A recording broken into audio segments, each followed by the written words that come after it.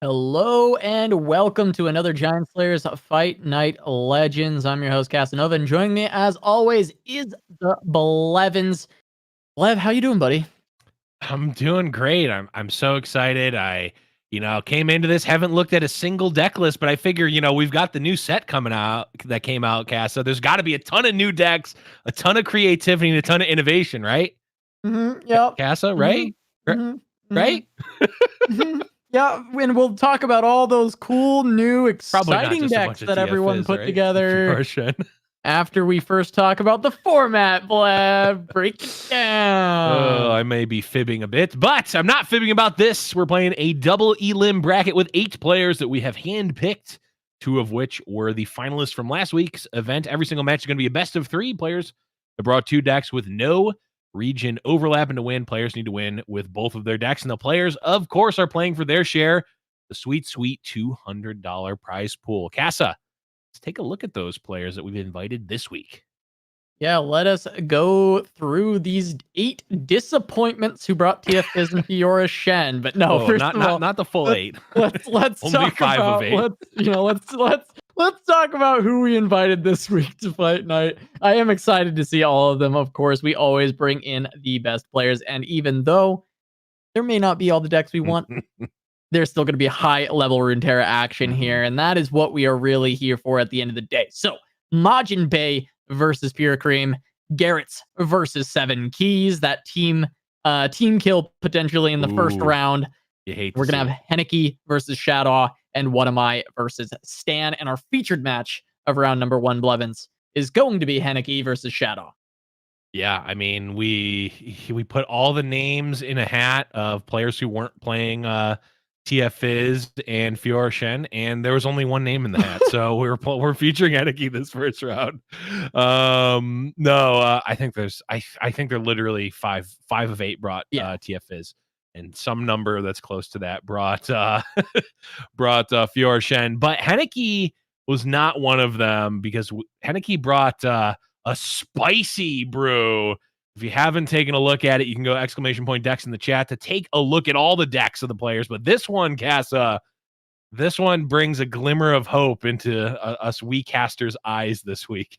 Yeah, this one caught our eye, and first off, we kind of looked at it and we were like, that looks a little bad. But I didn't say a little in that sentence.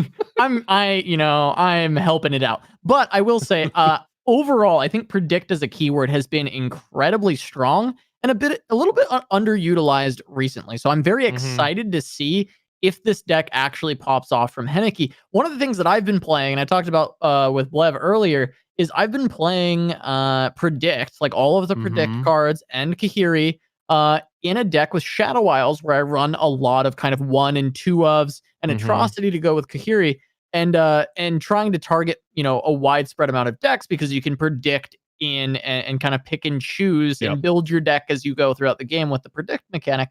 And it was working pretty well for me as I was grinding out with it. And I'm interested to see if kind of we'll see a similar usage, even though this deck is a little bit more on the 3 of side. There are still a lot of spells that are 1 and 2 ofs here that we can see Henneke predict into and grab the ones he needs. If he needs to deny, Rite of Negation. If he wants to ramp, look for Catalyst. If he needs to, reduce attack or have that hush, right? That quote unquote hush from Shurima, he's got a quicksand that's a 1 of. There are things that he's going to be able to find through this deck and bring to his hand bring to the top of his deck when he wants to and for particular matchups. And that to me is still kind of the key that makes Predict so good is being Mhm. able to be flexible in your deck in a couple different matchups. And with tournaments, instead of just kind of the way I was doing it for ladder and just like Mhm. throwing stuff in that could beat anything and everything,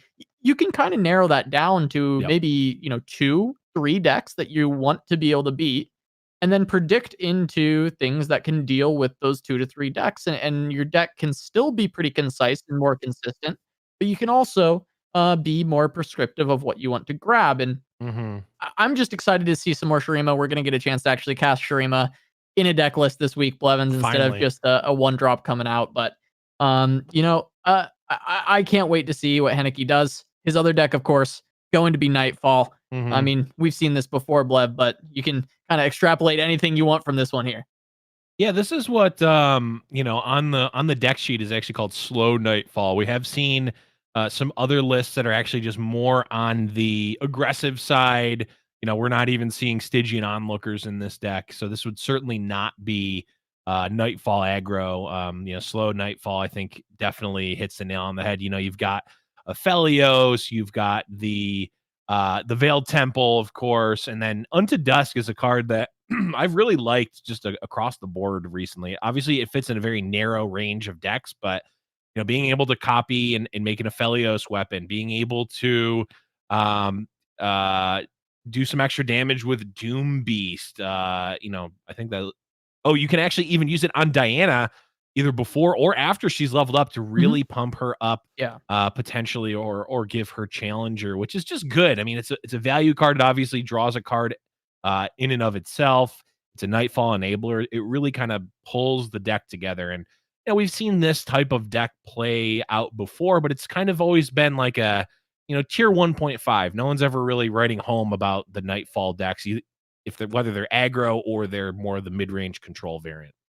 Yeah, absolutely. But we have seen kind of a bit of a resurgence on Nightfall with this Hmm. more middling style of it. And Hmm. I've been really liking it. I think it's been a pretty solid list. It feels like it has pretty consistent matchups for the most part Yeah. from what I've seen, at least as far as tournament. We see it come in and we never see it really get stomped when it loses. It feels like it's always having pretty solid games.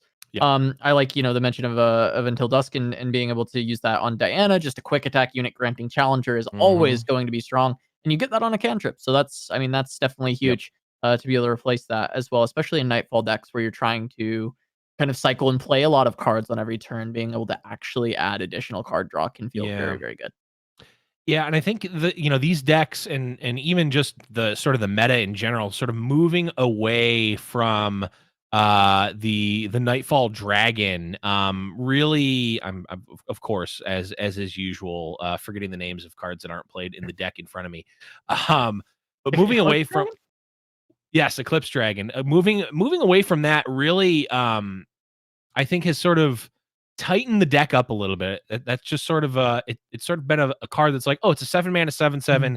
It's got a positive ability. Like it's just a good card. But a lot of times, when we're getting more cards added and we're getting deeper into a format and more into the meta, it's like you need to be better than just a generically good card. You need to be a really good card for the deck. And I think, moving away from that, moving more towards the Veiled Temple, Fangs of Felios plan, I mean, to the surprise of very few, has been very good. But yeah, we'll see. I mean, we won't. We're going to be jumping into game really soon, but just quickly to go over, Shadow, did bring a pretty traditional TF Fizz list. The notable exclusion from this deck, though, no, no Mind Meld. 0 copies of Mind Meld in the deck, which is very interesting because we have seen that pretty much ever since Blazing Asian brought it a month ago now. Yeah. That's really been a staple. And I mean, I'm all for TF is if but it needs to have the Mind Meld or else it does not have my blessing.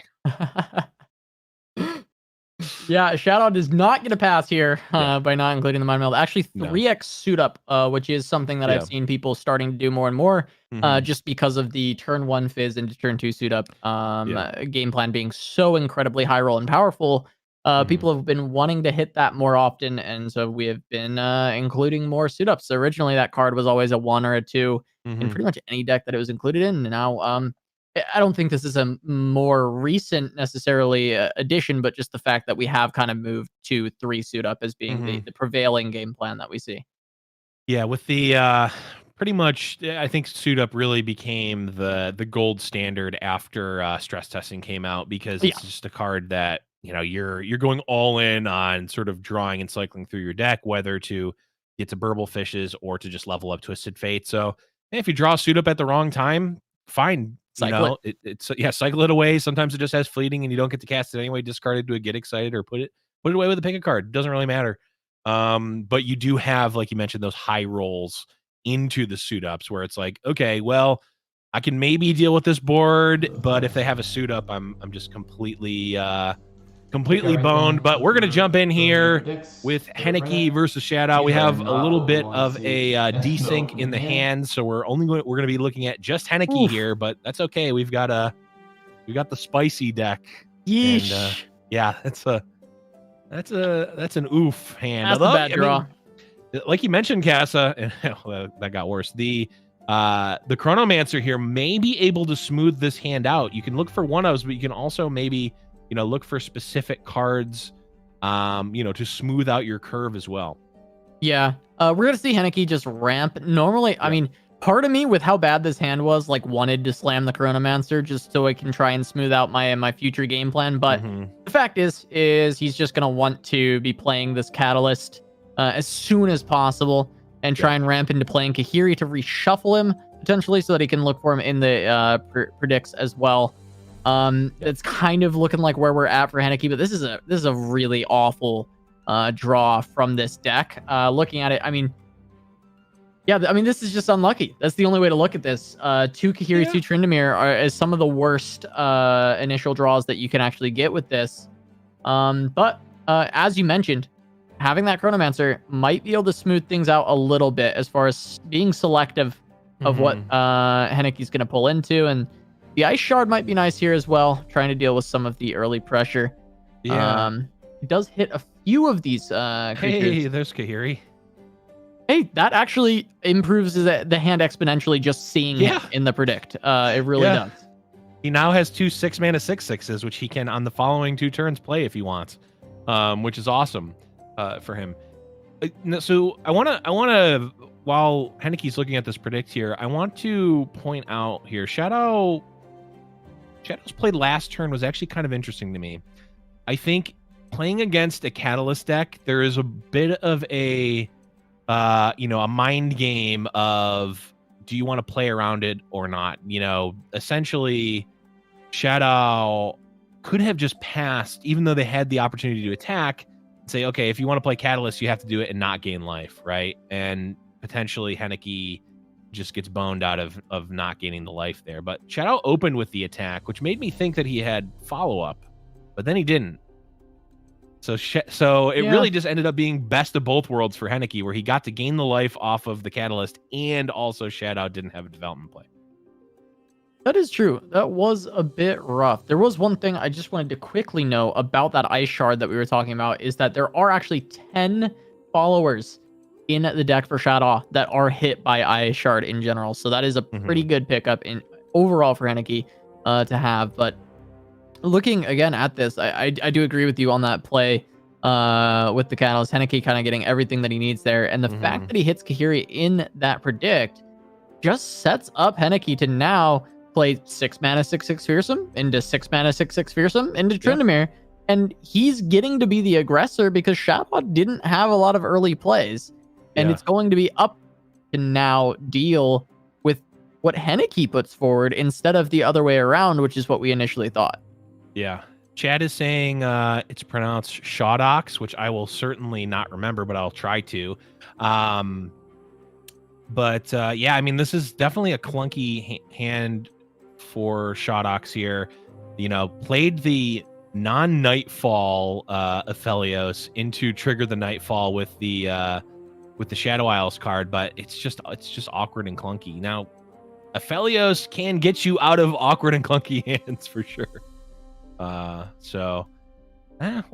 we'll see. The exhaust may be just what the doctor ordered on the side of Henneke to be able to pull and kill this Aphelios, though. Yeah, absolutely. I think Exhaust ends up being a very good pickup, potentially setting up Henneke to take down the Aphelios on this turn. Wow. Ugh, my voice already. Being able to take down the Aphelios would be nice for Henneke. Definitely, we don't want to continue to see that go towards the level up. If you are on this War Mother's side, you really just want to be keeping the Nightfall deck as down as possible while you set up for your big late game bombs. Absolutely. The Veiled Temple and Aphelios, especially when combined, are just very good tools against these sort of late game, over the top sort of decks like Henneke has. But if Henneke's able to put on that pressure, I mean, the Kahiris are already pretty big. If we see a Tryndamere slammed, that could be great. And, obviously there will be two Tryndamere's Battle Furies in the hand once the Tryndamere comes down. So, we'll see. I mean, potentially, hey, Equinox coming down. I mean, it seems like these silence effects are going to be quite important for Shodox here, in order to deal with what Henneke's going to be putting forth. Yeah, I think they're going to be huge. I think that this triple Tryndamere hand, because of the fact that Henneke is getting to be the aggressor, ends up not being too bad, when generally you would look at this and be like, wow, that is a yikers. But because of the fact this is also a War Mother's deck, utilizing the Battle Fury is pretty nice, because you are reshuffling a Tryndamere that you can pull out later with that War Mother's potentially.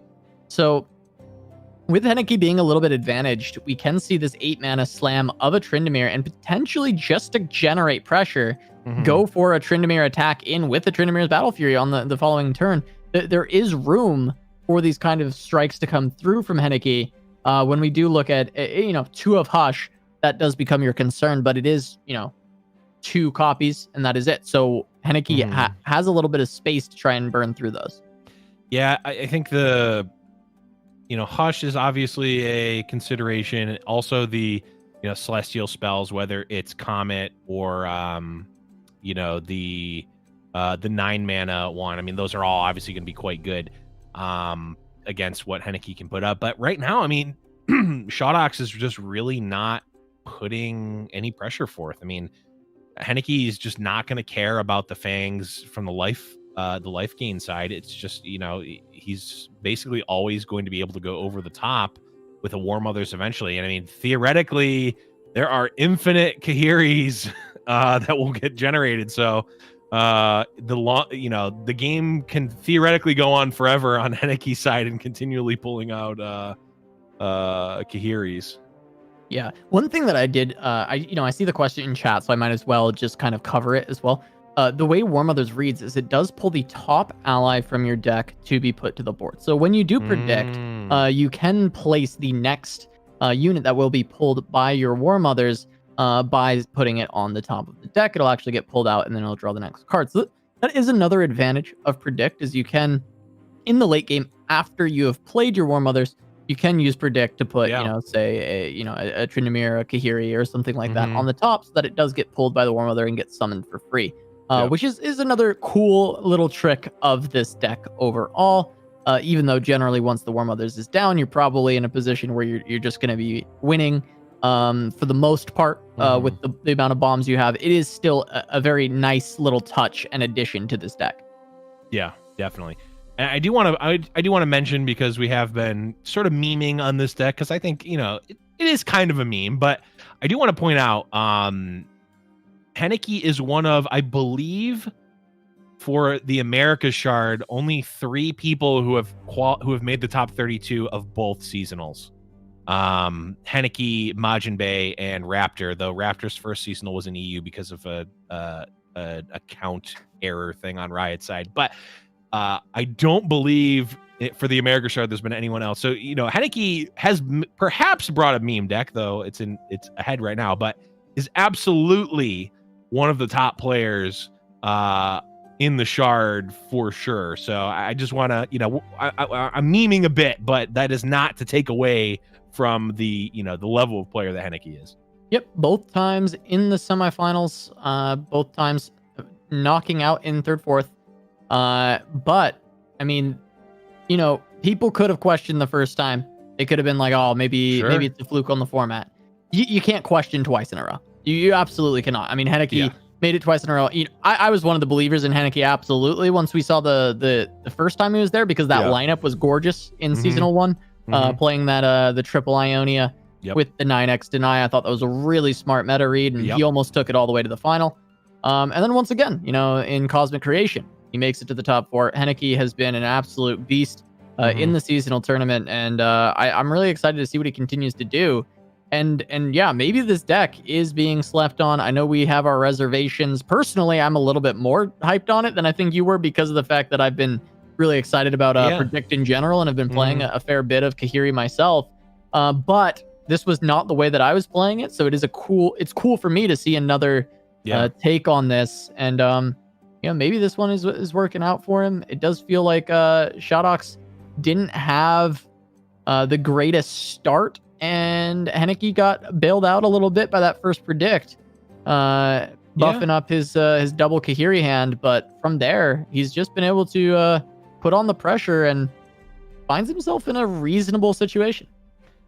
It seems like, this deck, if the opposing deck is not really putting you not putting a ton of pressure on you, like, you're pretty good to go. Like, you don't really need to do anything if your opponent isn't doing anything. Granted, of course, double Veiled Temple is very very scary, of course, in Aphelios too. But Henneke's not really being pressured too much, and there's a lot of over the top. So I think this is even though it was a bit of a clunky hand, no real punish from Shotox, just really is exactly what the doctor ordered, I think.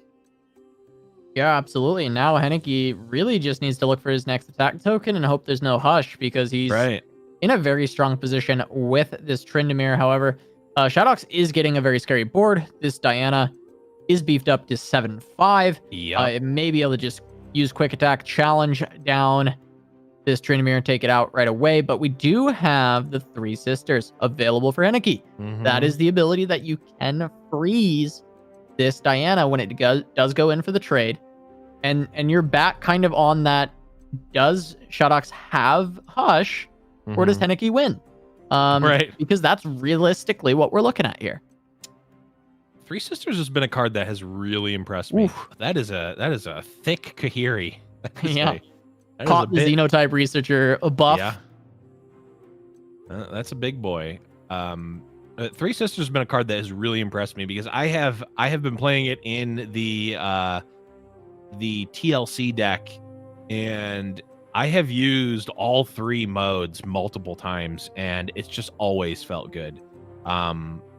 You do have to be a bit more mindful of your mana, because it is quite expensive, but man, it is really hard as an opponent to play around all 3 of those cards, because they do similar things, but they also can do drastically different things. A lot of times defensively they're very similar, but on offense they can act quite differently, which is very, very exciting. I really like the card Three Sisters. I want to touch on Three Sisters more, but I want to take a second to look at this play here from Shotox.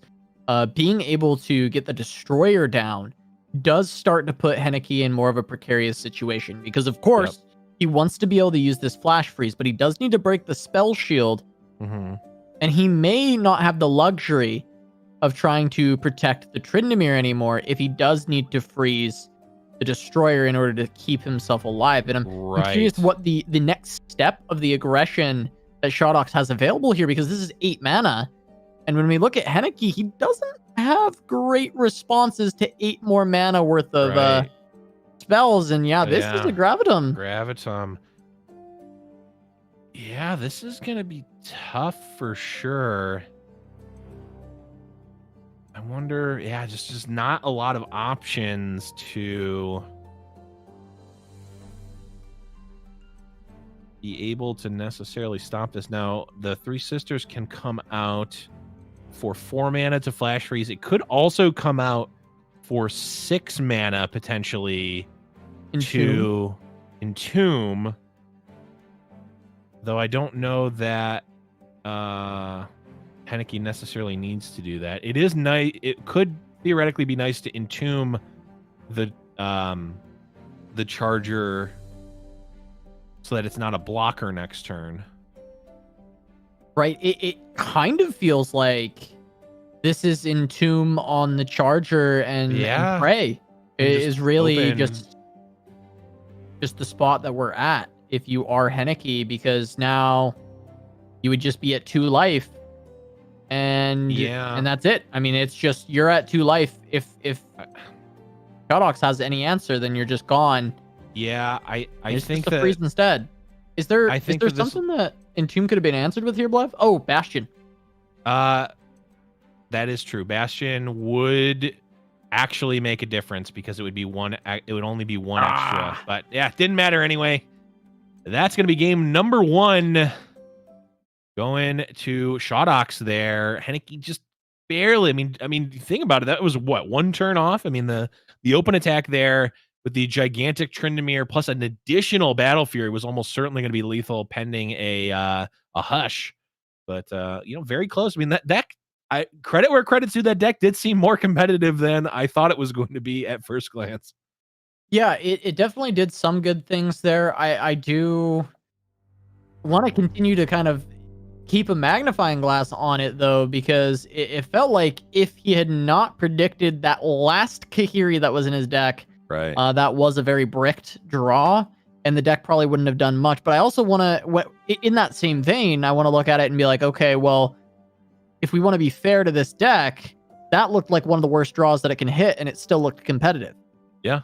So I want to see how this looks now with maybe a bit of a better draw. We saw him keep Xenotype Researchers, which makes sense. You want to be buffing, a couple allies in the deck as early as possible so that you can draw into them. So I can see that. And pulling those avalanches against TF Fizz, that seems like a general pretty high roll actually. Overall, Avalanche is pretty good against this deck. It is. I struggle to say it's good, and I'm more of think of it as a necessity to not just outright die. Sure. That's how I have started viewing these cards that are theoretically good against TF Fizz, because I've seen an experience on both ends too many times where my opponent has, 1, 2, perhaps even 3 of these Avalanche or Withering Wail type effects, and you just win anyway, because that's just how that deck works. And yeah, well, we're gonna have to see if 2 is enough to keep Henneke alive long enough to perhaps get some big damage out. Yeah, I mean, he's got the 2 Avalanche, but also we've got an Ice Shard, which can help against specifically the Burbles. It can help against the Poros, and it can work against Fizz because it's not a target specifically. It hits everything, so Fizz can't disjoint it. So this is, overall, I would say a rather happy hand for Henneke. Yep. And he's even going to be able to predict. None of these look great, though. He's going to take the Exhaust. Yeah, Exhaust is fine. I was wondering if that was a skip angle, but I guess Exhaust is all right in this spot. It still just gives you like an easy way to deal with maybe a TF and still be able to hold on to your avalanches. Yep, absolutely. Yeah, it is nice to be able to have that sort of targeted removal if you don't want to go full on with the avalanche necessarily. All right, so we might see the Ice Shard finally committed. There is still kind of the concern of a suit up, but I also feel like suit up, unless it was already in hand for 4 mana. Casanova. I gotta pause you because we finally get to see Presaveria. There we go. I spent all that time just to make that one stupid clip for that card. We didn't see it last week. We finally did. Blev's been holding on to that one for far too long. Yes. He needed it. He needed to get it out, and we're gonna let him do that. He's just an old man that needs Type He a just one. needs Type a that one in happiness chat if you thought his that was life. great. Type a Chat- 2 in chat if you even got the reference. Guys, just put ones. Just put. He needs this. He needs this. Put ones. He needs it. He needs this, guys. Oh yeah, Yeah. too many Yeah. threes in the chat. I Just- get it, chat. Okay, it's not as good as it's not as good as Jaw ready for this. I'll admit that. That was perfection. Oh God. Anyways, back to the match here. Trundle potentially coming down, and Trundle, Henneke has these beefy units, but the thing is that they don't block elusive, so he's gonna have to sort of use the use the vulnerable to block on attack, if you will, like we've talked about in the past, and potentially kill Fizz, maybe kill Zap. I mean, Poro Cannon coming out. I mean, Shotox really seems like he is potentially setting up to just not die to an avalanche, and now this exhaust looks potentially quite nice. Ooh, double suit up on this turn. Okay.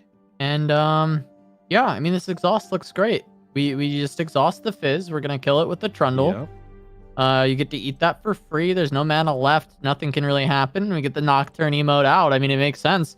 Like this still is a position where it's like, okay, Shadow's got a 4/4 elusive on board. He's got ballistic body. He's still gonna be able to get a couple Auras out. But there was a point that you made earlier about the fact that Shadox does not have Mind Melt.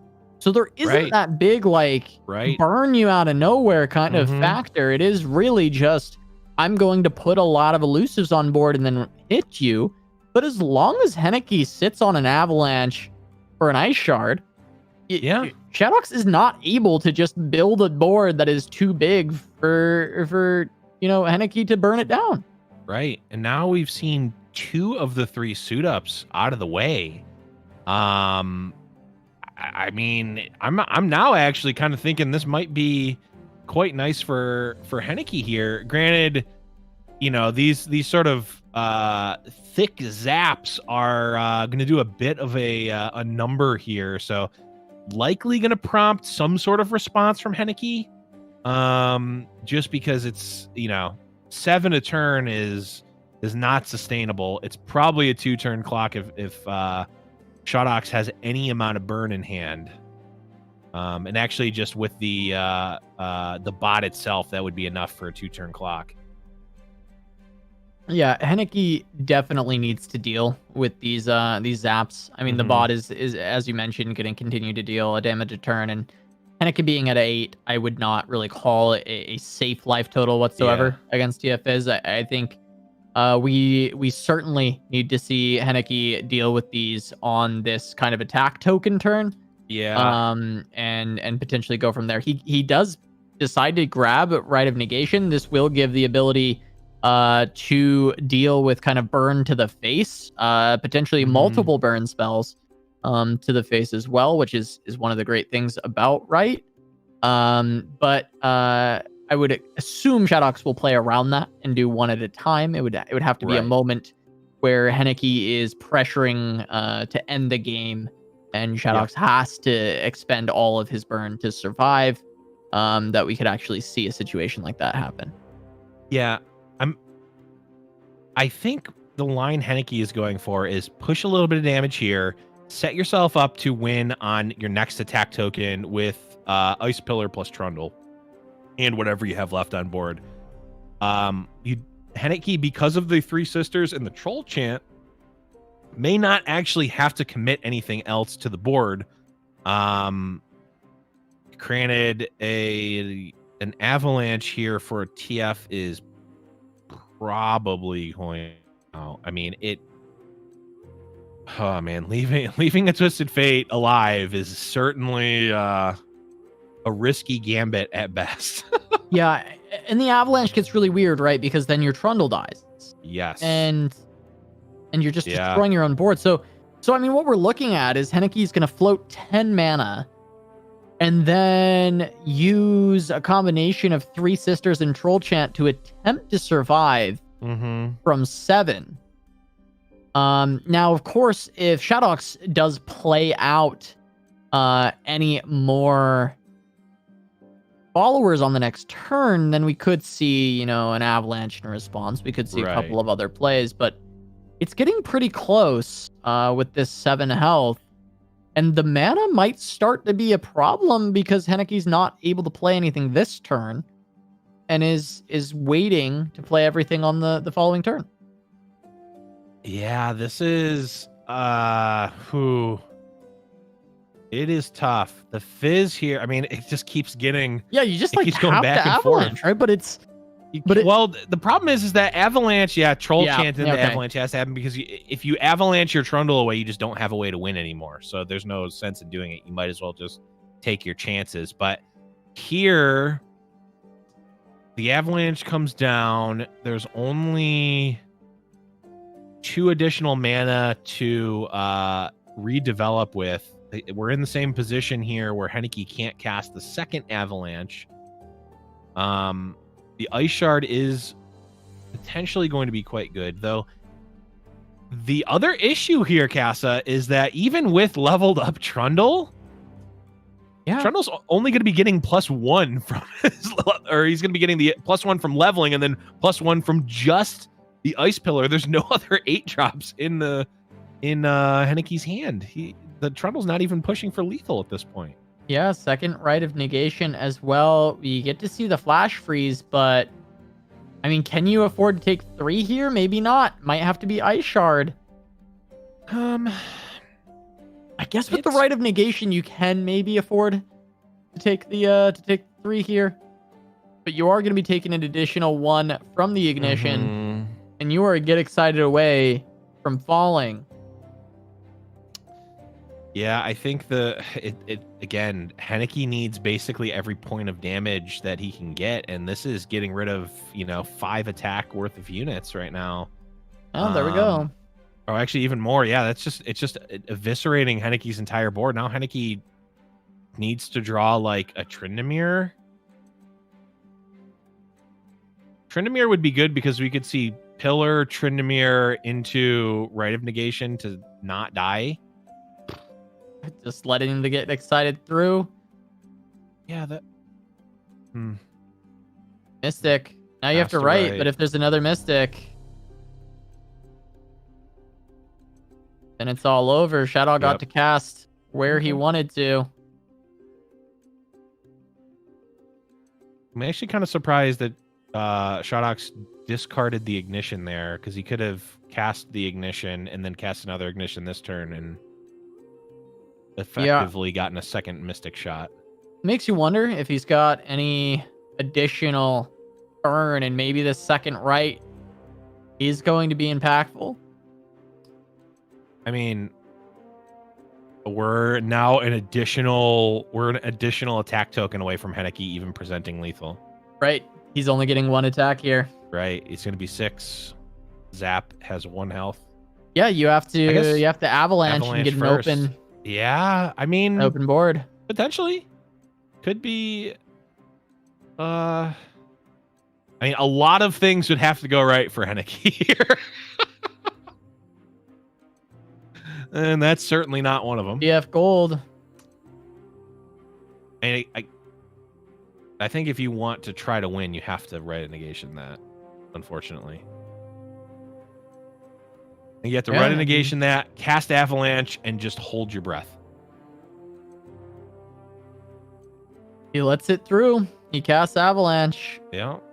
And now he's got a Rite of Negation to try and hold on. He has a Troll Chant to deal with the Poro. Verbal is already enough. Troll Chant can only reduce it by 2, and there's an iterative. Yeah. Looks like Shadox just has it. I'm trying to think if there is anything in this deck that can actually save him, but Ballistic Spot going to create another ignition as well.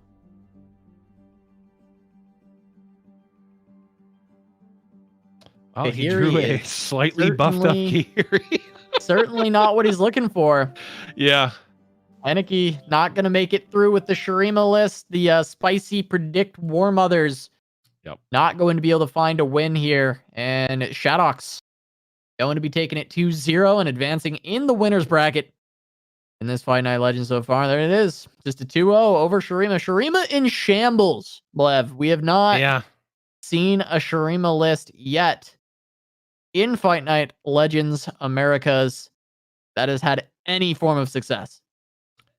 It is certainly still finding itself. I guess is the best way to put it. Certainly has not. There's a couple of decks on ladder right now that are, utilizing Shurima. I'm thinking more aggressive decks. We actually saw in the finals today for EU. We saw a deck that I believe was made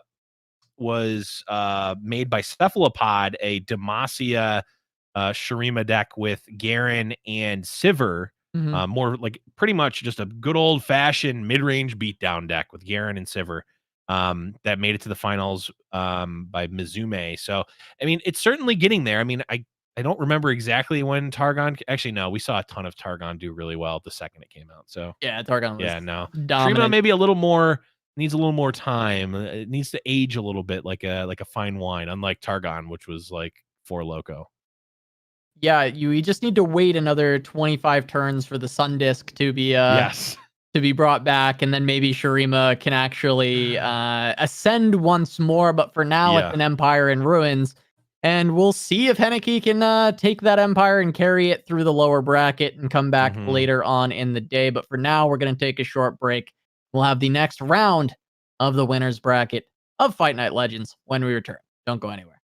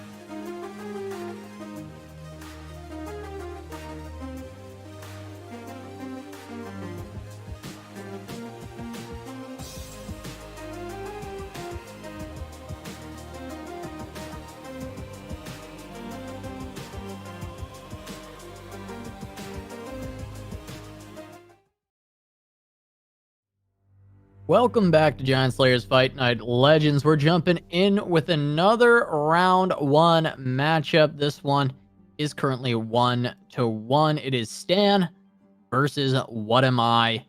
Like, we've got Fiora Shen going up against Nightfall with Aphelios and Zoe. Mm-hmm. Yeah, this is a matchup I hope folks watching at home are used to, because we may be seeing this multiple more times this fight night. But certainly, Fiora Shen goes without saying. It has been one of the top decks across many metas for quite some time, and this Nightfall deck is really sort of a piecing together of Invoke decks, a little bit of Nightfall, Atrocity, Invoke. I mean, it's kind of a amalgamation of a couple of, or maybe even more than a couple of, sort of either top tier or tier 1.5 decks over the past, few months. So certainly an exciting one. I do think, even when we see a lot of these Invoke decks, that they are quite interesting matches just because of the various different lines that the players can go down, and even just seeing players with different stylistic preferences go and play the deck very differently. Yeah, for sure. We do see a lot of different ways, especially on the Evokes, with kind of the choices out of the Celestials, Mm-hmm. It has been a lot more standardized now than we've seen in the past. A lot of like, okay, if in X matchup I pick Equinox, if in B matchup I pick, Right. Moonglow. Like there are some lines that are a little bit more defined than maybe a while back when we'd watch these Invokes and people had their different ideas of what was the best. Yep. But still, we'll see little nuggets of that come out occasionally with people picking up more Travelers or more Moon Yeah, so we know Silvers, it's or- you. It's me. I picked the Traveler. I'm talking about myself here. But no, it just you are absolutely right though, Blevon. Just there is still some stylistic preference Mhm. that we can see on Nightfall. It is a a stylistic deck. Nightfall in general. It's just got a lot of different ways that you have to play because you are comboing your cards. Yeah, absolutely, and factor in Aphelios, factor in Veiled Temple, factor in Zoe, and all of a sudden, you have a real, a veritable toolbox deck, which is quite fun to watch. So even though it may be a relatively common deck, I do like it, and we're actually even seeing an Empires of the Ascended card in the deck of Stan. Yeah. That card, of course, is the Star-Tipped Peak. Yes, Star-Tipped Peak. I'm curious to see how this one plays out, because it seems like it's pretty good. I mean, 2 mana, draw essentially 2 random celestial cards that cost 3 or less. It's pretty. I mean, it's a lot of value. Yeah, it is. It is a good value tool. And a lot of those 3 or less Celestials are pretty strong. So, if you don't have something to do early on in the game, you just drop Star-Tipped Peak, and you're able to just pick up a couple extra tools for your toolbox. As you mentioned earlier, that this Aphelios Zoe deck is a bit of a toolbox. Star-Tipped Peak just gives you additional tools for that. Yeah. Very interesting card. I mean, it is just a one of, but I certainly I wouldn't be surprised if we saw more of it moving forward. It is quite good, and they are just created, so it's not even not fleeting versions of it like the other landmark that's actually in Shurima that creates the fleeting versions of the sort of not treasure cards, but the lucky finds. Those are fleeting. They're not fleeting here. So just a kind of a pseudo draw 2 for 2 mana, which is a card that a lot of Yu-Gi-Oh players are quite fond of and meme about quite a bit. Yeah, I mean, it is. Yeah, it's a draw for two, but it is kind of creating specifically some cheaper cards. So they're not going to be the most massive swinging cards in the game. But sometimes you're going to hit an Equinox and you're going to need to silence a big thing. And it's like, well, this just kind of won me the game. So there are times where that happens, or you just get to draw an additional card because you find Cosmo, or there's a lot of different variability to it. But I really like the analogy of the toolbox, and I'll keep bringing it back to that because I like that you hit that. It really is just, it's like getting a couple new drill bits for the drill, right? It's like Yeah. a couple attachments to the tools you've already got Yeah. to really help you out. Man, I thought I was the boomer cast. So you're talking about drills and tool. Oh man. Imagine thinking I've used a tool in my entire life. Cass is talking about deck building, but he's talking about actually physically building a deck for outside, not a Legends of Runeterra deck. It's Dad Nova, everybody. Anyways, back to the match. Here we go. I'm kind of interested. You know, we did not see. Stan could have used the Gravitum on the Cythria to, you know, effectively stop it this turn, but now we're going to be seeing an open attack coming out from what am I? Barrier plus lifesteal given to the Fiora, as well as the buff from Cythria. Pretty nice attack coming through. And in terms of being able to interact with this during combat, Stan doesn't really have anything. Yeah, he's got Jack. There's nothing here for him to do. This is just going to be the Aphelios going down, essentially just for free because of the barrier. And now we're gonna get the leveled up Fiora. It only needs 2 more. And looking at Stan's hand, I mean, there's not an answer yet. There is not something here in sight to deal with this Fiora. Double riposte in hand, single combat as well. And this looks like a really, really strong position for What Am I. He's got the deny in case of a invoke into any kind of falling comet or anything at all to remove this Fiora. Yeah, and I don't think. I mean, Living Legends can get you out of a lot of situations for sure. The Destroyer, it's only getting +1 right now. I mean, these threats, the Destroyer or even Golden Sisters, they're just not going to be able to race the Fiora. And as we see right now, there are potentially options to get silence effects, but not silence for the Fiora. And even if you silence the Cythria, it's still a 6/5 right now. It doesn't even necessarily need to give the effect.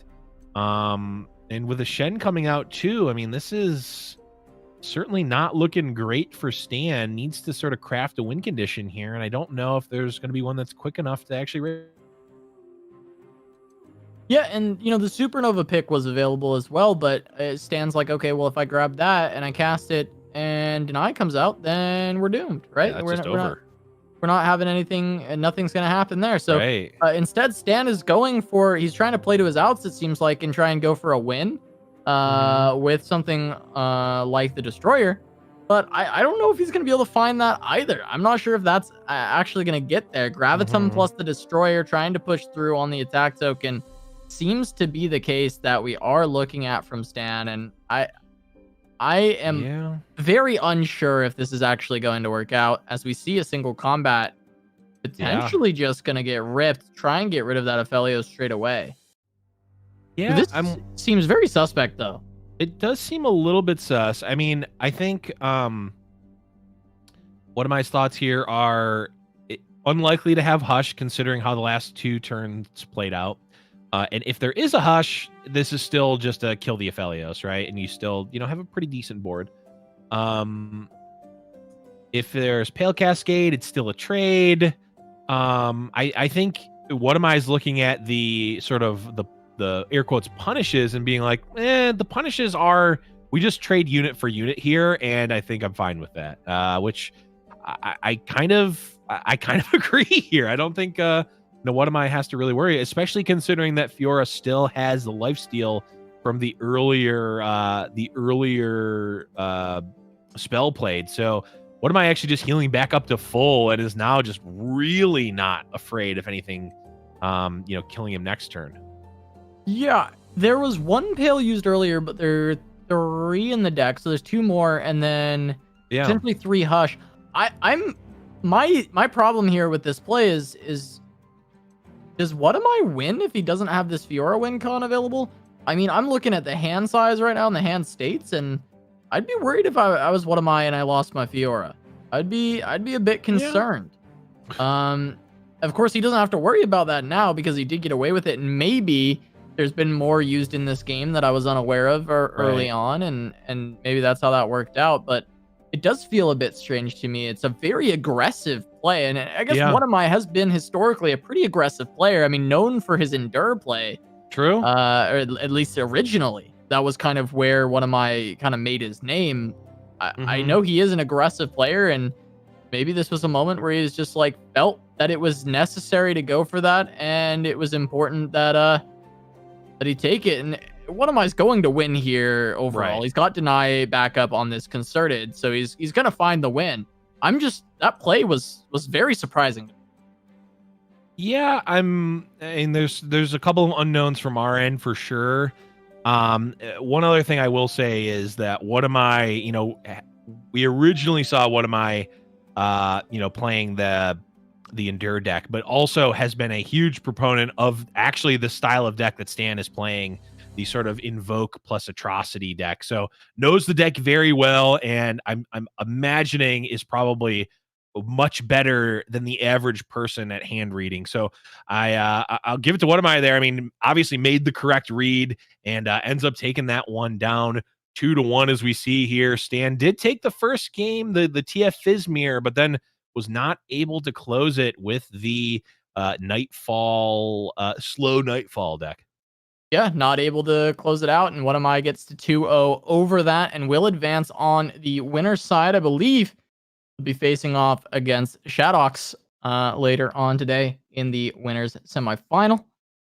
We'll be able to take a look at the bracket very soon, but right now, what am I able to take that 2-1 over Stan?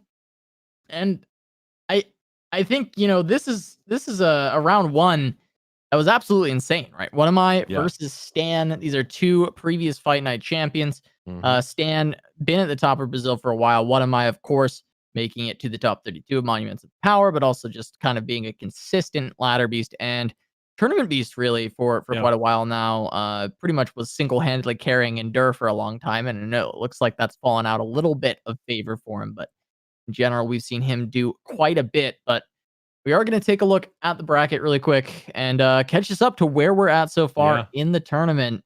Majin took down Piracream. Will be going up against Garrett, who was able to take down his teammate 7 Keys.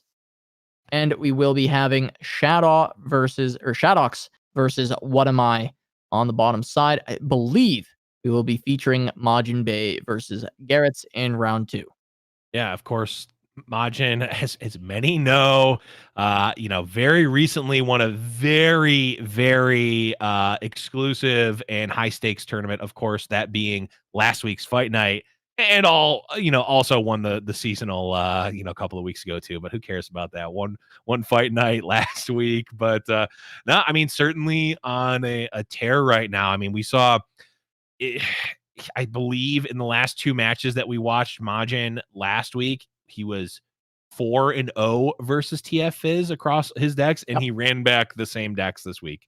So I was actually, we were looking at the lists earlier before the tournament, and Majin is the only player that brought TLC or Trundle Yeah, Ledros control, as well as also has the Lissandra in there, and no one else brought it this week, even though it seemingly dominated last week in Fight Night, and has also been dominating on the ladder too. So it was very peculiar. And here we take a look at it. This is the Trundle, Ledros, Lissandra, Matron combo, or the letters. It just doesn't work. It's got to just be TLC. It's just That TLC. makes sense. It's just TLC.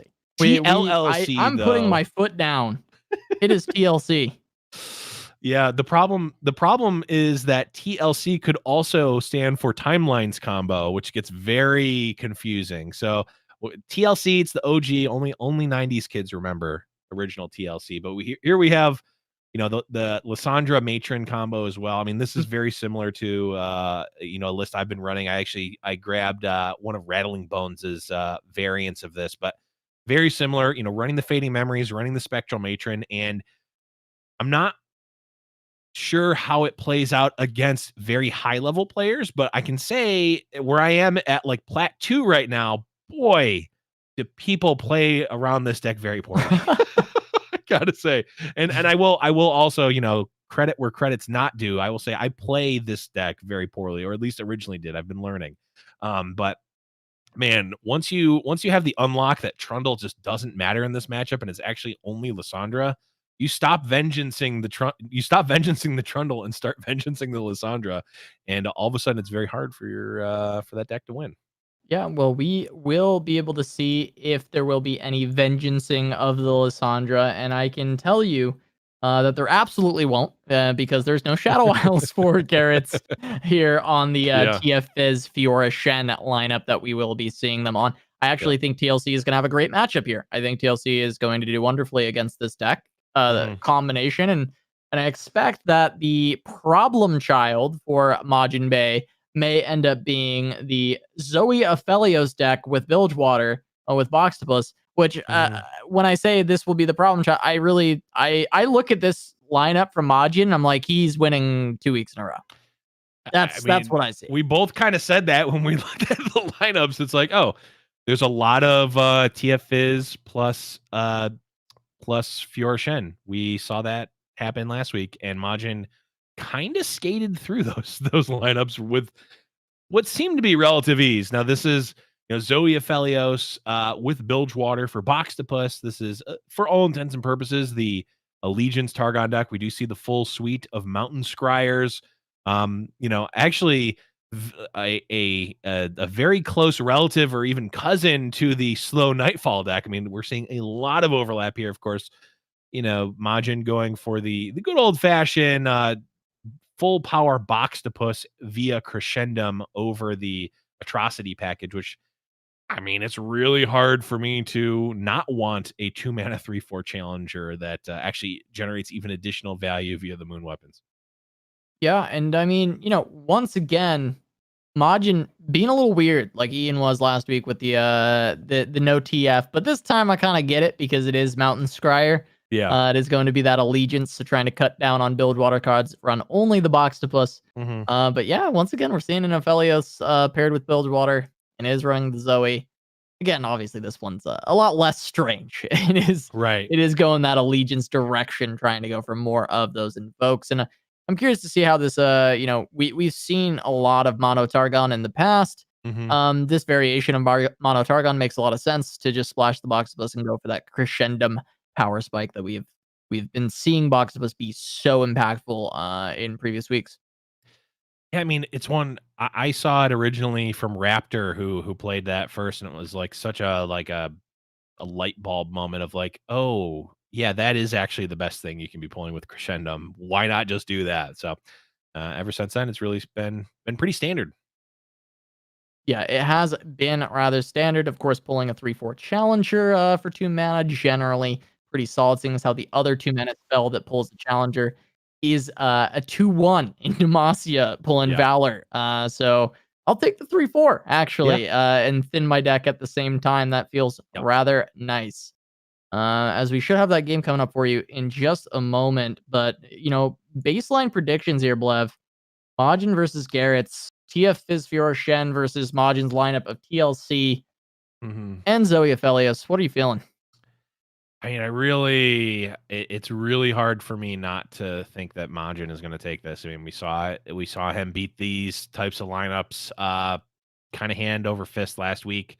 Obviously played a lot of them in the seasonal as well. So it's not, obviously the TF Fizz plus Fiora Shen lineup is very strong, but it's not something that it's not even a known quantity.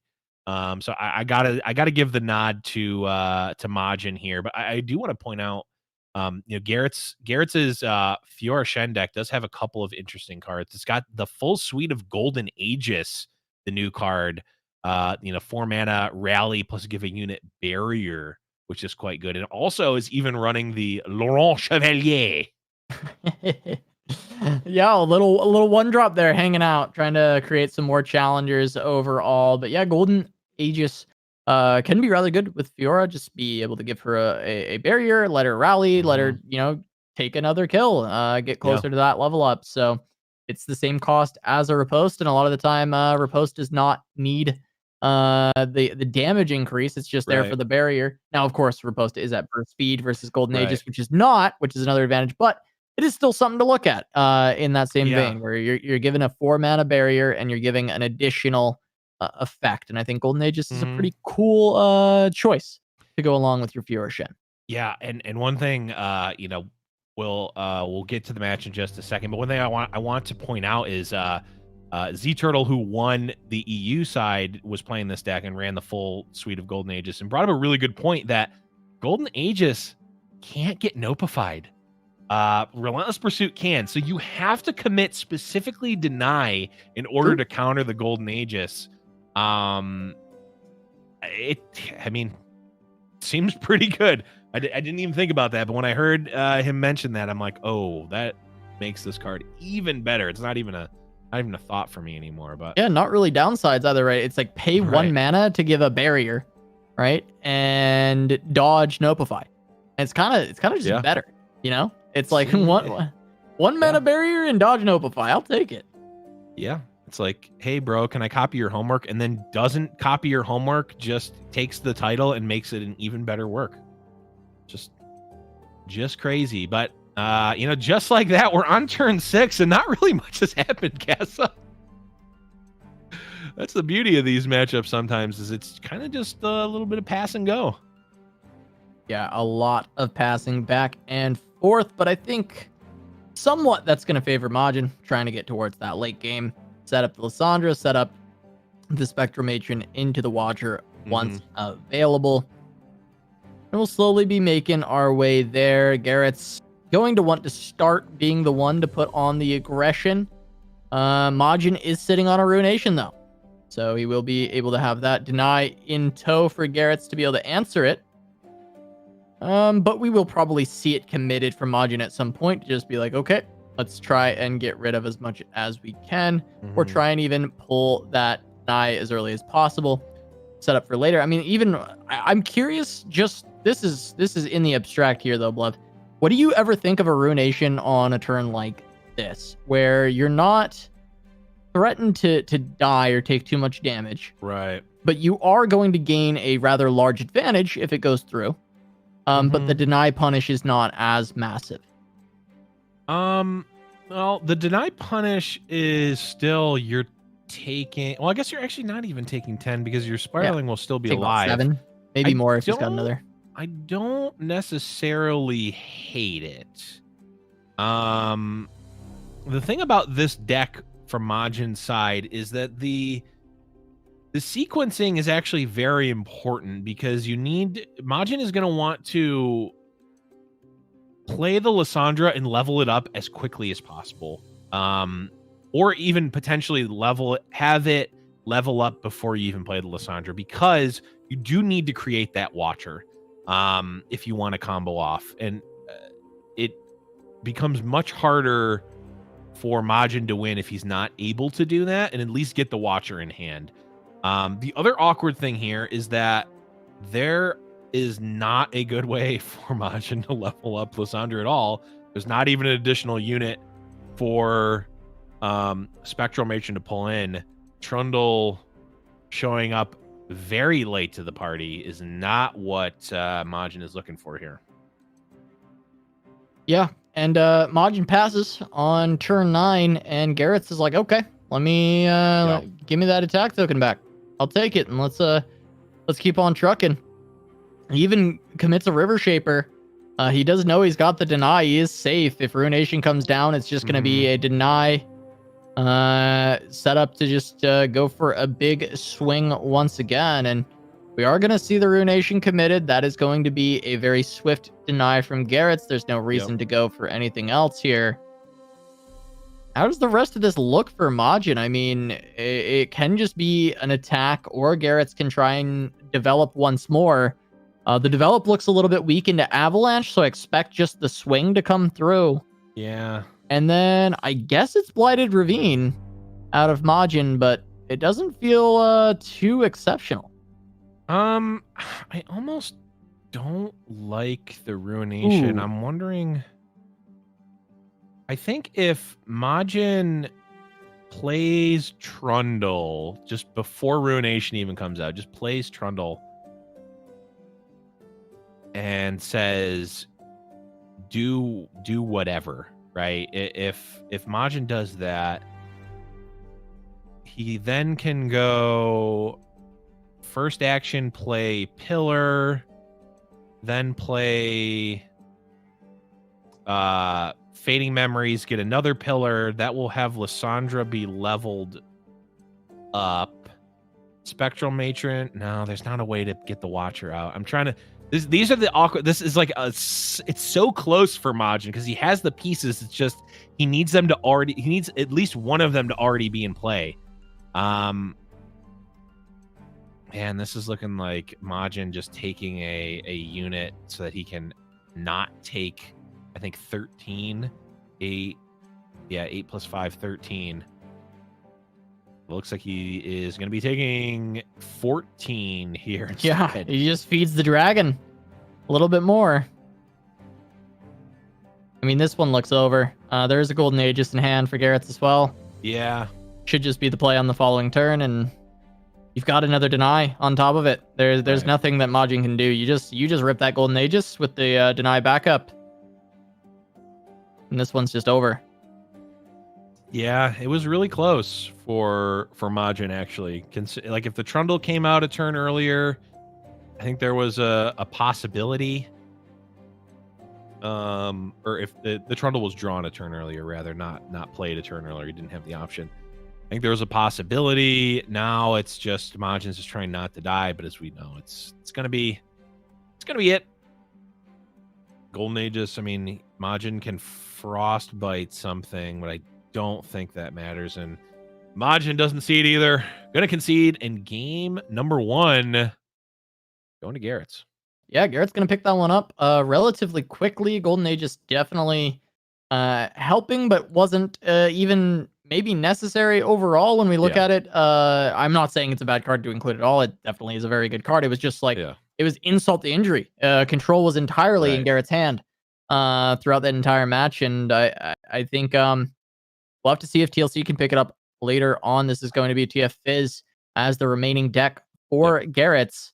And it's going to have to get 2-0'd by Majin. And we did see him last week taking down TF Fizz. Multiple times. he was taking TF Fizz to church. So we'll see if it'll happen once again here. Going to have the Withering Wail to kick things off. And a Blighted Ravine to try and protect against some of these early drops. So Majin's hand already looking solid. Yeah, this looks good. I mean, the beauty of this deck is it has it has a lot of the reactionary spells and units to deal favorably with TF Fizz, but also because it's the sort of combo version, you also can kill very quickly. So you don't have to worry about your opponent refilling, multiple times because you give him a million years. The Watcher will just end the game essentially instantly. So you don't have to worry about that. So Majin wants to get to a critical turn, and then the game will end very quickly, unlike some other control decks. So it is quite favored, I think, in general, especially, with Majin just knowing the matchup so well. Obviously, having won the seasonal with TF Fizz, knows the other side of it too. Looking very good for Majin here. Now, the issue is that there's not 8 drops right now to actually level up the Lysandra. It's kind of a raw Lysandra right now. Yeah, Liz just kind of hanging out. We're gonna see the Fizz suit up, going to start pushing some damage here, and we'll play Liz to the board. Start getting the countdown going on one of these Frozen Thralls. Try and heal up a little bit. There is not a great answer to this Fizz just yet for Majinbae. See if he can start to find maybe a Trundle soon to try and get this Lysandra leveled up. I think that would be a boon for Majin overall. Yeah, Trundle, in the next turn or two would be really great. One, to contribute towards the Lysandra level up, but also, this can just function as a good old-fashioned TLC deck, right? Like, it can certainly just beat down with Trundle. The one thing notable about Majin's deck that I didn't actually realize when we looked at it before, there are no atrocities in Majin's list, which is definitely uncommon, I would say. Instead, going for Ruination and added vengeances over the atrocities. So perhaps even a little bit harder to actually kill, with that sort of Trundle go over the top strategy. Yeah, I think that would be pretty tough overall for Majin to find, as we just see Garrett drawing his entire deck at the moment while we're talking. Just see the cycle continuing to happen as it's going to be the Fizz level up, and this is already, 5-5 Fizz on the board, continuing to put out the pressure, put down the beatdown. Majin has the opportunity to freeze it and slow it down a little bit, but it is a tough spot that we're ending up here for Majin. Yeah. As he will be at least having a good way to deal with all the elusives with the Withering Wail. Yeah, I'm wondering, is Garrett's going to go for the Mind Meld here? It's going to be 7, I think. I mean, it would theoretically be threatening lethal. No, not going to go for it. It would be interesting to say the least, but considering that there's 11 mana available still for Majinbae, I think it would be ill-advised to rip the meld in that spot. But just imagine if Majin had tapped out or something on this turn. That would be pretty disgusting to set up that lethal there. Yeah, absolutely could have been. Now, I like this play from Majin. Obviously could have been slightly more mana efficient and gotten more value with the Withering Wail there, but instead he uses the Vile Feast to potentially bait out more from Garrett's and be able to actually cast Blighted Ravine if he wants. But, Garrett's playing out a bunch of non-elusive units, just is not threatening. Majin does not care, and in fact wants the board to have those non-elusive units.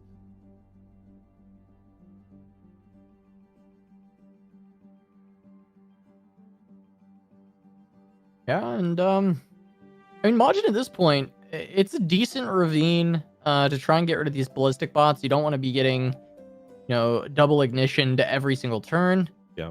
So I think the ravine comes out, and it does. It's going to come down and actually try and get these ballistic bots quite low.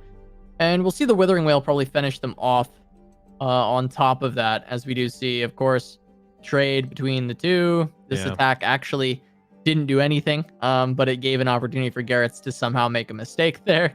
Because all of them would have been going down to that ravine regardless. Right. I wonder if Majin should have just attacked first. I mean, it is pretty heavily representing either a ravine or an avalanche, but you just showed it to Garrett's beforehand, so the attack really did nothing. So I don't know. I mean, it's just a little sequencing thing. Perhaps Majin could have gotten an additional point of damage, or perhaps Garrett's would have blocked with a ballistic bot on the 1/1 for whatever reason.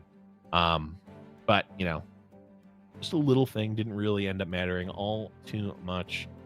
And now Withering Wail coming out, and this is likely going to be a suit up to protect the ballistic bot to kill.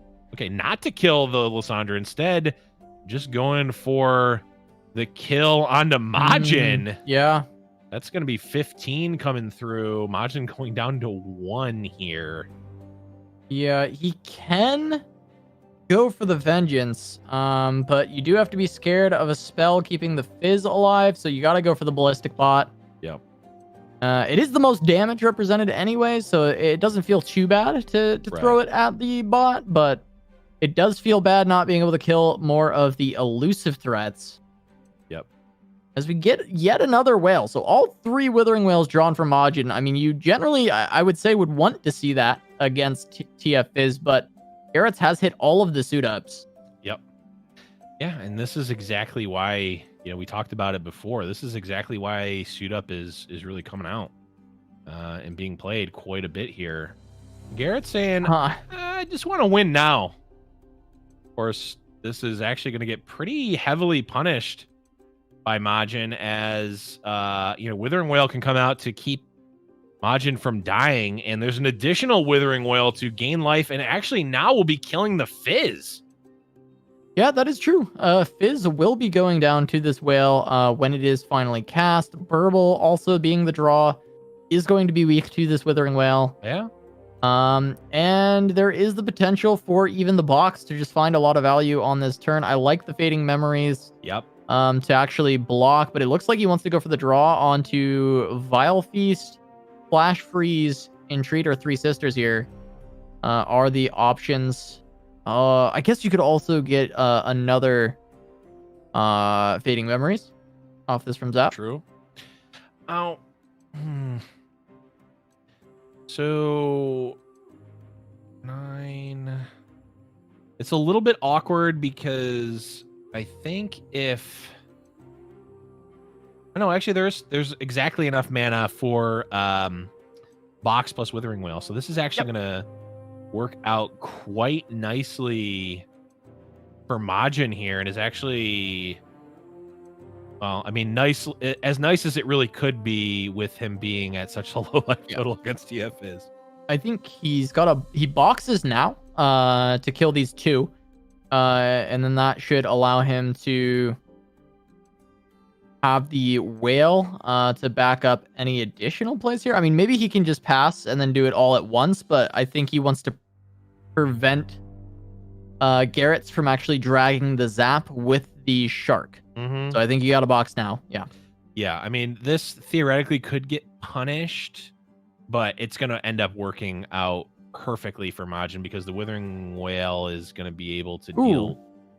I don't know why he's doing this now. Why does the box I felt like was right? Like that was supposed to come out early. Yeah. I don't know why the whale came out. Now I think it's just oh no, it's done. I don't know why the whale came out. Yeah, that was a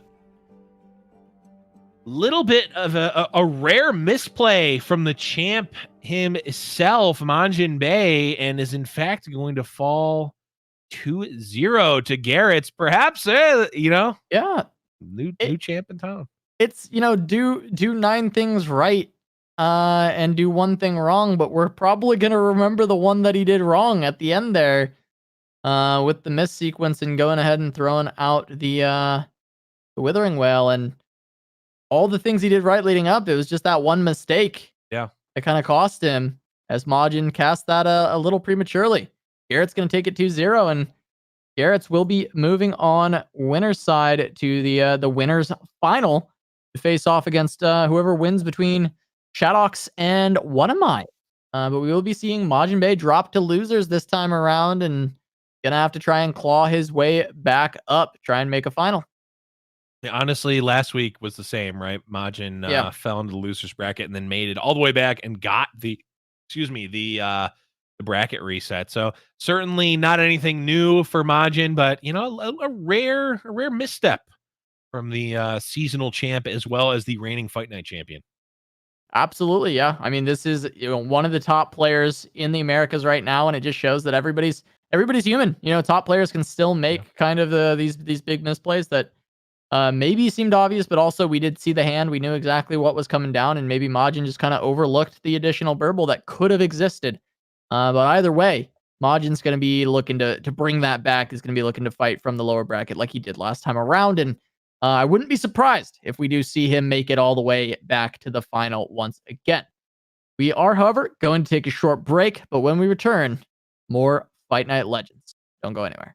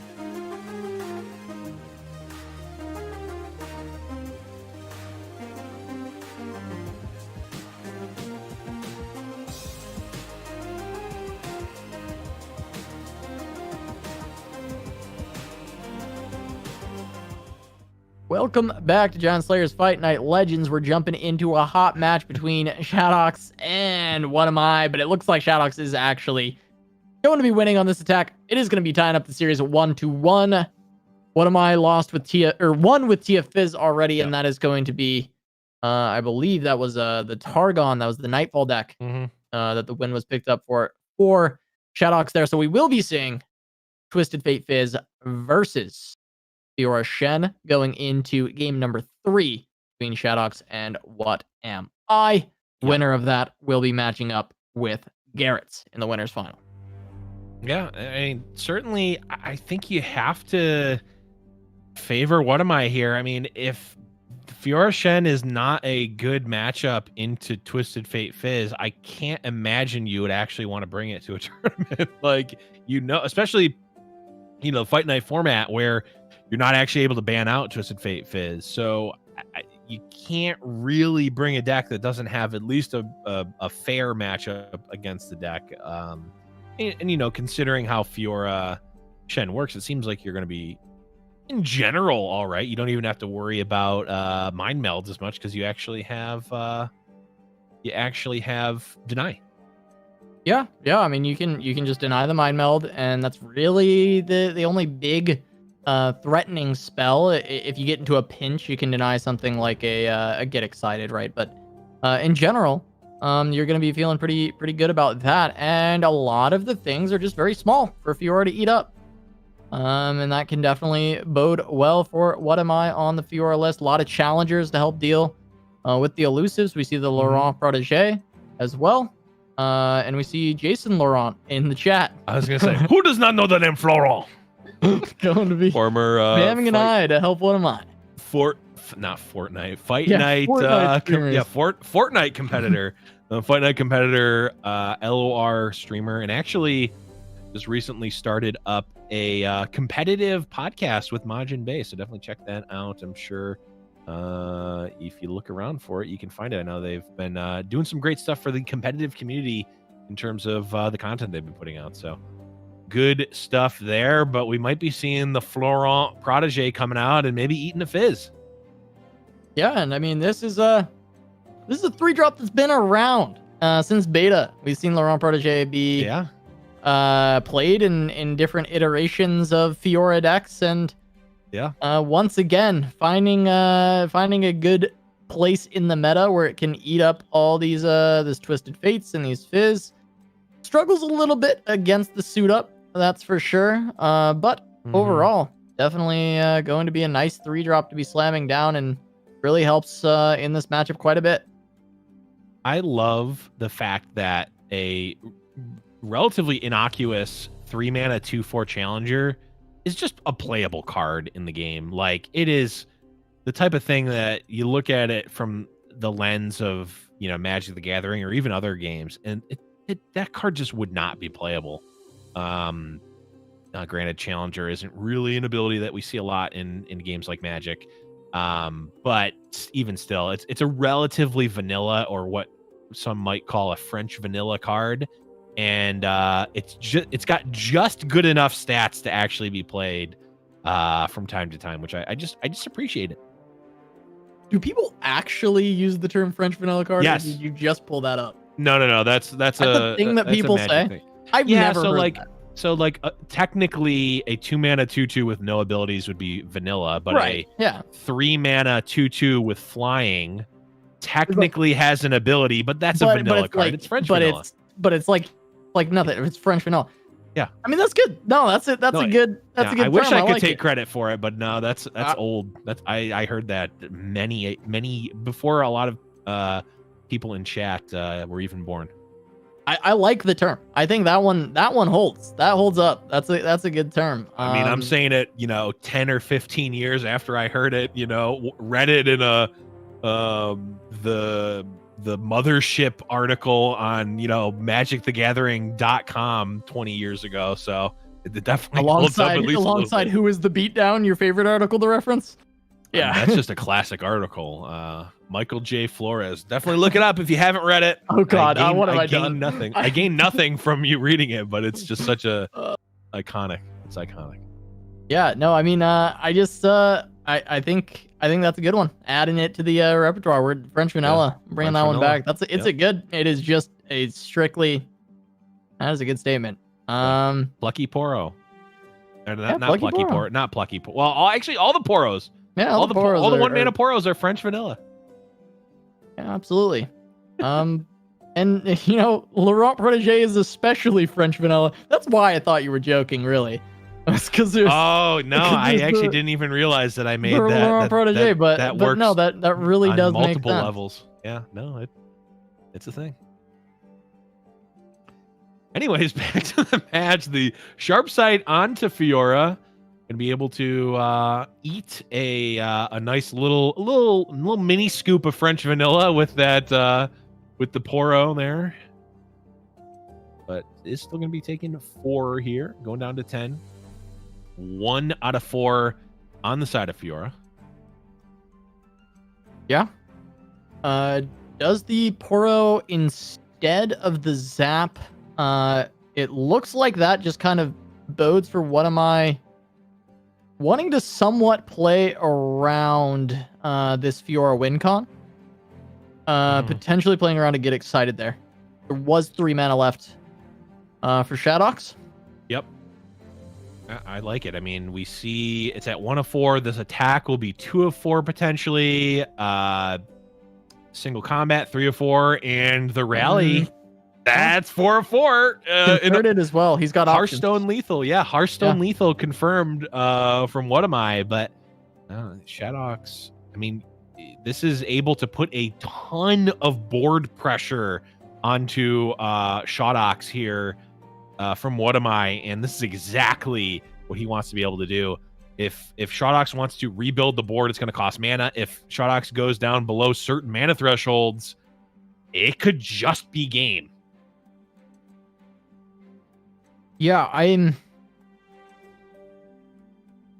wondering what the line will be from What Am I on this turn.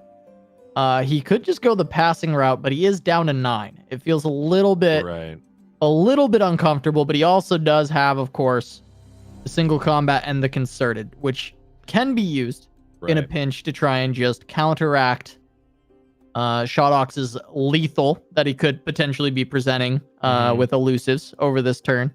With your own Fiora lethal across spells. It does feel that if you try and lead with something like Golden Aegis, you do open yourself up to a couple of spells hitting the Fiora and kind of ending your game plan. You need to protect this Fiora. Yeah, the problem with leading with Golden Aegis is that there's not actually another... there's not actually Fiora lethal being presented here.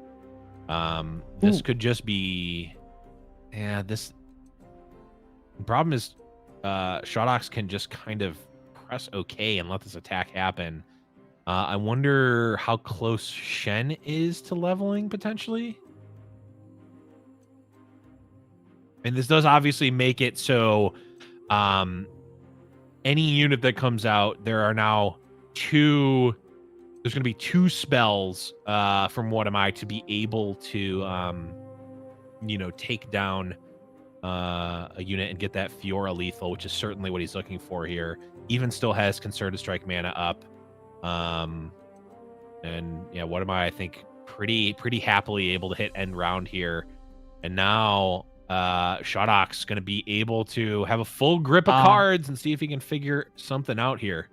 That sharp sight should just ensure this. I mean, Concerted itself is very, very good at just closing it out because of the fact that it's not like single combat where your Fiora is going to be taking some damage and potentially some spells can turn things around. That is scary if you're What Am I. Wait a minute. Because there's not denies and there's not notifies in hand right now. That is not what Am I wants to see. Oh no. I was going to say a win con here for Shadox is 3 get excited. How excited can he get right now? That is the question we are asking, Blev. Okay. And he's a little excited, but can he get more excited? As he's just gonna burst pass. Yeah, the 3, 4, 5, 9, 10, 11. The problem for what am I? Is he doesn't even he's not even presenting lethal on open. Shotox might just be able to just keep digging. Playing any unit, if it's not going to kill what am I, is useless right now. Might just need to dig for burn.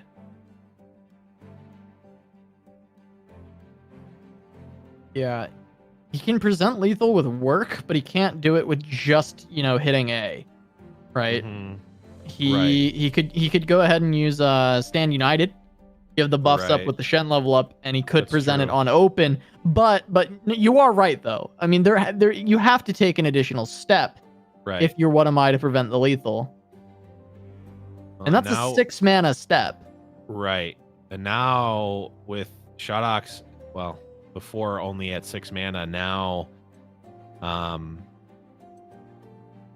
clearly did not have the 2 get exciteds. And now what am I mean, is in the same position, right? Needs to put forth something to actually present lethal via units. And I think, Shotox's need of 2 get exciteds is still very apparent. Yeah, and also there would be no reason if he was on double get excited to not play it last turn, because the deny is never going to be tapped below. Right. If you're what am I right now? Right. Being on 1 away from Fiora, you're always holding concerted or single or something. Like, you're holding mana. Yep. Shadow is never getting away from that. Shadox is never getting away from that. Okay. Twisted Fate coming out, trying to draw. Now, what am I mean, you kind of just have to rip it, right? The problem is... Yeah, he burned a lot of mana. He gets a little spooky now. He did. I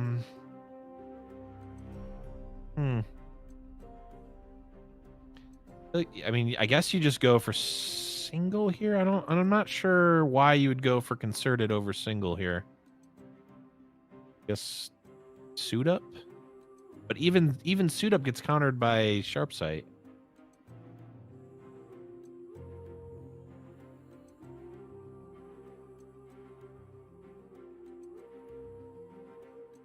Surprisingly close on both sides, I would say. Yeah, because I mean, you're right. Suit up would be answered by sharp sight. There's a GE. They had 1 get excited that now needs to be used on the Twisted Fate itself. And now we are no longer in well, there can't possibly be 2 get exciteds, and there's not enough mana for 2 get exciteds. There's not even enough mana for 3 Mystic Shots. So if Mystic Shot comes down, it is merely to kill a Laurent protege and not die this turn. Yeah, and it's not there. What am I? Going to grab it. We see a bit of a pop off there for what am I? It was a sweating that one out. He's dropping very low. If there was 1 more GE, then Shotox had it. So what am I picks it up. He's going to be advancing winner's side, taking on Garrett's in the winner's final. The winner of that one will be moving on to the grand finals and will be returning for next week's fight night as well. But what am I? 2-1 over Shadow, takes down the TF Fizz, wins straight away, but then loses on the Fiora Shen over to that Nightfall list before finally taking down Twisted Fate Fizz with his own Fiora Shen there. So what am I? Moving on with the lineup that we saw a lot of people playing, but will what am I be the best of the bunch? Garrett's is the one waiting for him in the winner's final, running the same lineup. So we might kind of get to see who the best of the lineup is going to be in that match. We'll guaranteed be seeing this lineup or player who brought this lineup back next week, as at least one of them will be making it into the grand finals on the winner side. I mean, it certainly is a very strong lineup, and we'll see the bracket here in just a second. of everyone who has qualified, or at least has made it this far. We see Majinbae. We saw Majinbae fall down. But yeah, there's Garrett's and what am I the next match in the winners finals. And now we see Majinbae and Shodox awaiting their challengers on the loser side. Yeah, they're waiting for the results of Pure Cream versus Seven Keys and Henneke versus Stan. But we do have What Am I versus Garrett's ready on the winner's side. So we will be getting that match next. That will be our next featured match on stream once we have it. But Garrett's versus What Am I? Same lineup. But Yeah. thinking about it, I mean, is there any world where we can favor either side? When talking about that, I mean, it really does feel like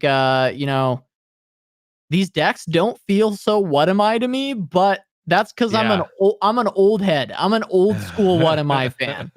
But what am I plays everything now. He's just a good all around player. He doesn't crutch on things like Endure. He doesn't crutch on some of these old decks that he used to always bring. And what am I just looks really well rounded and really good on everything that he plays nowadays. But on the other side, Garrett's is a top Brazilian player. He got second recently, and I believe it was OLS behind Stan. It was Stan first, Garrett second. He's been popping off recently, and maybe he can continue that momentum. But we are going to run to a short break. When we return, we will have the winners final. We will have that matchup, Garrett's versus What Am I? So don't go anywhere. We'll be right back.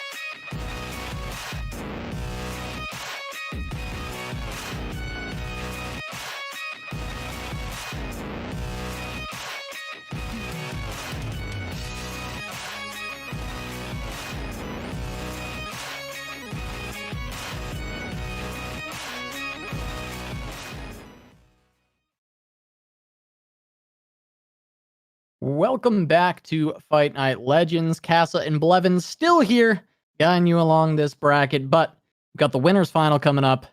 Trying to see who will be moving on to next week's Fight Night as well as the grand finals here tonight. Trying to lock in that slot is Garrett's and What Am I? Both on the TF Fizz Fiora Shen lineups. Blev, we hated to see it at the start of the day, but I guess we can't argue with results.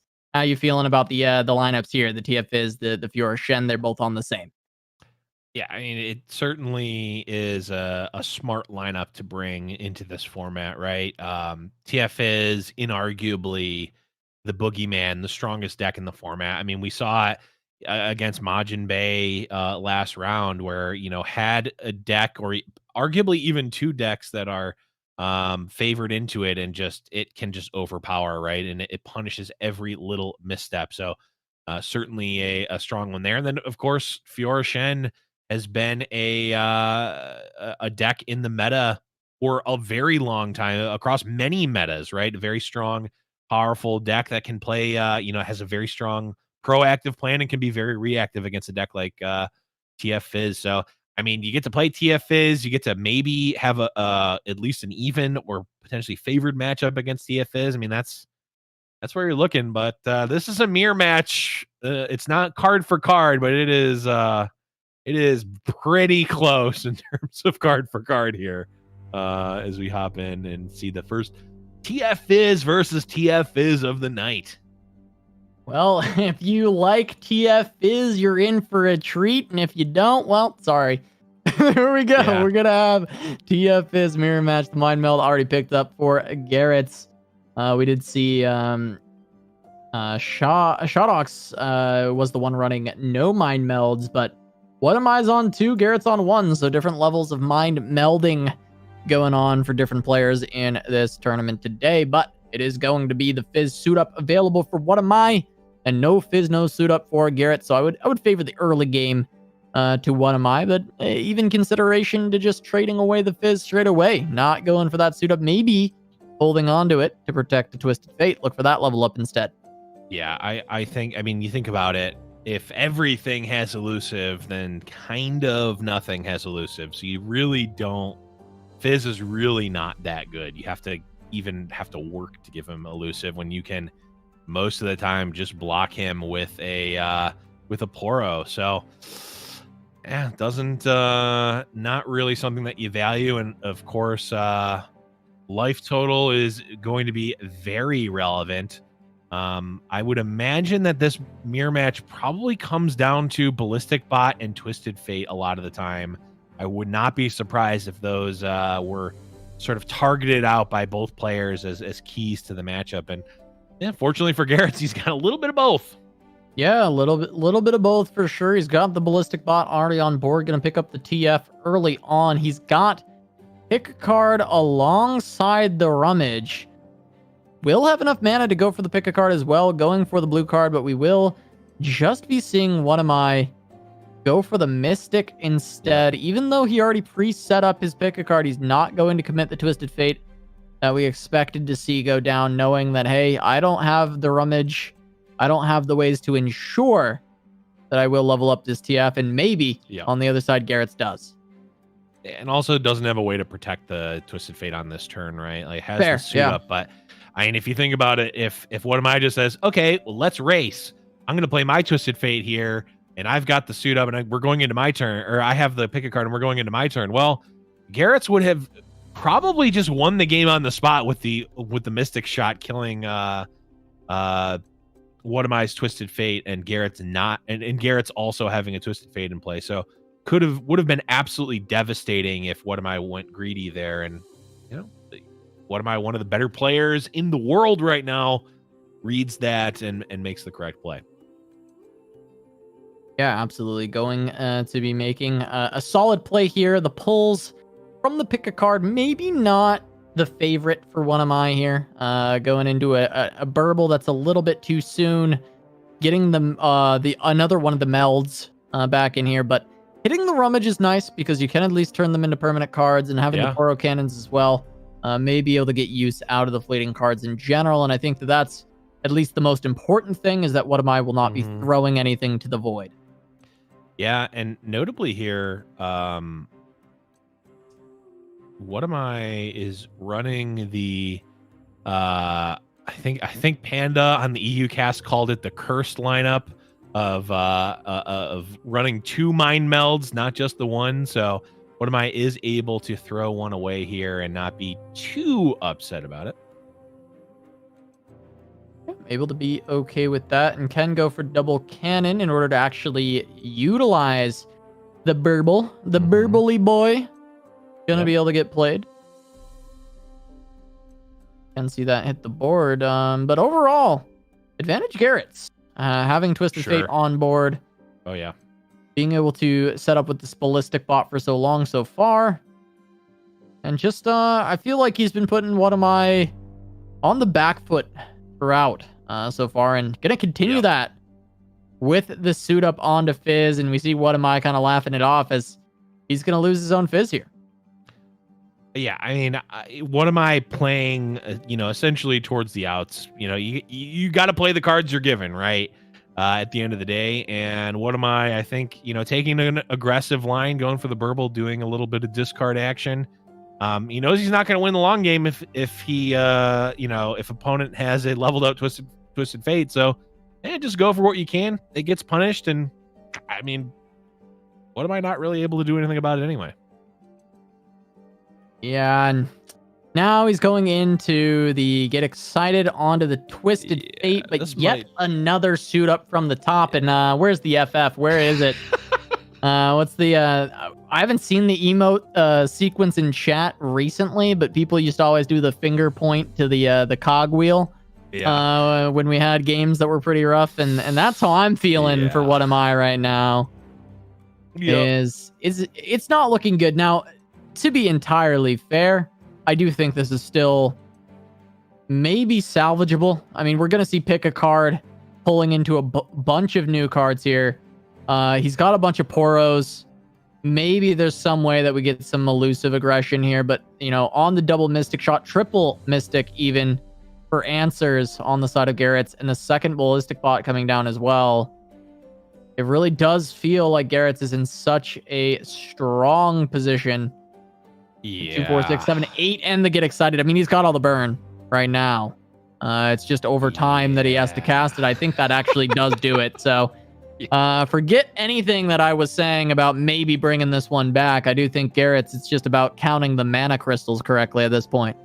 Yeah, I think if What Am I could find the second Mind Meld and also fade essentially every single card that is in Garrett's hand, maybe on your next attack token, if you could survive, you could maybe much lethal.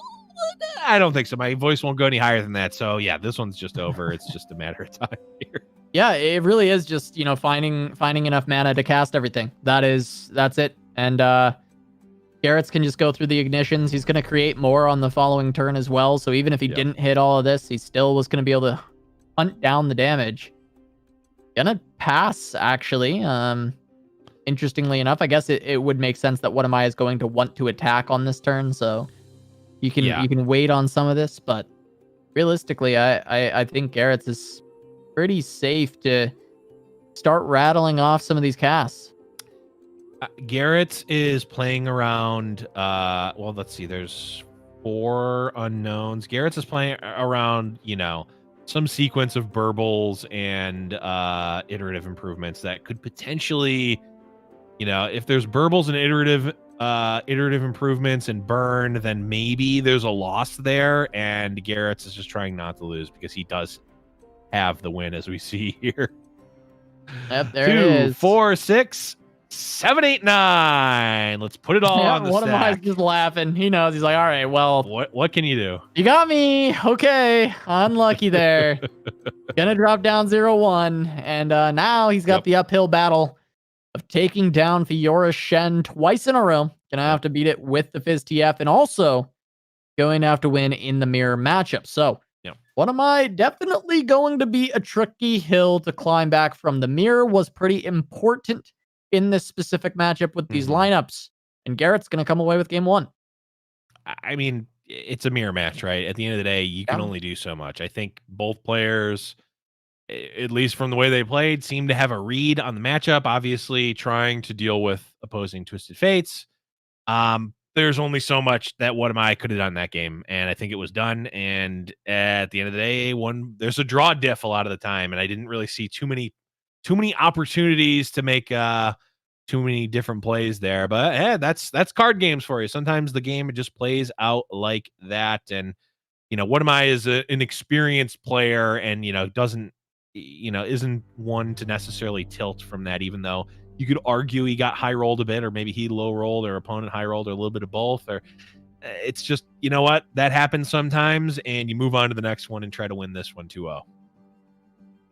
Yeah, absolutely. That's just got to be the mentality. And, I think he's said it best himself. It's not about winning. It's about playing a beautiful game. And I don't think that What Am I really made too many mistakes there. It's just kind of got outdrawn a bit and was taken down by Garrett's, who also played his own beautiful game with with that. It's just So more beautiful. it's just a little bit more beautiful than What Am I's game. Just had a prettier game. I don't know what to tell you. Yeah. I mean, And that's just the way it is sometimes. And What Am I is just going to continue to try and play the most beautiful game he can. I like this line to set up a suit up while it's cheap, not have to pay full cost for it, and get a big elusive on board early. sometimes you just got to tell the homie that they have a beautiful game, and that's just fine with me. But anyways, back to the match. What am I making his poros do their best suit up fizz impression, and is just gonna try to beat down old school. Man, four at a time, 5-turn clock with the poros. Yeah, Shen gonna come down straight away, making this a very tough situation for What Am I. Oh yeah, Sharp sight going to buff this up. Okay, there's a second. Yeah, there's a second get excited. So this makes sense. This is kind of what was planned for your What Am I. Yeah, What Am I would hope that he could have just used the Mystic here, but going to have to use a discard anyway. And since it was on a stress testing card, it doesn't feel too bad. And What Am I can just continue to try and beat down elusively. Could go for the Poro, but is going to want to play this pick a card and start drawing up a bit more. And the Rummage going to be the pickup. So 5 turns of 4 damage from a Poro is enough to take somebody down. Yeah, except we do see the Spirit Refuge on the side of Garrett's, which is certainly going to throw a wrench into the plans of What Am I. But again, not really much that you can do. Not really much that you can do on the side of What Am I.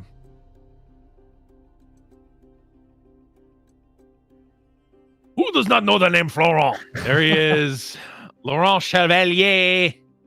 Coming down, and I mean, it really, at this point, could have been a ham sandwich. It's going to be, for the most part, good enough. It's even better than a ham sandwich here, because it's also going to generate another challenger unit.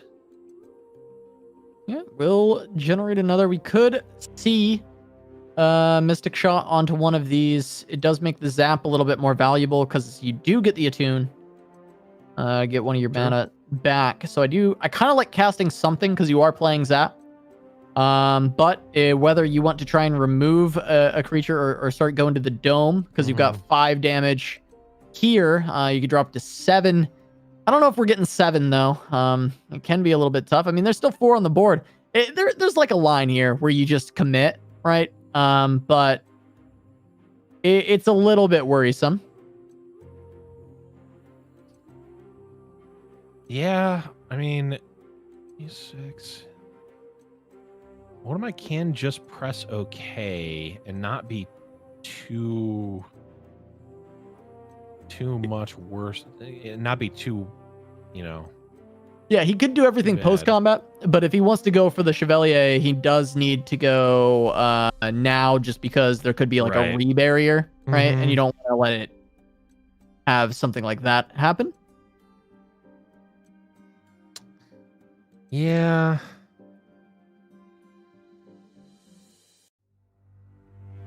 Yeah, the problem for What Am I is that his best case scenario is still, 3 turns of attacking, or 2 more attack tokens at best to end this game. And even that is a tall order, not to mention the fact that it's going to end up being more than that because of the Spirit's Refuge and because of the rallies.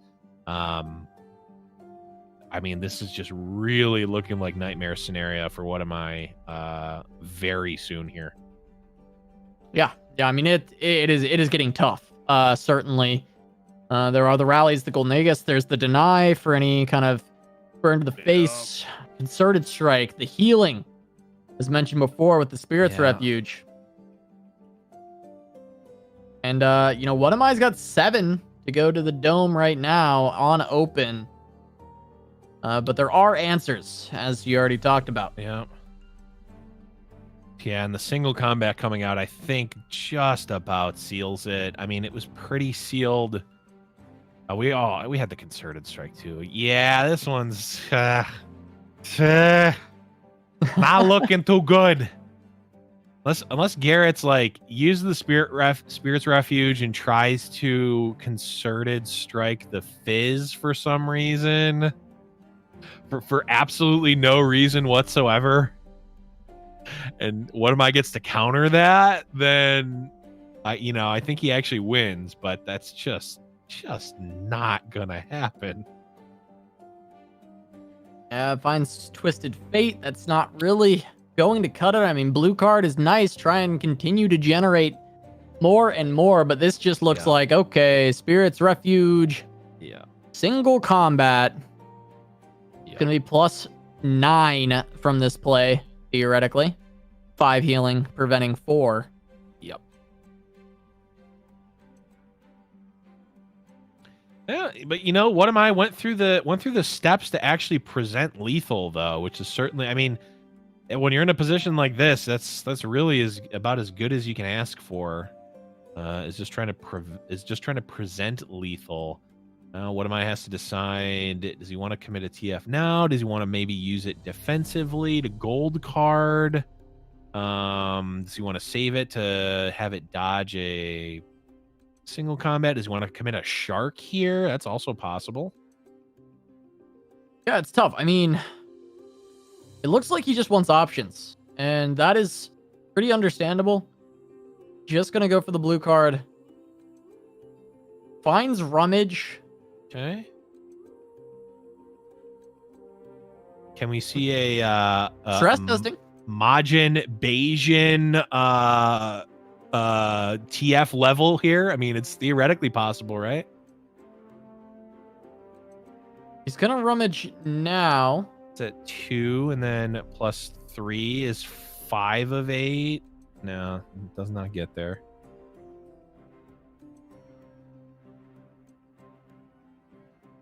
Yeah, I mean, he can't level TF, but now he can completely refill. Yeah. With the pick a card. He can play Burble, play Zap, play pick a card.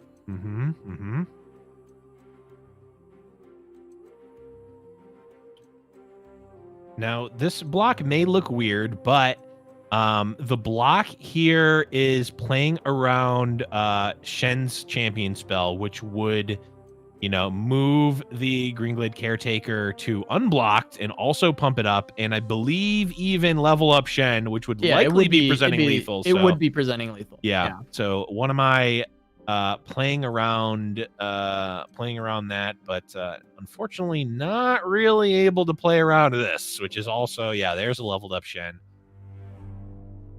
Yeah, Golden Aegis going to come down. Leveled up Shen.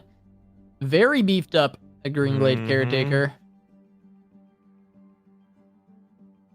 Still double concerted. Available, deny, available. And the threat of Shen's champion spell still being there. Shen stand united. Yeah. To finish the game. And that threat alone is making What Am I play like this and have to sacrifice his entire board. Yep. Yeah, I think, as we see, this will be a fruitless act. But What Am I's thought process is, I played around the Shen stand united before. I might as well continue to play around it. If I am putting them on it, it's not like it went away. So I want to still not lose to that card. And, would an additional Burble Fish help What Am I push lethal this turn? From his perspective, yes, but also there is no next turn if he's just dead here. So What Am I, playing?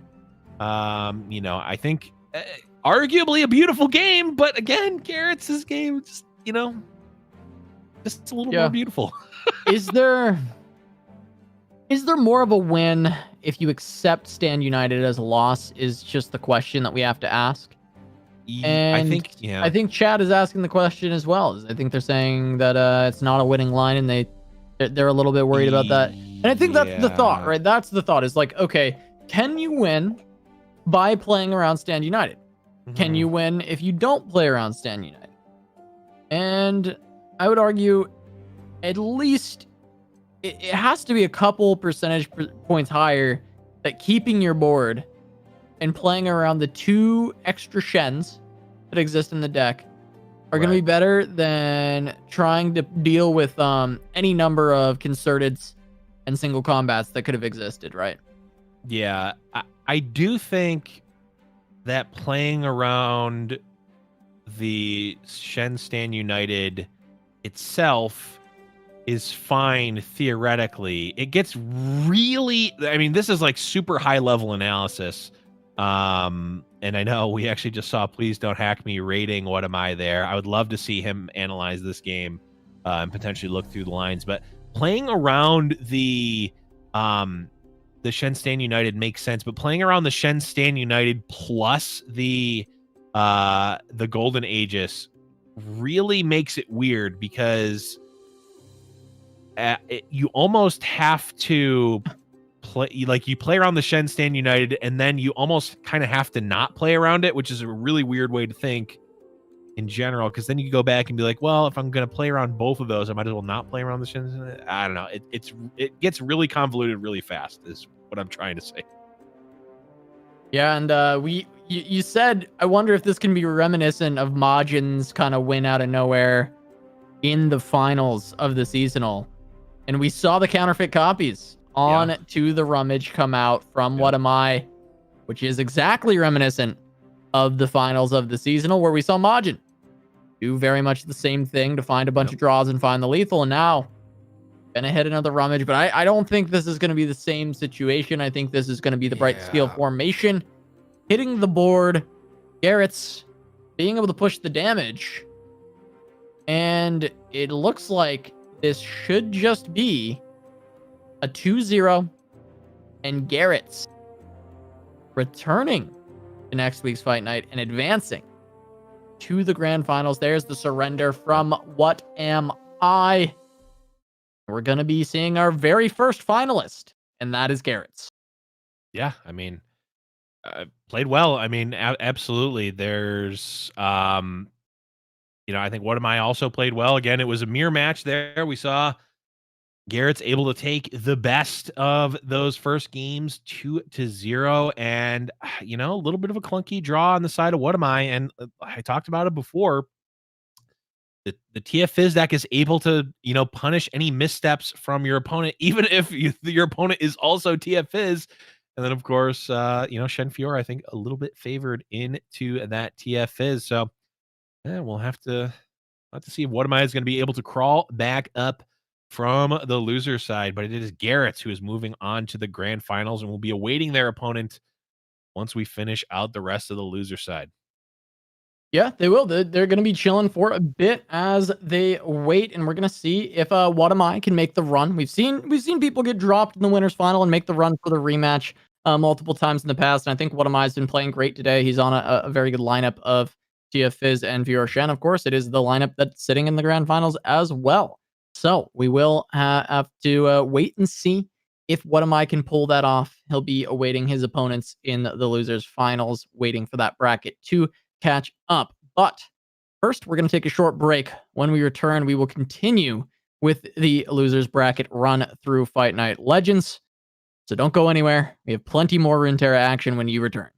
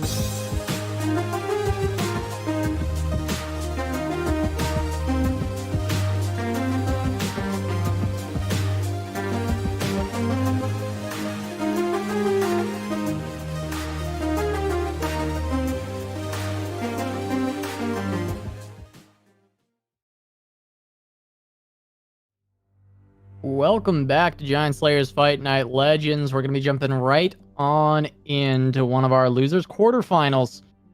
Majinbae versus Stan. We're going to be seeing the TLC going on up against the kind of that slow nightfall we saw out of Stan. And well, there's a watcher on board. Ephemeral won't be able to attack this turn, but another watcher in hand, available at 0 mana for Majin. Just gonna have to try and get that down and get that attack in, and he could finish up the game very soon. Just trying to get my bearings here, Blev. I don't know if you've had a chance to do some quick analysis. Yeah, at this I'm point. trying to think, how does this watcher exist? It's got to be, it has to be the Lysandra spell, right? Because it would just die otherwise. But that means that Majin put it into play on Stan's turn, because it's countdown 2, so it comes out on the same attack token as it left. So I'm a little bit confused, but nonetheless, seems as though Majin has a win condition present, but is it going to be enough? Is Stan going to be able to sneak a win through here with a destroyer? It could have just been matroning it out in order to be a blocker and to count as enough summons for the next one to be free. Yeah, I'm curious if that is somehow kind of where we got there. It's like a protector alongside, right? Yeah, but then how in the world? Oh, actually, I guess it could have been hushed last turn. That would also keep it alive. Okay, that actually makes more sense. It probably came out as an ephemeral. And then got hushed and then survived. Yeah. Okay, that makes more sense. Probably is. There we go. I think we found it. We got there. I think we found it. Eventually got there. Majin going for the open attack rather than playing the Watcher. I mean, Targon in general has probably the most ways to answer a slow speed Watcher. With silence effects, with stuns, with just obliterating it. And we see almost all of those in the hand of Stan. So heads up play by Majin to actually just open up and go for good old fashioned damage lethal. Yeah, interesting there. There was a potential way for Majin to present lethal there with the Ice Shard and the Vile Feast onto the target that Trundle was attacking through.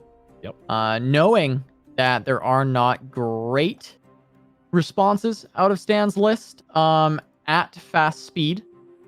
Right. But does decide against it. There's still potential of Hush. There's still Star Shaping Atrocity. There's still some things that exist that could defend. And we don't really know what's been played yet. We're kind of jumping into the middle of things. So I'm gonna default to Majin being conservative there. Yeah. Playing around some specific cards for sure. It's one of those Hearthstone lethals, as we like to say. Yeah, I mean, could have also gone for a Three Sisters play, either Fury of the Northing Trundle, or I keep forgetting the name of the 5-mana spell. Entombing the blocker for Trundle. I mean, both of those would have presented lethal. I think Majin's thought process here is, I'm just going to save all of these resources that I could be using offensively here and use them defensively, because there is an inherent countdown with Lysandra, which is the Ice Shard generated every turn, that will just, countdown right now is 2. And once that goes down, Stan dies.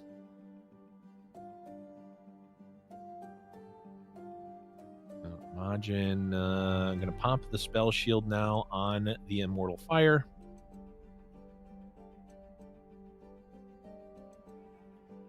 And I think Stan might have to obliterate this Lissandra. Does not opt to do that. Yeah, I mean, we just get to keep seeing the Ice Shard cast every turn until the game ends. If Majin can just continue to have it pass back and forth, he's got the freeze or the Immortal Fire. He's got the 3 sisters, so he's got another one available.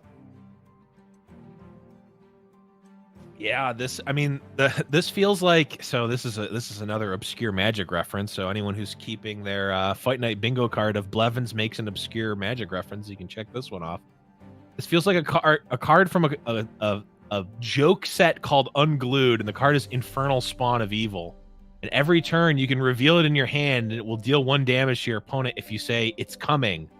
And like the 1 damage Ice Shard every turn from Lissandra allows you to do that. And there's also a Watcher in play, or in a 0-mana Watcher in play or in hand for Majinbae. So it is in fact coming, and Stan knows this and is just going to take damage every turn. There's multiple angles of death here that Majin can present. Yeah, multiple angles of death. And none of them are stoppable. I mean, you could stop one, but you can't stop them all, I think is more of the point I'm trying to make here. We're going to see Severum give the lifesteal down to the Immortal Fire. That would be a plus 15, but that's going to be eaten up for 3 mana with just a freeze. Not going to be allowing that to actually come down and affect the game. I think Stan knows this. I think he's kind of aware that this is going to happen, but he doesn't have another choice, so you might as well go for broke. Again, like we talked about with one of my last game, it's like, are you able to at least present lethal? Yes. Your opponent probably has an answer, but there's some percentage of games where they just don't. Unfortunately, this is not one of those games.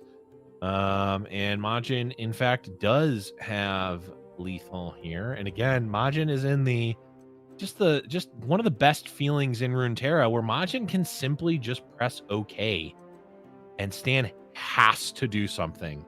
Majin doesn't have to overcommit a Watcher here. Majin doesn't have to, try to actually kill this Immortal Fire. Majin can just press OK, and we'll have, a lethal Ice Shard next turn. And I'm trying to think, is there, for Stan, are there actually ways to even stop that? Stan's deck does have Atrocities, which would threaten lethal, though of course we do see the 3 sisters. But there are not fast speed ways to gain life. There's not even like an Unspeakable Horror. So this should just be sealed for Majin here. Yeah, I'm like honestly a little confused by the avalanches. I don't see too much reason. Just maybe trying to get Stan to play more so he can get the Watcher down. Yeah, Stan doesn't seem too keen to commit whatsoever. Not sure that's going to work out, but Crescendum comes down, and that actually does open the door. Yeah, now there's no Fallen Comet to kill Watcher. So we will just have the Watcher hit the board. And there's the surrender. That's going to be 1-0 Majinbae. Going to pick up the win with the TLC list. And now he just has Zoe Aphelios with the Boxed Puss. Yep. Going to be the second deck available for Majinbae. And he's just going to have to pick up a win with that out of 2 games in order to advance to the semifinals. So Stan in hot water. Going to be having to really claw this one back and pick up a couple of wins here. Turn this around, get that reverse sweep. Yeah, certainly. And it is definitely a tall order, against the Aphelios Zoe, or is it Aphelios Zoe? Yeah, it's Aphelios Zoe on the side of Majin, but mostly almost entirely mono Targon. But it's a tall order to get 2 wins against that, but also an even taller order to get 2 wins in a row against Majinbae after he's already taken a dub. certainly not where you want to be if you are on the side of Stan. But I mean, if there's someone who can do it, it is certainly Stan, one of the most accomplished players in Legends of Runeterra, one of the better players that we've seen on the America's Shard for sure. Yeah, absolutely, Stan. One of the most prolific tournament players within, well, Runeterra in general. I want to say the America's Shard, but also when we looked at statistics back a while ago, you know, it's still been a minute, but kind of the old guard of Runeterra, there's kind of been like phases. And the old Jamfest DOR era, Stan was one of the, had some of the most top cuts of anyone in Europe as well, playing from Brazil. And playing in those European tournaments, he was on the top lists of both North America and Europe. So Stan is definitely been a very, very good player for a very, very long time. Mm-hmm. Yeah, absolutely. Certainly been one of the OGs, and Majin, you know, coming up as, you know, one of the new Gs for sure, but he is you know, arguably kind of, I mean, he's the only player to have won a seasonal and won a fight night. That is a title that no one else has yet. Of course, there are only a few people who could possibly have that at this point, but nonetheless, have we had Mr. Bear on fight night? Yeah, Mr. Bear has, I believe, won a fight night, actually. Has he? Okay, well, never mind. So. I think Bear won one. I think he won an EU fight night. Yeah. Oh, an EU fight night. You know what? I bet you're right. I think Bear won an EU. Okay, so never mind. He's not the only one who's done that. Yeah. Actually, there's two of them. Two of them have done it. But yeah, that is still pretty funny in general. I didn't even think about that because we didn't get to cast Bear. That's true. But I'm pretty certain that he won one. Croc confirming in chat as well. Bear did one. For my own recollection, any day. No, I was like, I'm pretty sure Bear won, but I wasn't sure if he had won or if it was like multiple second places or something. But no, he won one. Bear's I was pretty just nuts. Not thinking about EU like a classic K-Kona fool. Yeah, but here we are. Majin, one of the other players that has done both. Gonna be rocking pretty much all his one drops out early on. I guess he's got the Spacey Sketchers that he hasn't hit yet. But a very aggressive start, playing the Aphelios TF like it is an aggro deck. And on turn 4 has already dropped Stan down to 8. And has another Zoe ready as well. Absolutely. I mean, this goes back to what we were talking about before, as this being a toolbox deck. When not Father Casa, that has a different implication. Papa Casa came out and was talking about deck building and your tool, your drill bits. You know, Majin able to take this deck that can actually be one of the can be more of a control deck that goes super into the late game and says, no, let's just put on the let's turn the belt sander all the way up to 11. That is a bad idea. Don't do that at home, folks. All the way to 11 and just trying to push the aggro as fast as possible. Yeah, and just absolutely running over Stan. Stan doing everything that he can to live now, as we do see Majin setting up, and I love the adaptation, you know, going into the toolkit, pick up the charger, continue to go aggressive. And it's just completely flipping the switch on what you would normally expect this deck to do. Yeah. 100%.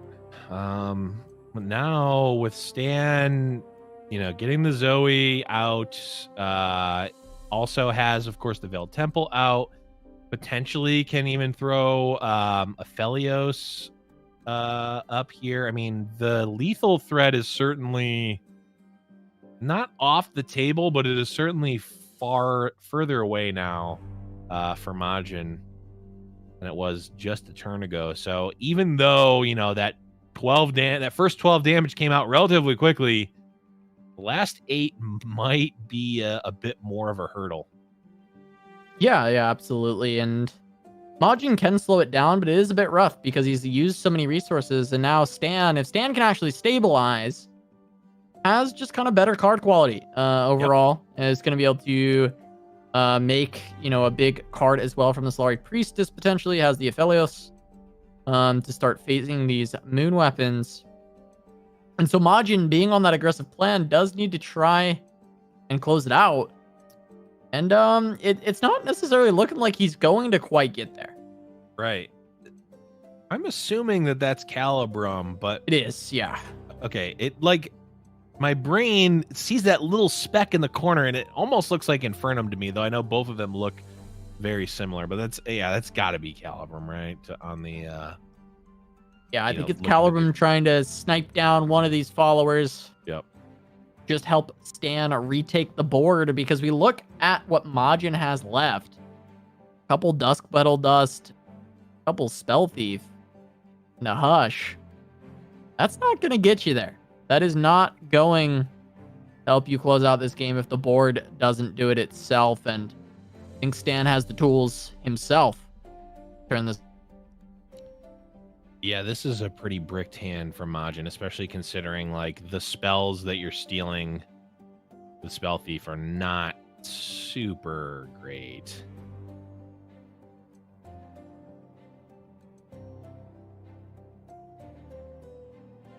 Like there's a Dusk Petal Dust in the pool. There's super cool star charts in the pool. There's just some real stinkers in terms of spells that can be stolen. And if you get, Majin might not have a choice, but that's not helping his hand look any better in this case, even though he has a lot of cards. It's just not a ton of good right now. Yeah, not a ton. Pushing 3 with the Charger. Zoe getting close to the level up. Guess that might be another angle to look at if you're Majinbae. Calibrum. And like Severum wants to be the phase. Try and go for that life steal later on. Try and bring this back. That makes sense. Because you are down to 5. Yep, and as we know, Severum into Infernum is a way to effectively guarantee that you're getting the lifesteal. Of course, we do see the Hush in the hand of Majin, so it could go horribly wrong, but looks like the line Stan is likely to go for. Looks like both Zoes are actually getting pretty close to leveling up in this, and I guess that will favor the side that has a developed Aphelios and is going to be phasing these moon weapons. Yeah. Now, as of right now, Majin's got Lifesteal, Overwhelm, and Elusive available for his own side.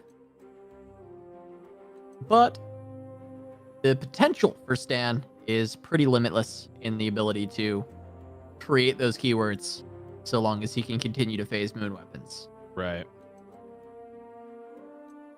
And I don't think it will. Zoe's level up won't give. If you play a moon weapon, it won't give everything that ability, right? I don't think so.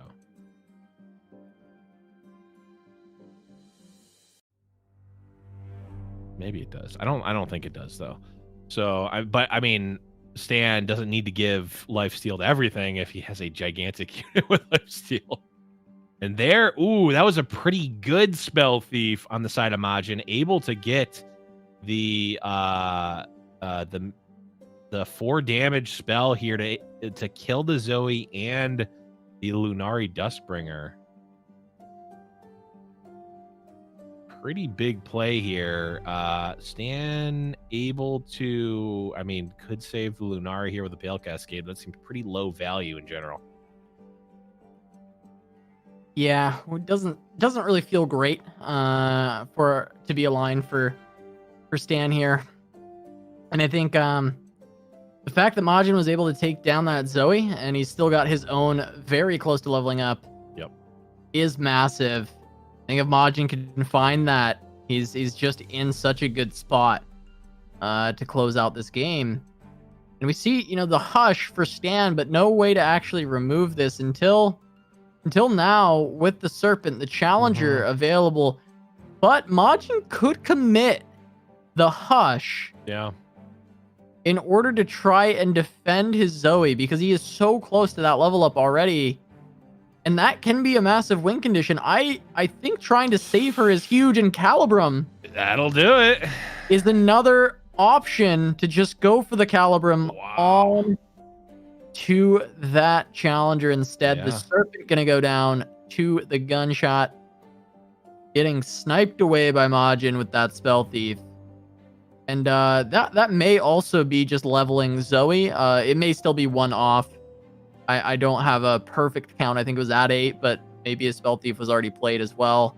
So yeah, maybe one more for the Zoe. Which theoretically can happen from this, from one of the spells in Majin's hand. I would imagine.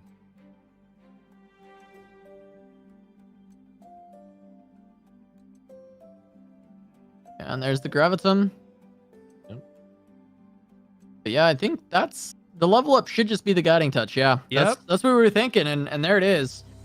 Leveled Zoe for Majinbae. He's got Elusive, Lifesteal, and Overwhelm on the board and available. 5 life remaining for Stan, and even though he can lifesteal with the Aphelios, I think Majin can just take this and start to turn it around. Maybe. The problem is that this Charger effectively can be stunned forever, right? Stan can cycle through the moon weapons quick enough to be able to continually keep the Charger stunned. So there's not actually any pressure there. There are now 2 gifts on the side of Stan. So followers are not very scary here. And right now, Majin just doesn't actually have anything. Solari Priestess could draw into something, but doesn't actually have anything to give additional keywords. Of course, Golden Sisters, one of the best ones to be able to do that. That'll give you some keywords. Yeah, very relevant ones, in fact.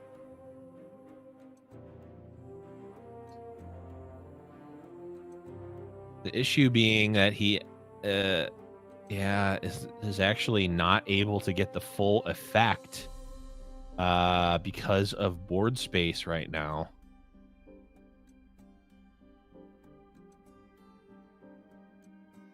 Majin saying, yeah, I don't want to play this mid-range game anymore. Stan's going to be able to gain effectively as much life as he wants every turn, right? Because of the moon weapons, Stan's going to be able to is going to be able to do whatever he wants here.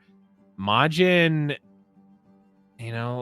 wants to go for the big boys, wants to get a destroyer, wants to get the Great Beyond or something that can actually end the game quickly rather than go for sort of middling, awkward Golden Sisters hand where he has to trade off his units this turn and then potentially get the Golden Sisters out later.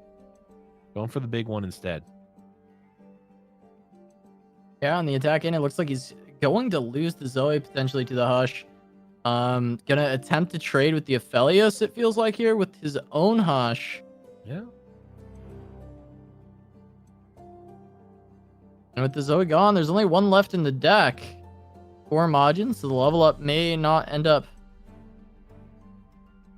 doing everything that he needs to do with the Traveler. Still there to try and find a game winner with only 12 life remaining for Stan. Yeah, I mean, the problem for Majin is that there are 2 more Aphelioses for Stan, but the Zoe, I think that exchange in general is probably good on the side of Majin. Aphelios probably higher impact than an already leveled Zoe. I mean, you get arguably the most important aspect of it out of the way. You're getting the the leveled side. Okay, I got very confused there. Why is there already a Zoe on the side of Majin? Again, we switched perspectives real quickly there. But yeah, now Majin playing the Traveler here. I'm going to go for the Meteor Shower.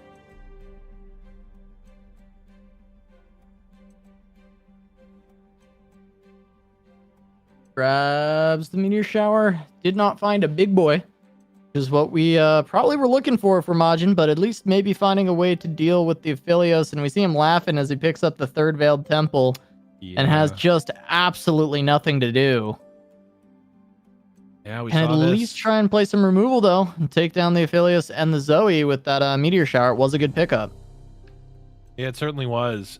We saw this happen in the EU Fight Night earlier today too, and Panda and Skarzig brought this up, where sometimes this deck can, it can have these big Veiled Temple draws, but like you can also run out of cards to play, right? Like Majin is basically on air here. I mean, 2 Veiled Temples is awful right now. It barely even wants the one that he already has in play, and there's just nothing in hand to even play at all here. And it does have the removal spell, but nothing to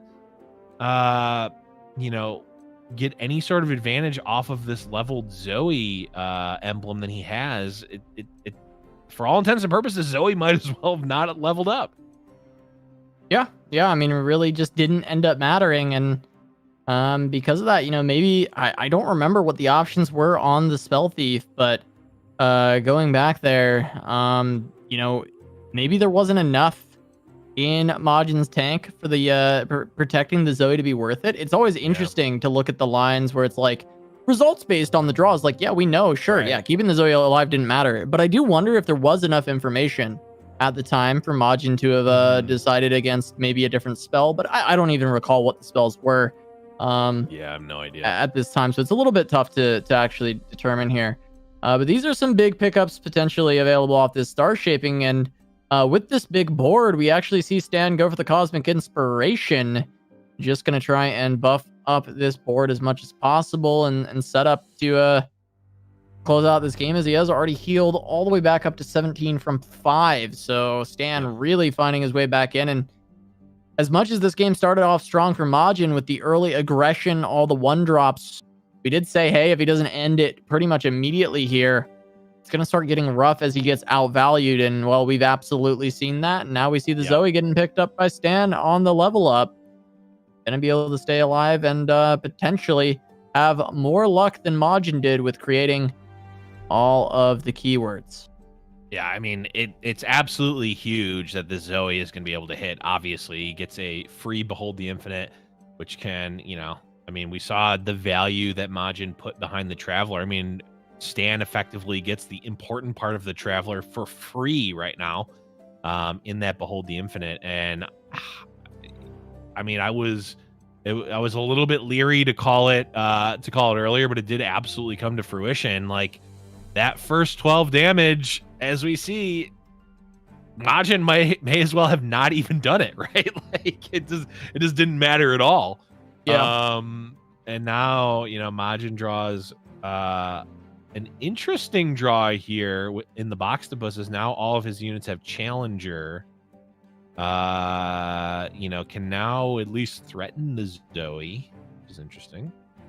Yeah, could make some attempts to bring the board back a little bit, but the Cosmic Inspiration is going to buff everything up quite a bit. Some of the trades are still available, though. 3 of these can still be made, and the Zoe can still be taken down.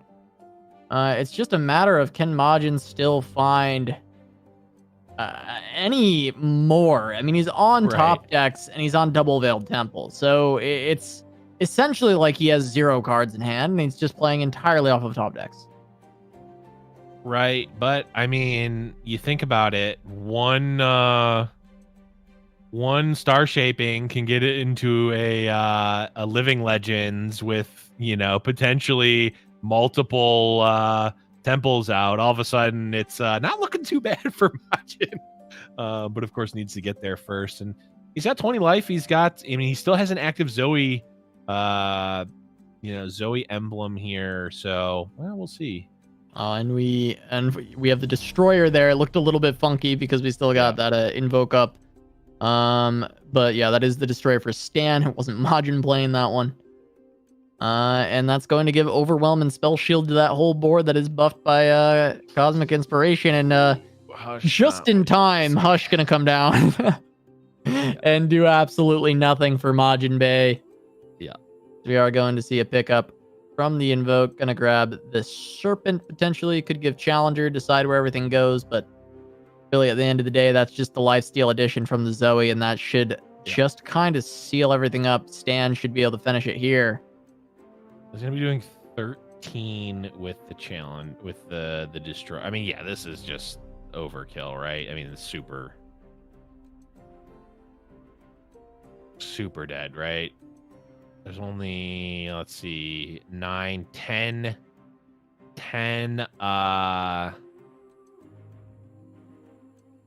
health on the side of Majin in terms of units, and there's 25, 8, 32, 34 damage. So yeah, it's just not happening. Yeah, Majin did have that aggressive early start. He had all the 1-drops. He was going for that early win, brought Stan down to 5. But end of the day, Stan able to stabilize, and with his hand having a lot more value, able to grind that one out and find the win and tie it up 1-1. Now Majin versus Stan have to find that last win. It is their life in the tournament. Lose here and you are out. Win and advance. Try and make your way towards the grand finals and get that coveted slot back in the following week's fight night. I mean, what are the decks we got left here? I think Stan was on the Zoe of Helios, so Stan's on TF Fizz. Yeah. Versus this Zoe of Helios from Majinbae. So we will be having a TF Fizz coming back, and we'll see if Majin can hold fast and continue to stifle TF Fizz as we've seen him do in the past. But today he did follow the Garrett's version, and has not been as fortunate as he was in the previous week where he did win the grand finals. See if Majin can hold on. And again, this is certainly, where, even though, that was kind of a little bit of a devastating loss on the side of Majin that last game. It's the worst when you at least perceive yourself to be ahead and then you slowly start to fall behind, then you end up losing. But this is what, Majin brought the lineup for, right? Is to beat TF Fizz. This is exactly what he's looking to do. And that's a position that he found himself in a lot last week and ended up winning. So not out of the ordinary here, as long as he's able to sort of push that last game out of his mind and move on here and just face up against this TF Fizz. Yeah, it's interesting because last time around he had the Twisted Fate as well in his deck, his Aphelios deck. Right. And I think that also helps in this matchup just a little bit. The red card is another tool that you can use to help win this one. And I'm curious if by not having the Twisted Fate, if this version of Zoe of Aphelios or of Aphelios in general is going to do as well in this particular matchup for Majinbae. Maybe expecting people to ease up on the TF Fizz. I know in his interview, though, he did make it clear he thought TF Fizz was still kind of at the top of the tables. So I know he expected it, and I'm curious if he'll be able to shut it down with this deck. Yeah, I mean, it's certainly it's got to be on everyone's radar, unless everyone sort of does the gentleman's agreement and everyone looks around, gives the affirmative nod and says we're not bringing TF Fizz. It's going to happen, right? It's just so good. And anyone who is familiar with the prisoner's dilemma realizes that sort of affirmative nod to make everything better for everyone, it just never works out because someone screws everyone over and ends up bringing it anyway and wins the tournament. So I don't foresee that happening in the near future, but we'll see. Yeah, we will have to see. The suit up going to be there for Stan, not going to be attached to a Fizz, however, so that is at least somewhat beneficial for Majin, but it is on the Poro. The Poro man's Fizz going to be played down. I love it. The suit up and going to be putting that pressure down. It just takes a couple turns of that 4 damage before you're in hot water. Yeah, this is awkward because Majin, as we see, has the ability to use a Hush here. But man, you want to save that Hush for a Fizz, or you want to save it for you know, maybe a turn where you're able to get more value off it and survive like a mind meld, though that is a tall order for sure. But you do get value here for sure. Trading, you know, essentially a hush. Now it's going to be a hush for a get excited. So Stan says, no, my Poro. I love my Poro. Not happening.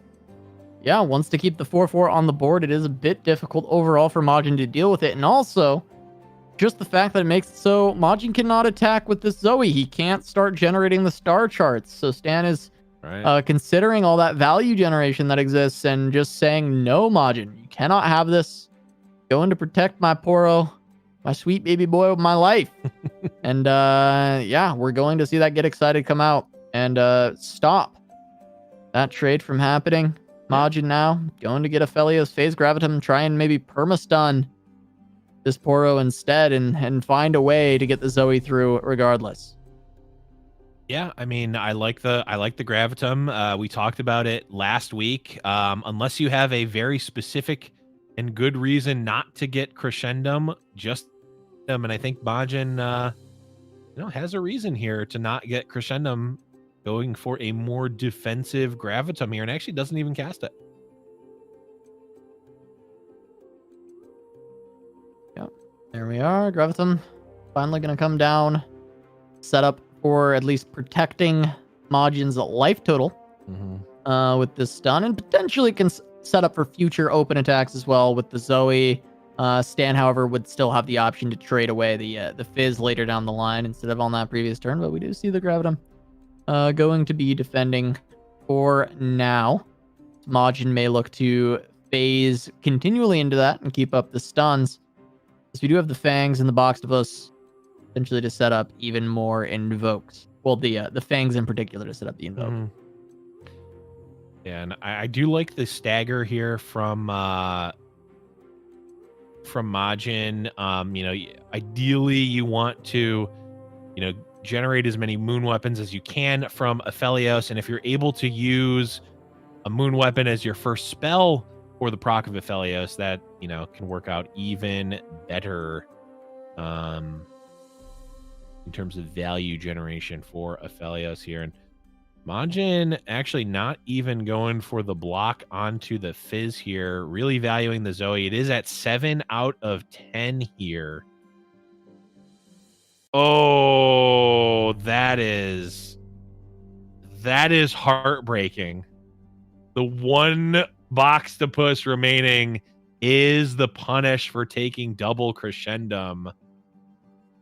And that is just, I mean, that just sucks because now Majin basically has to cast this Crescendum. Yeah, you just got to do the phase. Yeah. And that's brutal. Get nothing from it.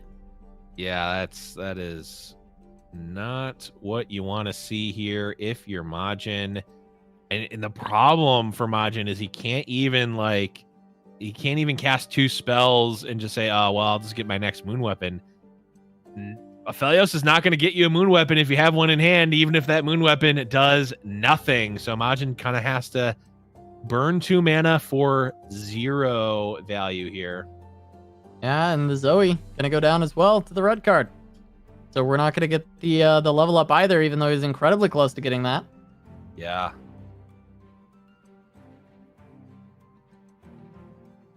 You can see the frustration on Majin's face. Just, you know, the one outer, literally only one other Boxtopus left in the deck. And now Majin kind of consigned to just not going the Aphelios route. It has to change his, you know, essentially the entire game plan needs to be changed because that Boxtopus was drawn, and now this turn looks a lot less snappy. I mean, the Aphelios moon weapon chain is broken. Now there's maybe some awkward, you know, board trading here happening instead of, you know, a 3/4 Boxtopus coming out. Yeah, it's just a 3/1, and yes, the challenger is still good in this matchup. Being able to try and deal with the Fizz or the Twisted Fate. Like, there is still a lot of value to a 3/1 challenger, but we have the Crescendum. We want to play the 3/4. We don't want the 3/1. We want to be able to get multiple swings in from this. And overall, I mean, when we look at just kind of the board state with the double star shaping, I still like Majin's position. I think Sure. he's still in a good spot to win this game. He's still, the box disposes are still helping to control the board. It is just not quite as good as it could have been. And if Majin loses by small margins, it's going to feel really bad that was that draw. Right. No, 100%. I mean, Majin in a good spot, but I mean, after all the dust settles, Stan still has 7 elusive power on board. Kind of draws a bit of air here. The zap, of course, going to help refill a little bit, but not super great. And Majin still needs to find a time to play this stupid crescendum, right? He just kind of has to play it. Yeah. You can just look at him. He doesn't want to. You never want to. He doesn't want to play it, but he doesn't really have much else to do. No. I actually missed what he phased there. I think it was Calibrum. I think it was Calibrum. Yeah. It's kind of snapped into a Calibrum. Yep. It makes sense. I mean, you're going against VSTF. You want to deal with the zap. You want to deal with the little burbly boy. And Calibrum's kind of the best way to do that. Deal 3 to anything or any follower, at least, I guess. Right. See if he can find his way to phase, but that's a Mystic onto Aphelios. Oh, I thought He's he was going to nerfed. Mystic the Aphelios. Yeah, I was he's like, nerfed. no. You can't do it, Majin. It doesn't work. This is just to get the additional moon weapon from Aphelios. I was a little scared there, but...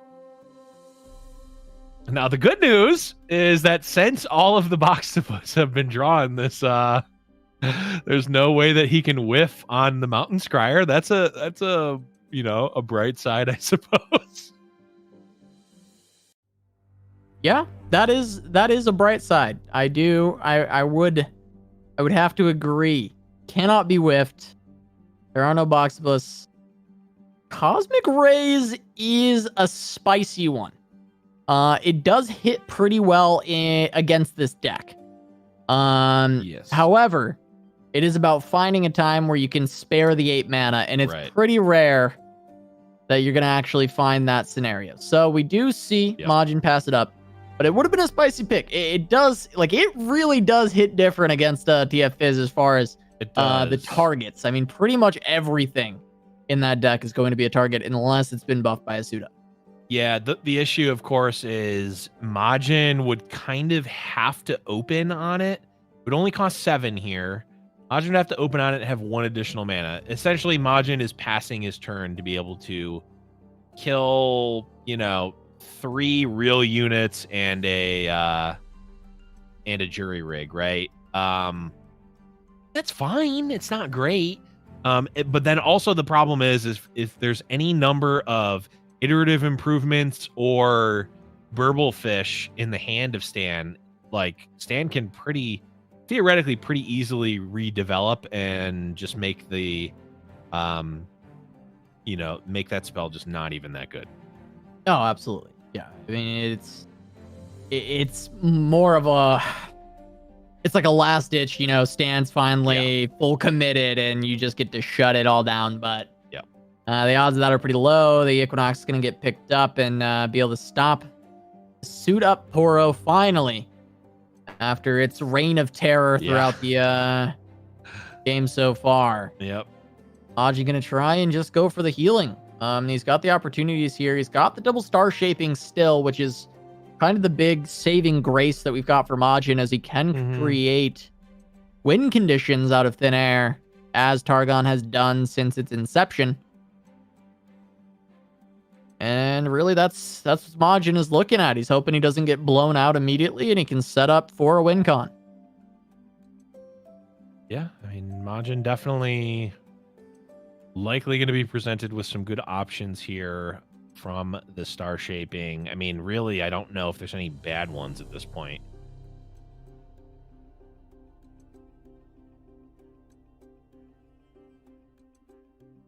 Well, there we go. I mean, again, Cosmic Rays is offered, and it just, the later the game goes, it does feel more and more appealing to the idea of Stan's out of resources, and I just deal with his board. But the issue with Cosmic Rays is that it looks like it costs 8, but actually it costs, well, it costs 7 from Mountain Scryer, but actually it costs 12. Yep. Because there's not another Celestial in Majin does not currently behold a Celestial and would have to cast the second Star Shape. Oh no, actually that's not true. He has the Fallen Comet, so never mind. Ooh, but Supernova instead. That's an interesting one. That seems very weird. I'm gonna just say it. That feels very weird. Because if you're gonna pick one of these, why not Cosmic Rays? Why Supernova over Cosmic Rays? So I guess it has to be the bot is what is scary. It has to be the Cosmic Rays is the same card as this, except it is more expensive and kills fewer things. Yeah, I mean the only thing it beats is Mind Meld because you cast it post Mind Meld, but also do we not still lose to Mind Meld? Even in that event, still super loose to Mind Meld because at the very least, Mind Meld is at 7 at the least because Fizz leveled up and now at least one additional spell was played. Right. So yeah, not taking the Cosmic Rays seems weird to me. Well, that or even just Great Beyond and just trying to kind of go over the top. I was interested in. Right. I'm curious. I'm curious to see how this plays out because Majin has a plan for it. I would presume like he's got an idea of where these Cosmic Rays are going to hit. It must be for Mind Meld, and maybe he feels like he can survive.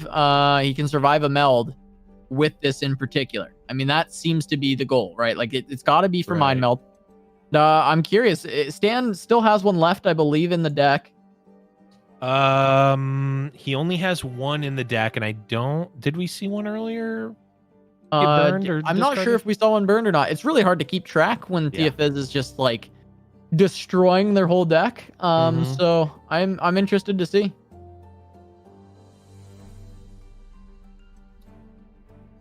Yep. Majin going for the burn out all of the opponent's resources plan. Okay, Great Beyond offered yet again, but Living Legends is generally going to be the prevailing choice. Just give Majin all of the options, especially with the Mountain Scryer on board. Yeah, with the Mountain Scryer on board, I can definitely see it. But like,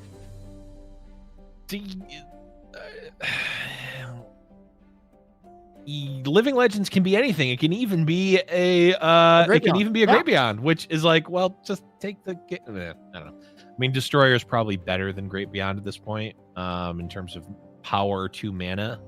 So, might just be looking for that, and it might just be because we can see the hands. We can kind of see that there's not like Majin's not in like a super large amount of trouble, that I feel like this is much more in Majin's favor than he does, because it seems like he's playing very defensively here.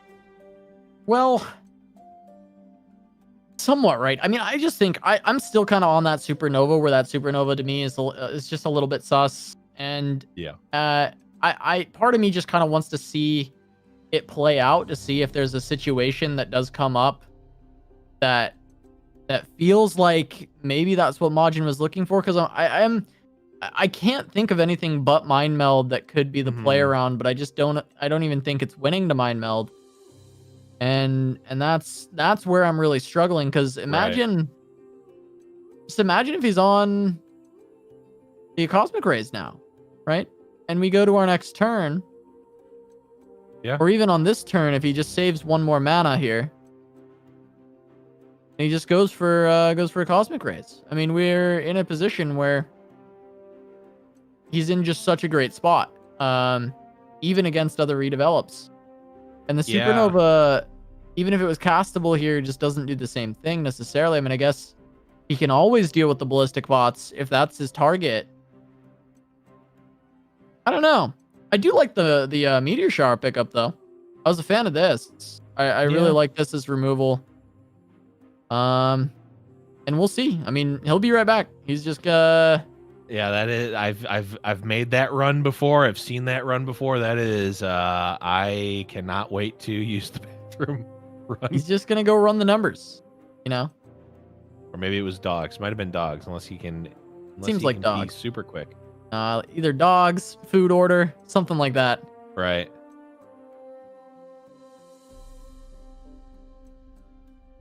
Yeah, I'm at the point now where I'm almost going to be surprised if the supernova gets cast. I mean, it does deal with sharks. It does deal with Longtooth, but why do I remember the name of Longtooth and not the names of cards that get played all the time? I don't know. Because it's a shark. It's a shark, Blevins. That's why you remember. Because I'm sure that every time this was played for like at least the first month, there would be a Street Sharks reference. True. Would come out. That's true. We'd see the little action figure. And so I just, it makes sense that you remember Longtooth. You're right. It does make sense. I also still have 2 sealed boxes of Street Sharks trading cards waiting in the ready for whenever the time does come. But anyhow, we're here, and man, it low key kind of feels like Majin overthought himself out of this game. Like it seemed, and again, this is likely caster vision kicking in.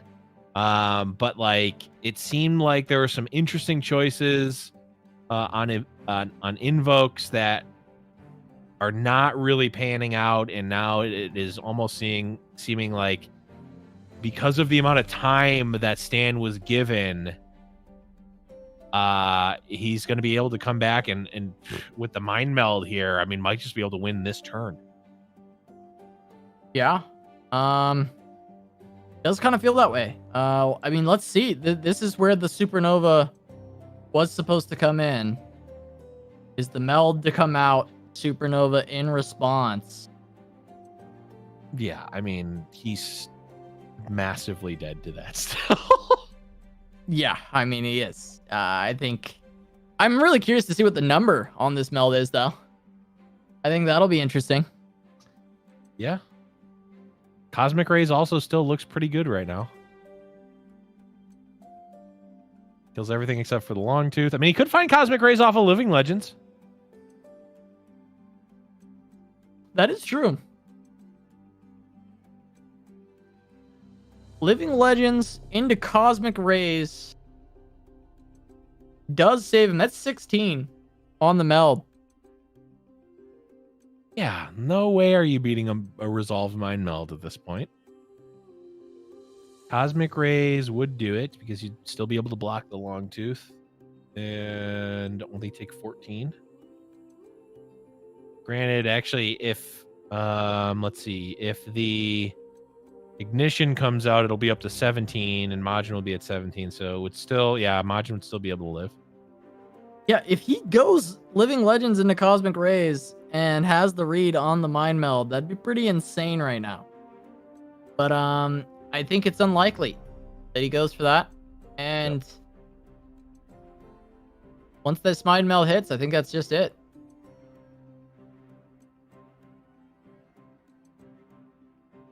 There's also an additional Fizz in hand, so yeah, Mind Meld, even Cosmic Rays and an coming iterative. Down. Yeah. Yeah. Yeah, well, iterative plus Rays wouldn't do anything, as it wouldn't actually be able to have enough mana to do all that. Oh, well, yeah, okay, so it'd be just Fizz and Mind Meld. And he's looking, but there shouldn't be anything. Didn't even have the Rays anyway. Majin going to fall here to the Mind Meld. TF Fizz strikes once again. Dan. going to take down the previous champ, the most recent seasonal champ for the Americas as well. We'll be moving on to the losers semifinal. Face off against Shadox. Try and continue on through the tournament and quite the banger of a set here between Stan and Majinbae. Yeah, I mean, it all seemed to kind of come undone after that Boxtopus draw. Now, I think that the draw itself seemed not inconsequential, but it just seemed to, it almost seemed like it threw him off. And from there, like the game plan got thrown off a little bit. Some interesting, we've been talking about them the whole rest of the game, but some interesting choices off of the invokes. I mean, we saw that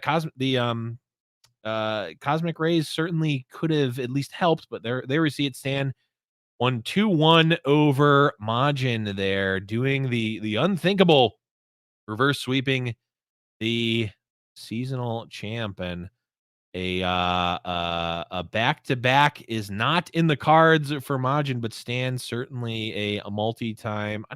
Has Stan won multiple times? He's definitely won had multiple times. Yeah, yes. Yeah. He's definitely perhaps made the finals at least more than anyone else. Okay, yeah, that's what I was saying. I think that's a safe bet for Stan. Yeah, that is a safe bet for Stan. And wow, look at Stan's run right now as far as just like we'd always talk about strength of schedule in a fight night, and it's like, well, no matter where you go, it's going to be impossible to not have a hard schedule. Yeah. But I mean, come on. What am I in round 1? Yep. Then he's got to take on the two back-to-back seasonal bros of Henneke and Majinbae, who also got first and second last week. Yep. Takes them both down 2-1, moves on to Shadox. Yeah. To try and get a second crack at What Am I and make his way into the grand finals. So Stan making quite the run so far. Yep. Of course, a veritable champ himself. In a Fight Night champion, but also Fight Night runner-up multiple times, and a champion of many other tournaments, top cut of many other tournaments. And once again, Stan trying to find his way to the top of this week's Fight Night. We're going to go to a short break, but we will have the losers bracket semifinals. Stan versus Shadox when we return. Don't go anywhere.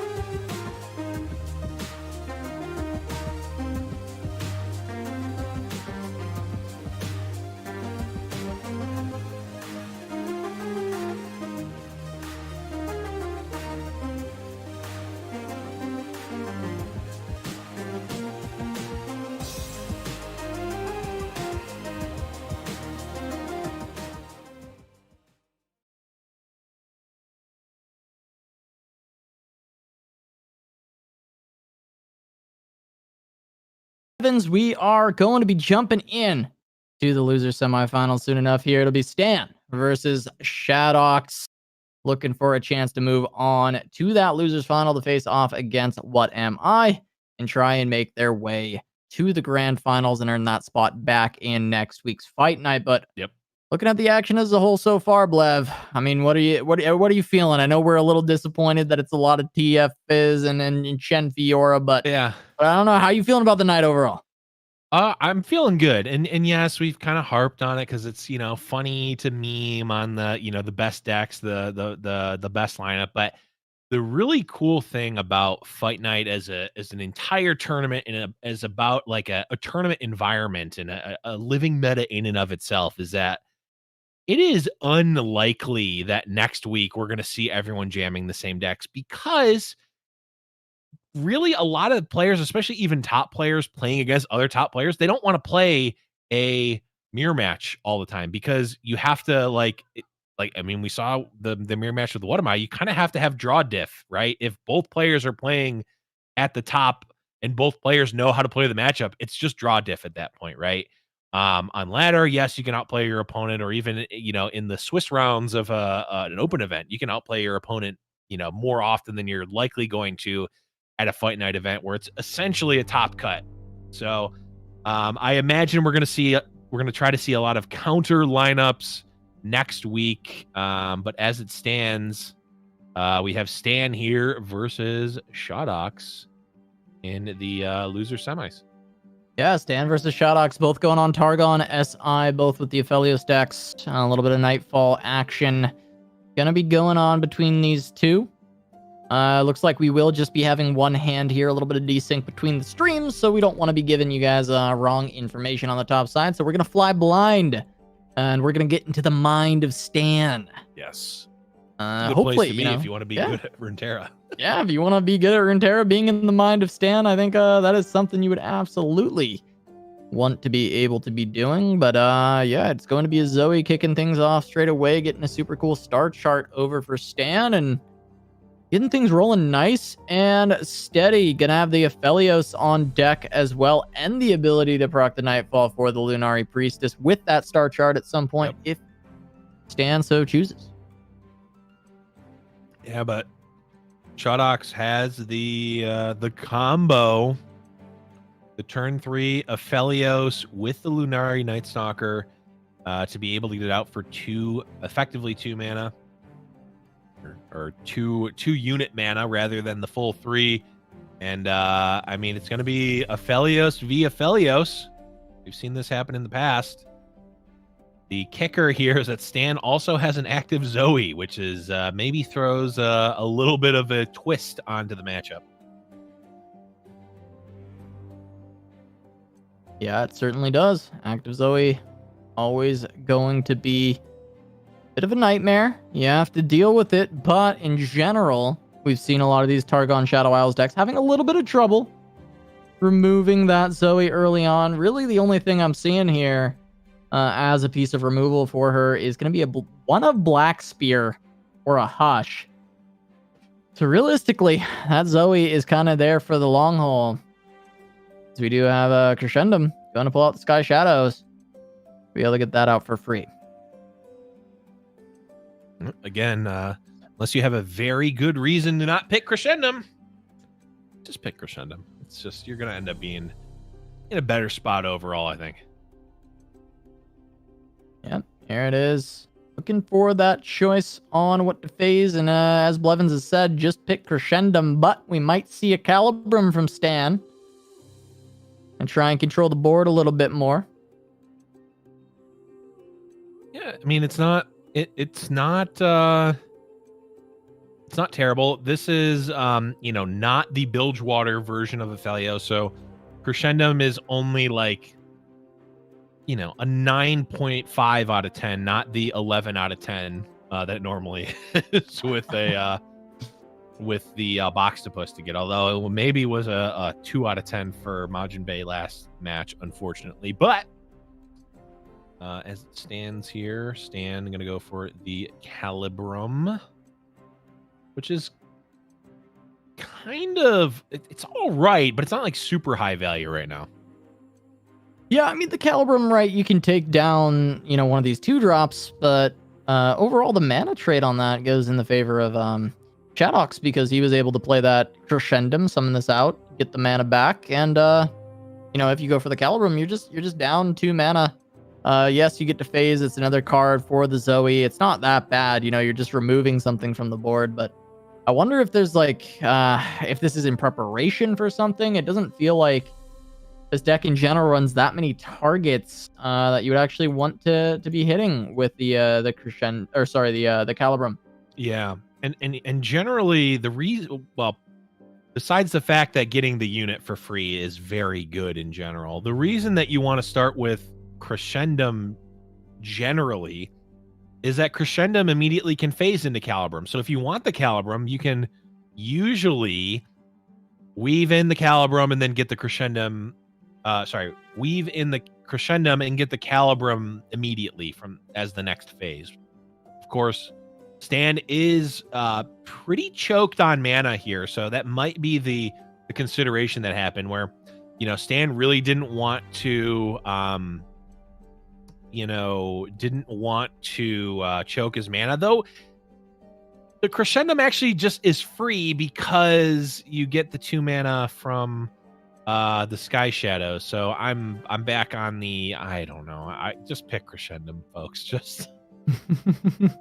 Just pick Crescendum forehead is what I'm on at this point. From Prismatic Salesman to Crescendum Salesman, Blevins I mean, this is making his way across. I can't say it's from me originally. This is I do watch a lot of the Please Don't Hack Me analysis videos, and he has kind of drilled that into my brain of just pick Crescendum unless you have a very good reason not to. The Church of Crescendum. Gonna be trying to set up for as many of those picks as possible, and we see a Gravitum picked up by Stan. Now that can phase to the Crescendum as well if that stun does feel like it can find purchase maybe onto the Diana or something of that sort. But the attack gonna come in from Shadox, and just a lot of early pressure going into Stan. He doesn't want to trade off his champions. He wants to be trying to keep those alive, and as such is dropping very low because these trades just don't feel great. No, you really don't want to be trading your champions off for any of these things. But Stan is against the wall in terms of life total at this point. Can't really afford to take that extra 3. This is going to be 4 take and go to 9. Does not want to go to 6. As there is, of course, the Atrocity, as well as just, a lot of other units. I mean, there's Doom Beasts in Shadox's version. I mean, it's a little bit more aggressive. Doom Beast Unto Dusks. I mean, 6 is certainly a very precarious life total at this point for Stan to go to. So is even saying, you know what, Aphelios, I just don't have enough time to get you set up, buddy.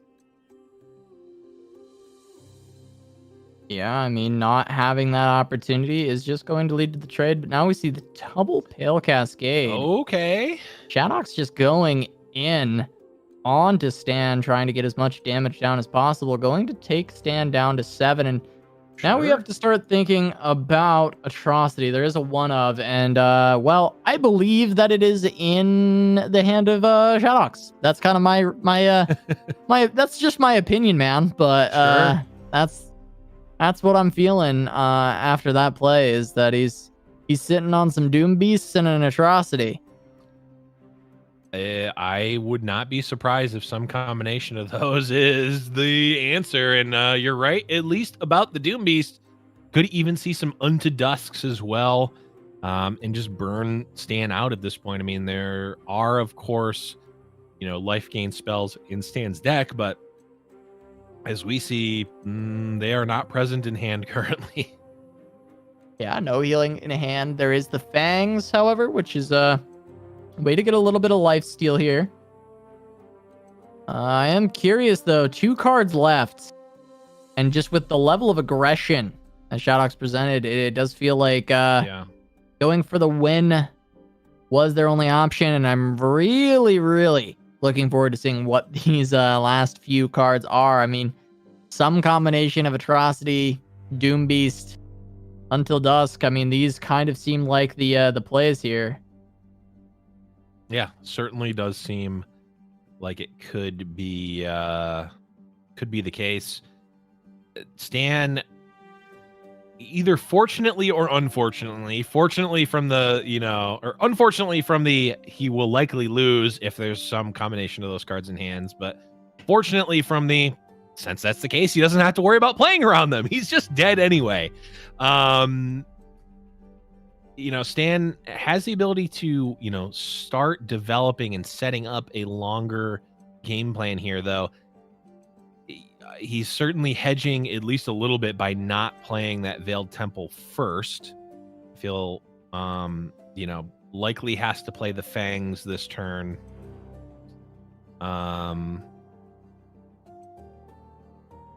There's a lot of value in Stan's hand, and much like the game against Majinbae, if Stan can get through these next couple of turns, the fact that he's at 5 life doesn't matter if he's not at 0.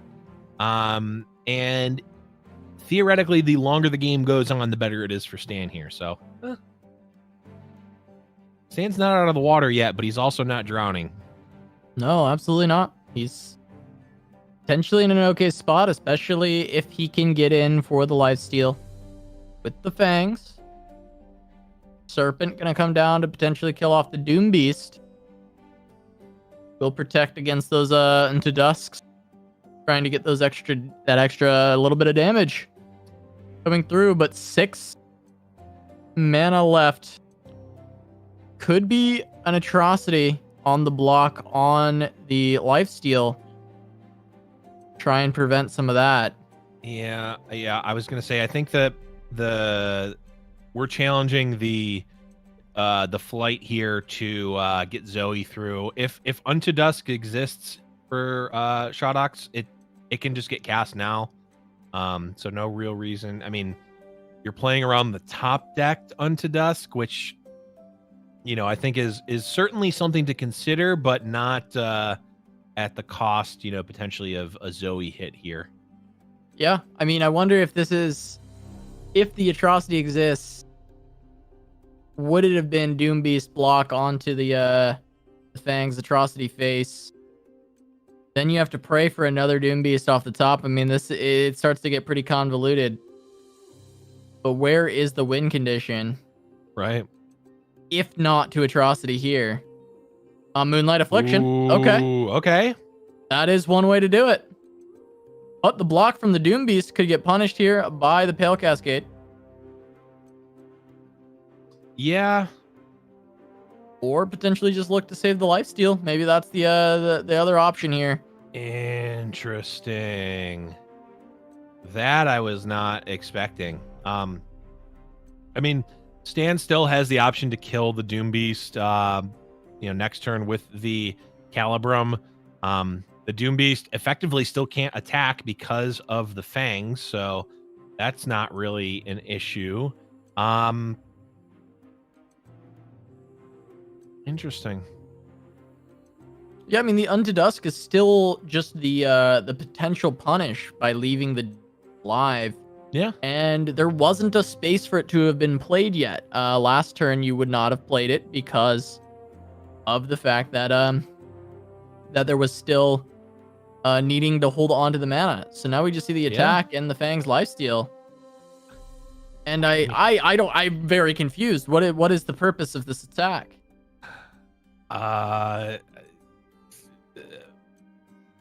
get it actually, I mean, it plays around the Calibrum, which is known information, right? So Shodox knows that there's a Calibrum in hand. Actually, maybe he does. I mean, there's 2 moon weapons in hand, so one of them was phased, the other was created. They've got to be, well, one of them might not be known. I think the Calibrum is known, though.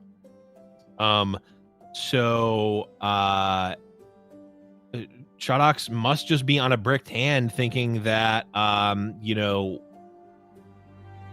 might as well get some value out of this Doom Beast and force Stan to block with the Fangs. Otherwise, We're gonna see Calibrum into the Fangs just hitting my face and gaining the life. So, oh, is it in certainly could another make hand sense. where it's just a bunch of temples?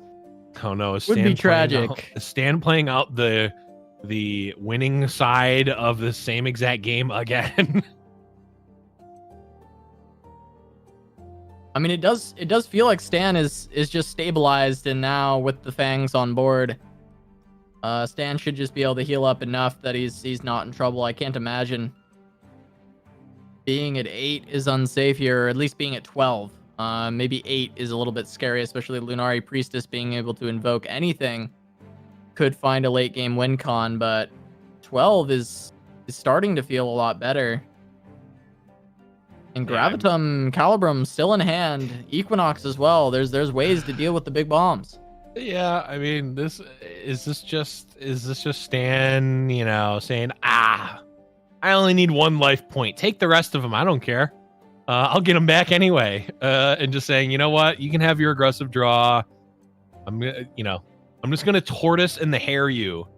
Slow and steady wins this race. I don't care. Go out, get off to as fast of a start as you want. Is Stan literally becoming a fable here in the sense that he's teaching life lessons through his play of Runeterra? Yeah, well, I don't know, Blev. I really don't know. It just it does feel that way though.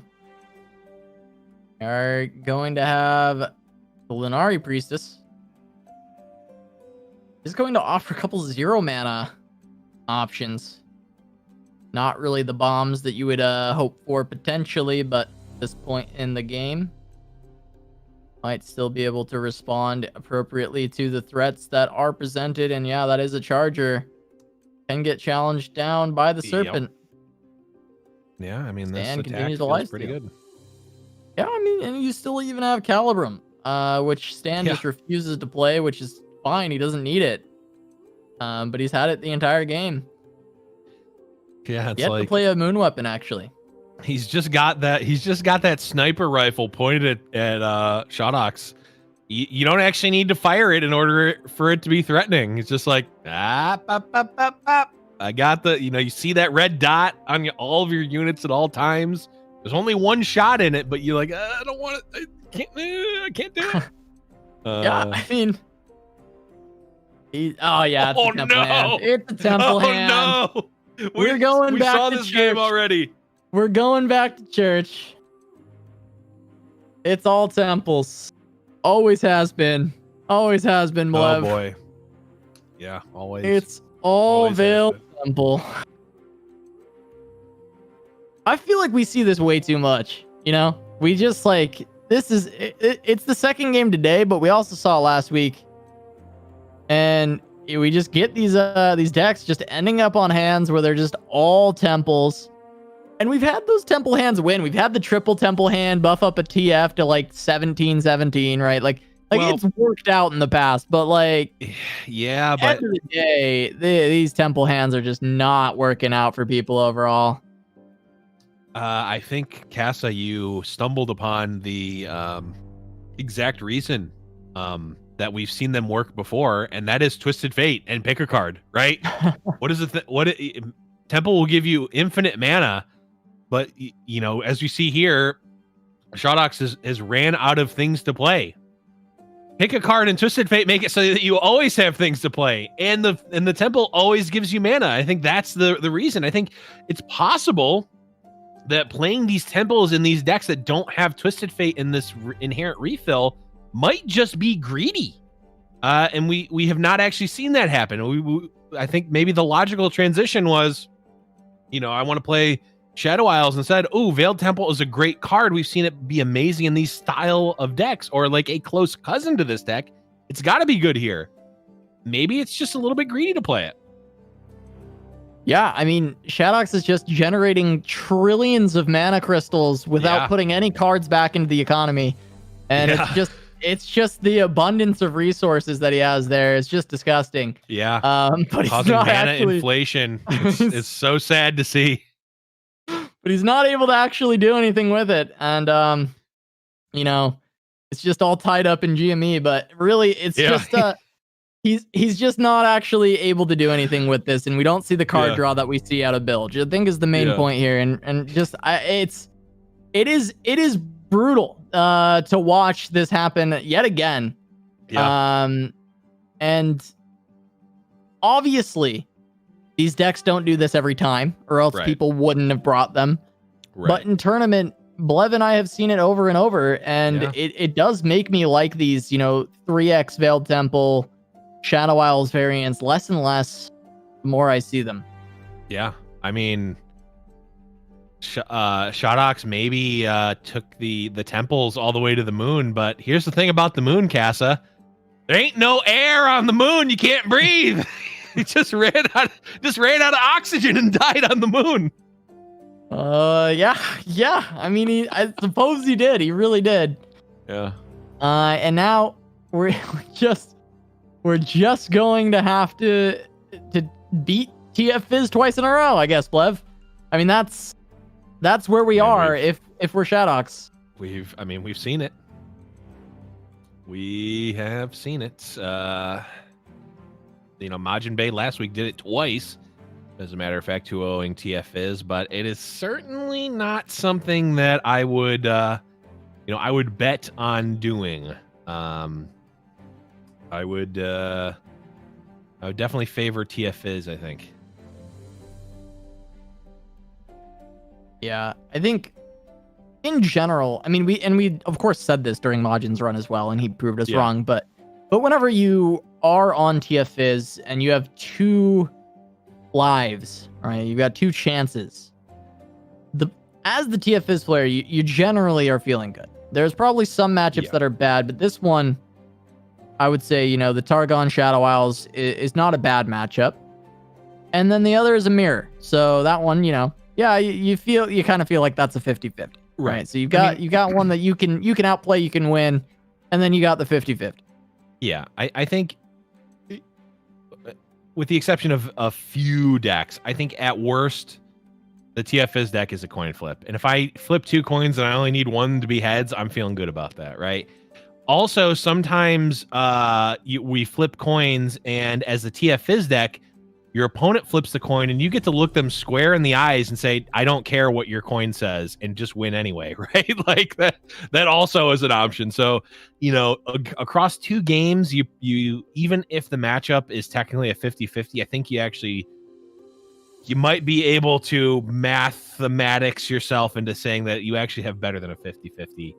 Or maybe I'm just making this up entirely. I don't know, but it feels like that at least. I mean, you're saying words and spitting facts. I peeked at the moon comment. All right, I'm done for the night. Okay. Look. Yeah, we're getting there. We're getting through this night. Getting through the slog of TF Fizz and Fiora Shen. But to be honest, it hasn't been a disappointing night as far as the gameplay is concerned. The players are really bringing it. It's a very high level of Runeterra gameplay that we're still getting. As much as I want to see Shurima, and I think it's okay for us to be disappointed to not be seeing Shurima. Yeah. At least we still get to have high level Runeterra every single week, and that is something that I am always stoked about. And I will never be disappointed in the people that come to Fight Night, and they are absolutely bringing high level Runeterra. So we'll see. I mean, this play is going to be disgusting from Stan. He's got the Burble and the iteratives available. Yeah, I mean, this is what you like to see. And on the side of Shodox, there's just not really good ways to deal with multiple Burbles. I mean, there is a Moonlight Affliction, but that is a Band-Aid on a wound from it's putting a Band-Aid on a jellyfish sting, which is not how you heal those. All right, well, this is going to be a big swing. Leveled Fizz. Yep. Burble. Another one. Burble. DJ. Burble. Oh, God. All right, so we are going to have a full suite of Burbles. What do you call 3 Burbles, Blev? A bumble of Burbles. Bumble or burbles? Yeah, we'll take it. I feel like we've had that one. We have to have had that come across before, and I feel like we had a better name before, but that's what I came up with in 3 seconds. So yeah, it is a Bumble or burbles. I do like that a bit better. I think we may have said something like school because they're fish, but that seems too lame for us. I feel like we probably said something else. But I like a bumble. I like a bumble. I like a bumble of burbles. A bumble of burbles. You got to say it like that, though, or else. Do I have to? I mean, chat, if he has to say it like that, put 1 in chat.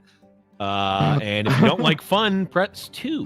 Anyway, Shadox might be might not be pressing 2, but he doesn't really have a shot here. It doesn't look like there's going to be much more time to have fun.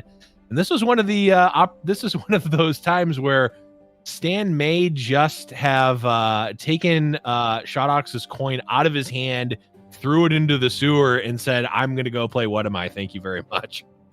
Yeah, it's like Shadox was like the kid at the wishing well. He's got his penny, and then Stan's the teenager that came and pushed the kid down and stole his penny.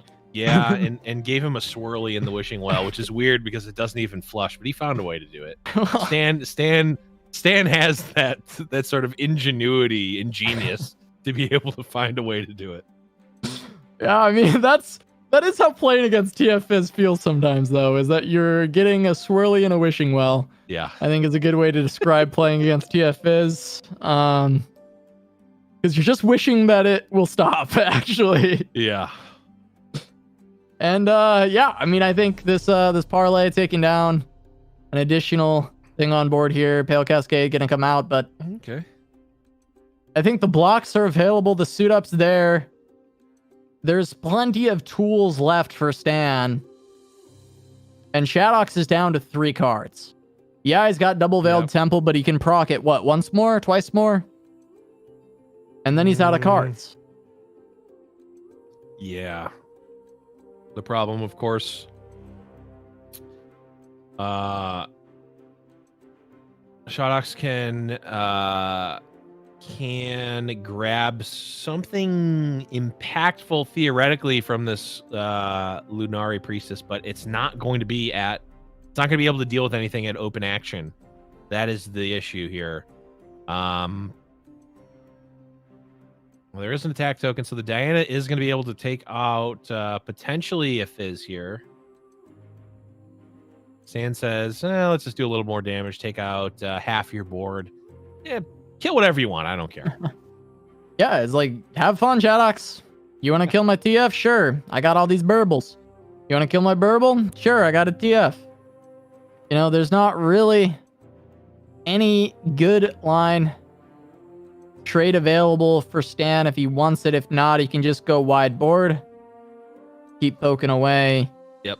But just the wealth of resources, it just doesn't feel like there is an opportunity on this few cards for Shadox to actually pull this back.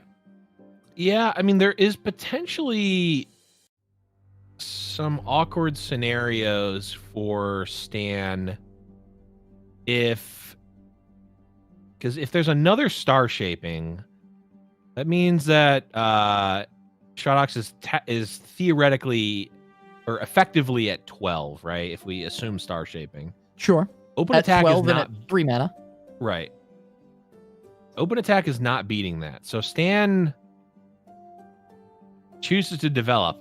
If there was a Cosmic Rays, for instance, that was picked up from the Lunari Priestess, then theoretically there could have been a pretty big punish for developing here.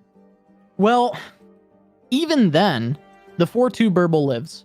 Right. And it's just like a Chum the Waters refill or a suit up to just dodge part of that as well. Oh, that's true. And then there's no mana left for the heal and the game ends as well. So yeah, it just is kind of the victory march for Stan to go take his rematch against What Am I in the losers final and then try to make it to yet another Fight Night Grand Finals. I mean, it's been a little bit since we've had Stan make it there, but I mean, he lives there.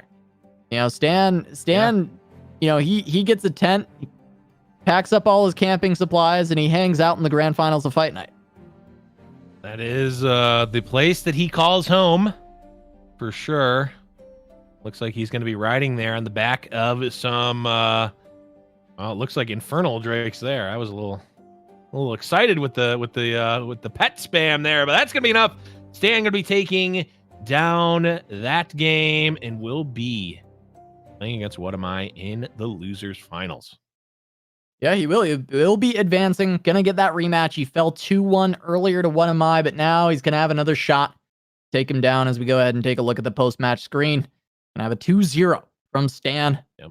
He does take the mirror match of Targon Shadow Isles for getting that win with TF Fizz, and just the deck doing what we've seen it do time and time again.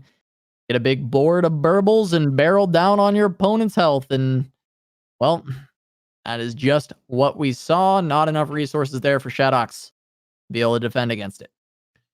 Yeah, big board of burbles will barrel down the body of everybody. There we go. Got it there. There you go. I don't know. I really Just did get as many the bees moon in there as comment. we can. Yeah, I think I went to the moon, and the oxygen deprivation has now affected me. Oh god! Our producer couldn't be yelling "break" louder and more frequently. So yeah, so I think he just won't stop. He's like, break. I mean, that's all, he just keeps going on about it, Blev. But if I keep talking, we can't go to break. We can but, just hold him hostage here. But anyways.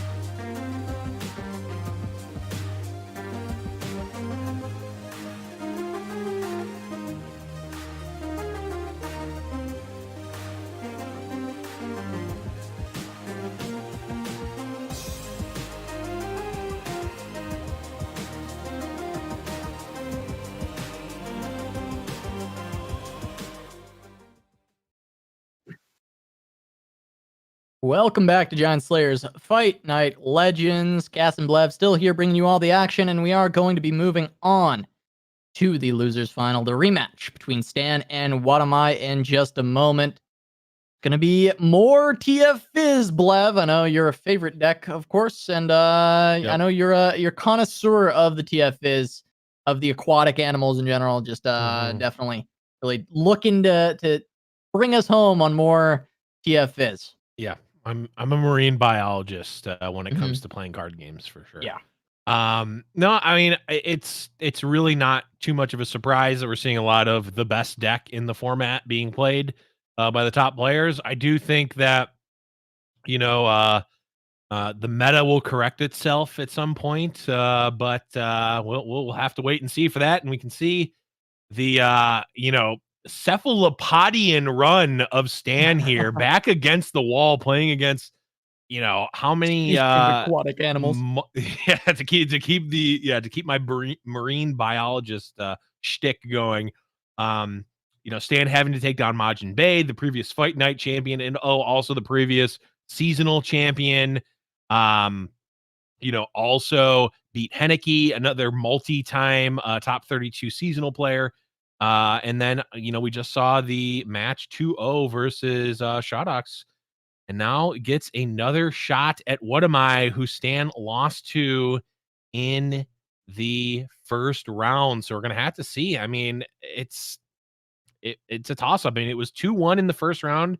That wasn't the match that we were able to see. I don't know if we caught the end of that or not. I don't remember, but it wasn't our feature match. So it's very possible that a 2-1 like that could very easily have been just, one of the games was an overrun, or maybe there's a little bit of a draw diff or something, but it could certainly be anyone's game going into this game. And we're going to start off with the mirror match.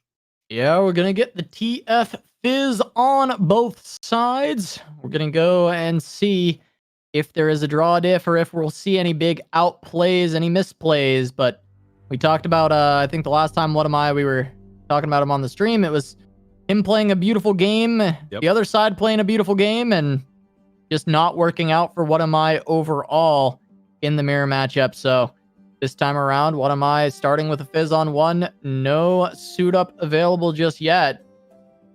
And Fizz from Stan as well. They're just going to be trying to set things up overall, as that is going to be a ballistic bot, though, available for What Am I.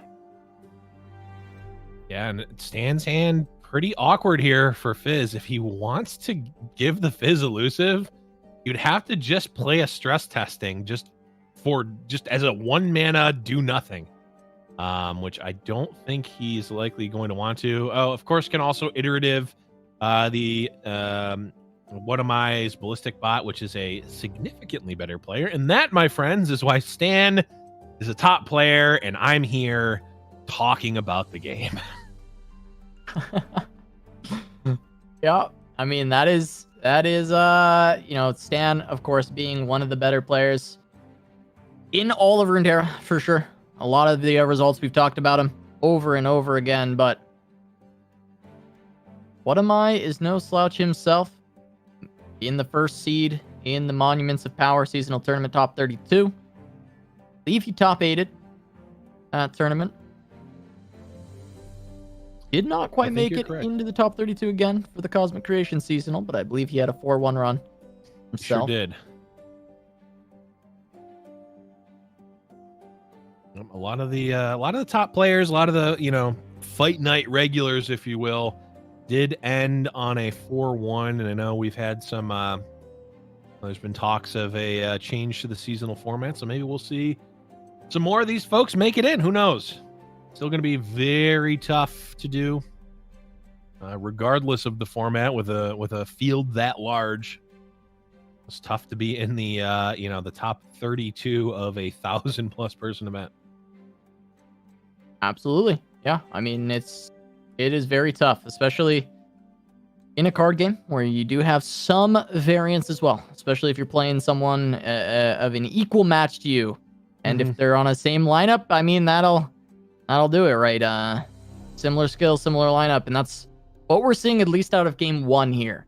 Between What Am I and Stan. These are two players with Similar pedigree, Stan probably a little bit more storied across the history of Runeterra than What Am I. But recency, they're on, I would say, pretty equal footing, pretty close. Even What Am I maybe having an edge in recency results. Sure. I mean, yeah, What Am I has been on an absolute tear. What Am I also part of the Mad Men, which you know, at this point, you know, their name sort of precedes themselves in the competitive community. A lot of players, if not directly part of the Mad Men, go to them as a team to help with tournament prep. Even Z Turtle earlier today on the EU side, who won, you know, got a last minute invite essentially because of a dropout or you know, someone not being able to play in EU, and you know, went to the Mad Men for some tournament prep, and it obviously paid off as he ended up taking down the EU side. Yeah, Mad Men, you know, featuring Mr. Bear, seasonal winner, alongside Petrify, kind of a storied CCG player. Yep. Used to play for Complexity in Artifact, and you know, made it to the seasonal as well, the top 32 of the Monuments of Power seasonal. I believe he did not get to play in Cosmic Creation, but we'll hopefully see him around for Empires of the Ascended. Yeah. That rolls around. Yeah, and you know, when we talked about this mirror match before, I kind of at least postulated that you know, potentially the mirror breaker are twofold: the ballistic bots and the twisted fate, right? And well, I mean, this is about as even as it gets in terms of those resources, right? We're on equal ballistic bot and equal twisted fate right now. I think, you know, card quality wise, What Am I is well, I was going to say a little bit ahead, but perhaps even significantly ahead, considering those iterative improvements and the burble fish. So I'm not too sure if there's a huge punish for just going super wide if you're What Am I. But also there's not really a need to go out of your way to do that this turn when you can present lethal next turn. You're not going to be able to do it this turn anyway. Yeah, I think that's the goal here for What Am I, is to just set up this burble, get these iteratives played down on top of it, and take this as wide as possible. From there, it will just be a bunch of 4-2 burbles available. You can get up to 4 out there. Try and look for the game ender. Yep. Stan potentially could put forth some chump blockers with these Poro cannons, but overall, Stan not looking to be in too good of a situation when we just look at hand state. Yep. Now, of course, you know, there's many different ways that both of these players could play it out. I mean, there's 2 rummages in What Am I's hand, so at the blink of an eye, What Am I's hand could change drastically. I don't imagine that that's going to happen this turn, but it certainly could. I'm wondering if there's maybe an aggressive get excited here. Though that, you know, that doesn't really present additional damage. Because it will just be pushing 2 instead of the 3 that the get excited could do if you just attacked. It does look like What Am I is going to go for that.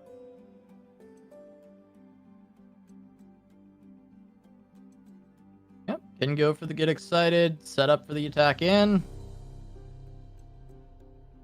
Could see if Stan does end up going for this Poro cannon onto the ignition.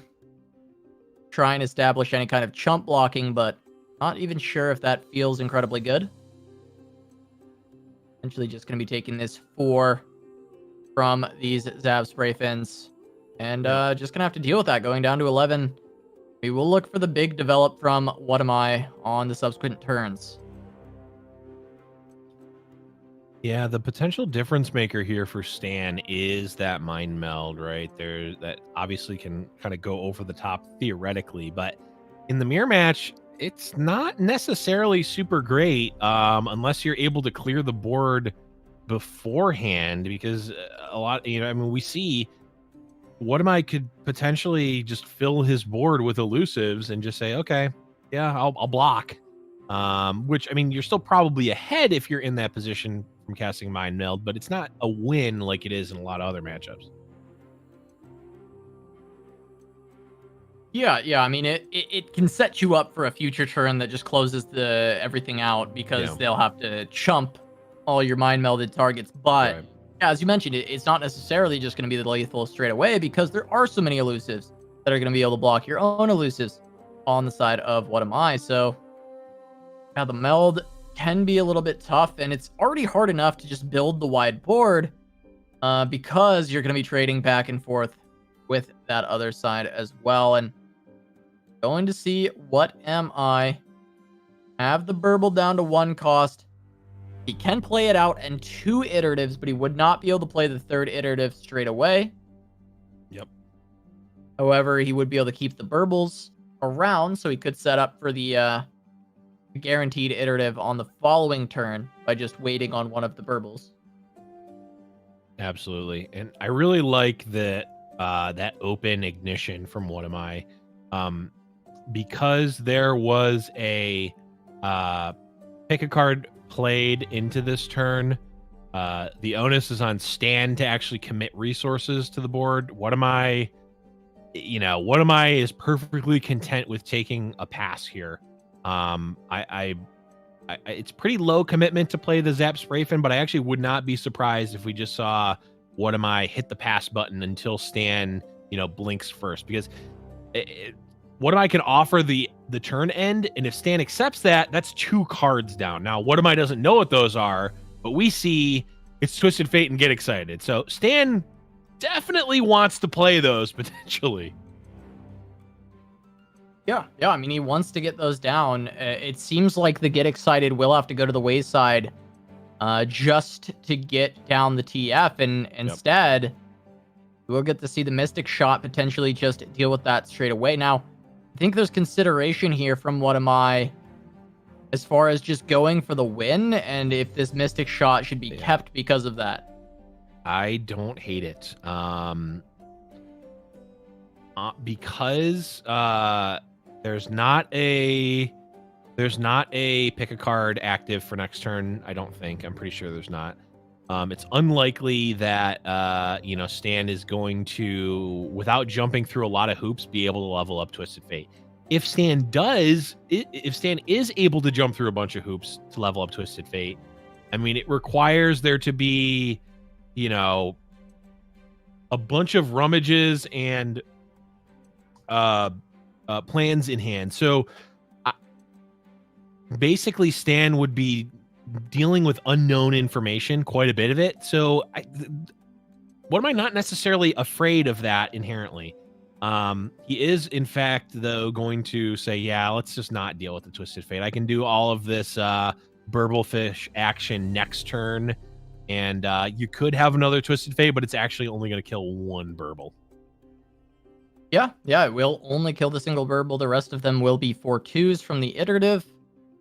We'll be able to survive that, be able to push that extra damage, and there's 2 elusive blockers. There's the additional Poros potentially to come down. But this will be a wide board of Burbles for What Am I?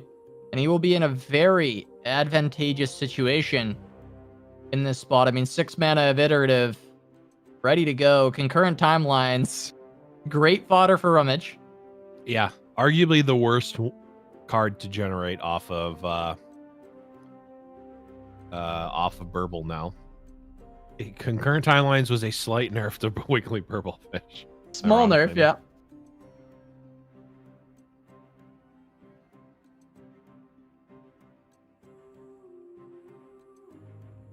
Okay, stress testing.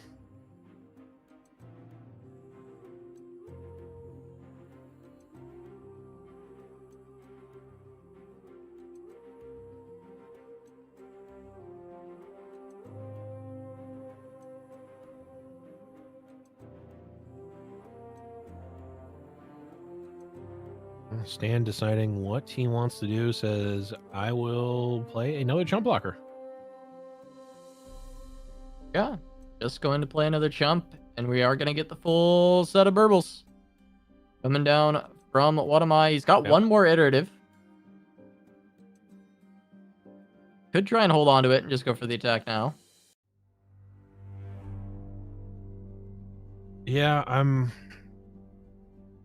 this is certainly, you know, it's not presenting lethal, right? So you don't need to overcommit and still not present lethal. The 3 mana, you know, obviously can just be banked for next turn, but it also leaves open potentially pick a card this turn. If you wanted to, you could double rummage. You still have a mystic shot, especially with big. Yeah, the Mystic is huge, especially with the pick a card being played by Stan. You certainly want the potential to answer you know, post combat Twisted Fate. Is again, you know, what am I in such a commanding position right now? Needs to be thinking about what the lose conditions are, and some miracle Twisted Fate leveling up and then, you know, getting online is certainly at least a potential route. Yeah, it feels like almost the only way to lose, right? Would be that that line Sure. where we see a level TF take a command of the game, right? And so I do like holding back just a little bit, protect yourself against that situation. And now that we see the burbles all getting cleared, we see the iterative come out instead because he knows it's now safe to Twisted Fate. Yep. Can go wide with the burble. He did generate, you know, like the rummage. He's got good targets for the rummage. Mm-hmm. Generated the rummage and the stress testing and the, you know, secondary card you don't care about.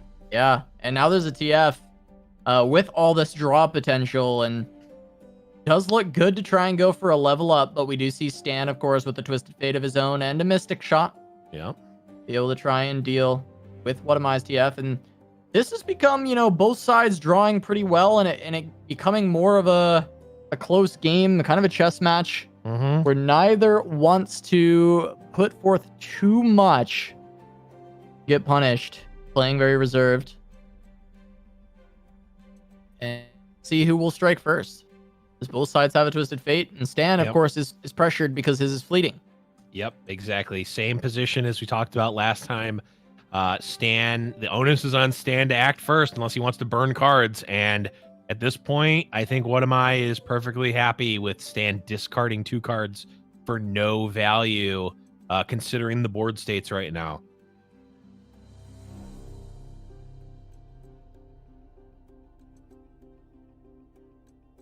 Stan deciding Twisted Fate going for a gold card just to kill a Zap Spray Fin. If you're What Am I, that's got to feel pretty good, right? Yeah. Yeah, you can't feel too bad about that. This is even safe because if there is a suit up, What Am I can follow up with a TF gold card of his own to finish off the Twisted Fate. So feeling pretty good about that. And now, I mean, if you're What Am I feel like part of me feels like you do end up committing this TF. And the problem is we know it would be met with the Mystic Shot, and it probably will. So I think What Am I is going to look for this level up, and it's not going to work out. He's going to get Mystic Shotted. No, I wonder. There still is a fleeting card from Stan, and Stan knows that there's a Burblefish in hand because it was from iterative. And What Am I knows that Stan knows. So I almost you want to see the bait? I want to see the burble come out first. What are the chances you're not going to play it this turn anyway? I mean, why are you saving it? Or perhaps What Am I just values the burble more than Twisted Fate. That is entirely possible and is potentially even just correct anyway. Not with this hand, though, right? I mean, you've got double rummage and a pick a card coming. Yeah, I mean, there's no way the burble's more valuable. I think I am with you. I would have liked to see the burble first. I would have liked to present an opportunity for Stan to overplay his hand and give you the opportunity to just get a free TF level up and really just end the game. Ooh. Fizz plus Playful Trickster. One of my favorite cards, Playful Trickster. We saw arguably the most 5-head play of all time on Fight Night via Playful Trickster. Are we going to see another one here, Casa? Yeah, we have an need to see opportunity. one. I don't know. I don't know if we're going to even need to see it is the problem. Yeah, double burble for Stan is going to protect against some of the attacks here. Oh, there's 2 burbles. Sure. Yeah. And so we might see some shenanigans out of Fizz's Playful Trickster. Poro Cannon going to set up for a wide board once again. We got the suit up as well. Yep. Very complex turn here. So many options for what am I? Another burble fish. Okay.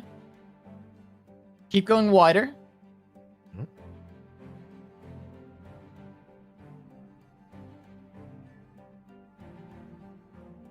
What am I making sure not to overdraw? That is a consideration when playing with stress testing, hilariously enough. All right, there's well, 6 of 8 in hand. About to say. Couldn't have said it better myself. There is 6 of 8. Yeah, not gonna need the Playful Trickster, Sag. Sad, sad, sad. It's just gonna end the old-fashioned way. What am I just gonna go 6 to Dome? Doesn't need to cast Playful Trickster. Okay, fine. Yeah, I mean, it's done. Fine. It's done. We see Stan's hand. I mean, this is 6 to the Dome. From What Am I, he's got it. He knows once that 2 connects, 13 is too high for Stan to do anything. He can just drag these get exciteds over the face, and he's got it. Yep. There it is. Just hoping that this doesn't happen, but What Am I knows the deck list, knows there's no life gain. You're not doing 13 damage on 7 mana, and that's going to be game 1. Going to What Am I? Yeah, I mean, What Am I is going to try and repeat that victory over Stan from earlier on. Now he's got the Fiora Shen. Going to be going up against TF Fizz and the Ophelia Zoe. And I think that these are both very winnable matchups for the Fiora Shen. These both feel like What Am I is kind of in the driver's seat of this series once again, like we saw earlier. And maybe What Am I will be able to take it down and get his chance at a rematch against Garrett's in the final. Yep. And yeah, I mean, he had a full mirror matchup against Garrett's earlier, and it does seem like there's a reason 5 people brought this lineup. It does seem like it might just be the best right now.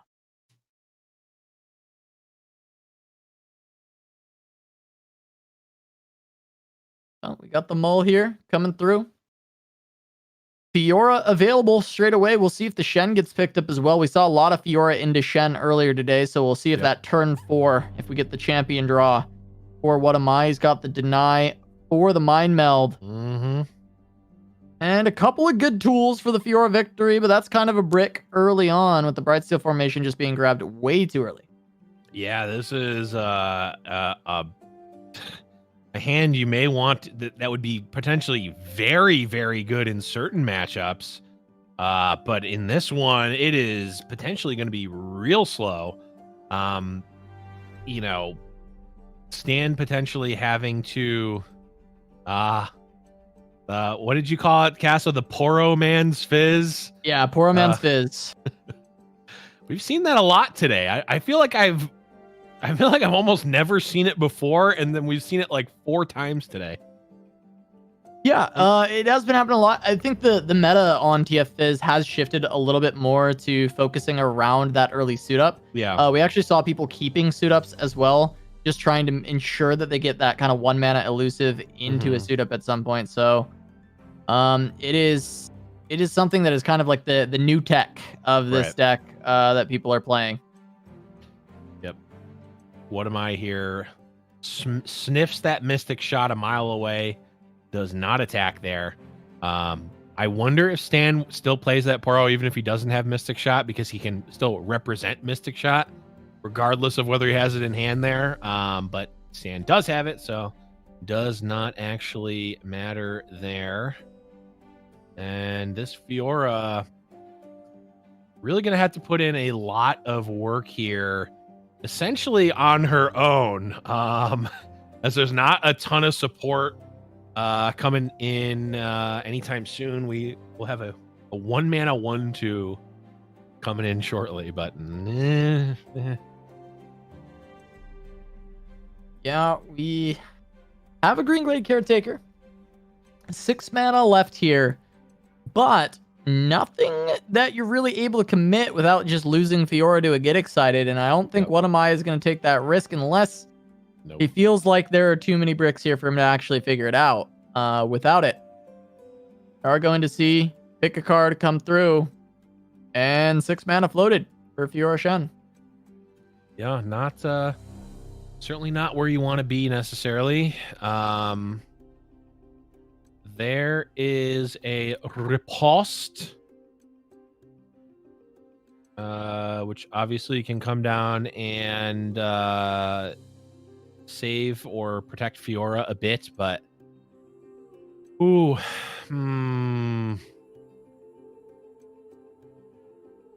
really, really clunky hand from What Am I, though.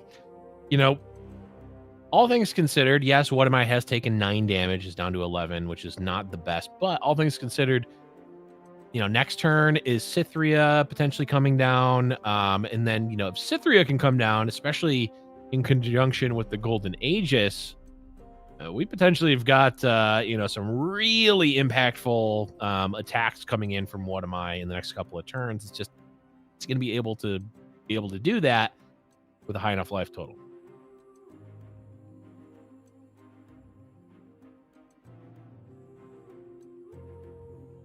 Now, the pass from What Am I, because of the fact that there was pick a card, whenever your opponent has a bunch of fleeting cards, you can generally sneak away with a free pass, because they don't want to throw them all away. Yep.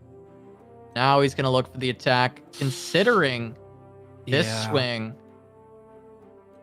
does have mana for Riposte plus Deny, which might be good enough, but we know it's not, looking at the 5 mana and the hand of Stan. Yeah, Riposte plus Deny is interesting.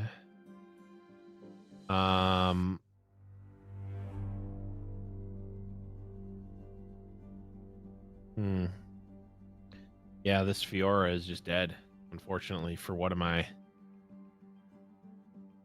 Yep, potentially he can look for a win with the rallies and Cythria later. But kick things off, you do have the opportunity for Stan to just go for the Get Excited. Yep. We'll be able to trade away, get this Fiora down.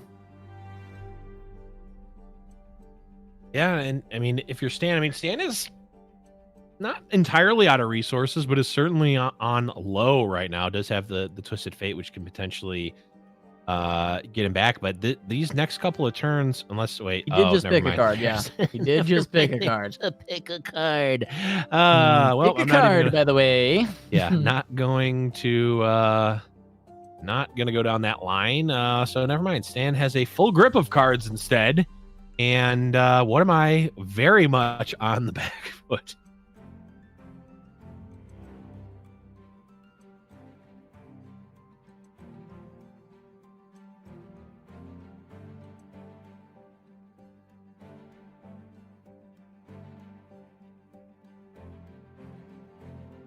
Okay, Mystic Shot opening up here for Stan. Feels rough.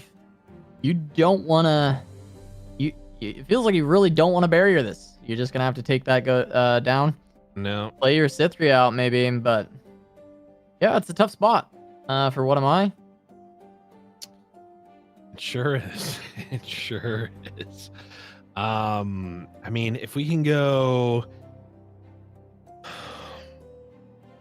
What if we draw Cythria next turn? Or sorry, if we draw Fiora next turn, we attack, we eat something, we maybe do a little bit of chip damage with the Cythria, we Golden Aegis, we kill another thing, get more chip damage in, and then... No, as of right now, there's not a ton of follow-up from Stan, if that happens. But there is definitely some follow-up. What am I... I mean, this certainly reads a get excited, or as we know, the gotcha, but I don't know if What Am I can afford not to take this block. Yeah, I mean, what does it look like if you don't? You're down to 7. You don't have enough pressure on board to actually be threatening. Mm-hmm.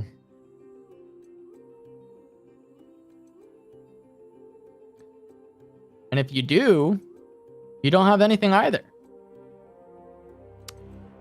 Yep.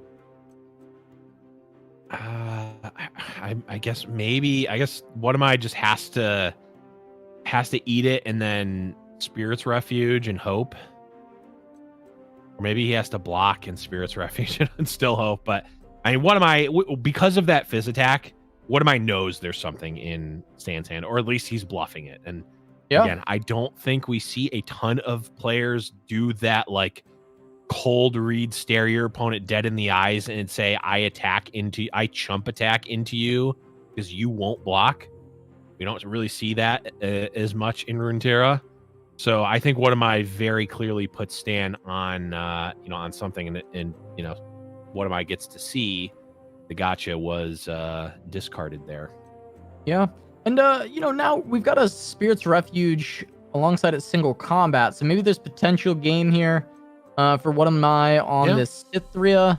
But now Stan has stolen away Cythria with Iterative and is going to be able to set up their own kind of big board attacks. There's also just Gold Card to shut down Cythria. Yep. And it's tough. It is a tough spot to be What Am I, and I imagine Stan is feeling really good with this hand of cards having Twisted Fate, multiple Twisted Fates even. Yeah. And also the second Twisted Fate can just be Twisted Fate's pick a card. So if What Am I thought that the nightmare was over, it's not.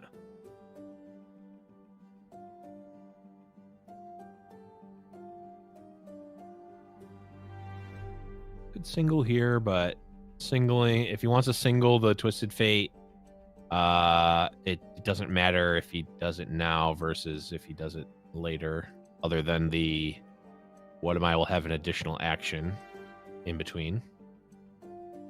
Yeah. Single combat now from What Am I means that single combat alongside a Spirit's Refuge will not be available later. Right. Stan now has the option, does he want Twisted Fate or does he want to draw 3 on the next turn? And I think there's an argument that drawing 3 is a little bit better here, but we do see Stan trying to keep the Twisted Fate around. Go for the versatility of Gold Card again, or a blue card potentially. Yeah, the versatility is exactly correct for Twisted Fate. I mean, it's just, it can do so much in this matchup specifically. Sometimes you absolutely just need the Gold Card, right? You can't, you don't necessarily get the Twisted Fate win condition, but here, either seem good enough. So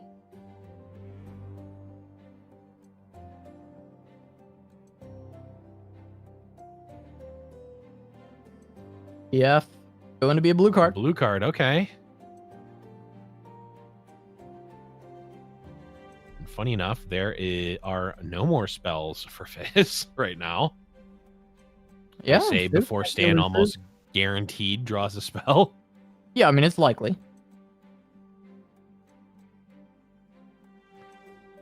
We do have Spirit's Refuge plus Concerted Strike mana, which is certainly a boon for What Am I?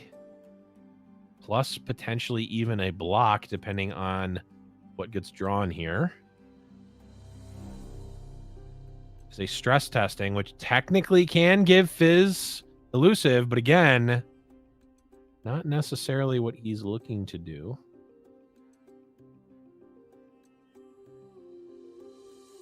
It would threaten to deal 6, and then you could play Ballistic Bot and try and finish, but that is just inting to Sharp Sight and also kind of to single combat or concerted. Yep. Ooh. Okay. I don't hate it. do almost think I want the Golden Aegis. Does what am I have the soul read to just concerted strike the Fizz here? He does No. not. Says, I will go to 1, good sir. He does not. He also does have deny, though. True. So he could stop anything that goes towards his dome.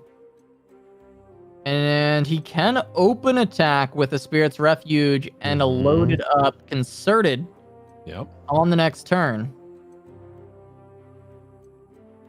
Try and heal, and maybe one of my has made it out of the woods with that potential play. Possibly. Because he could heal 12. Right? That's true.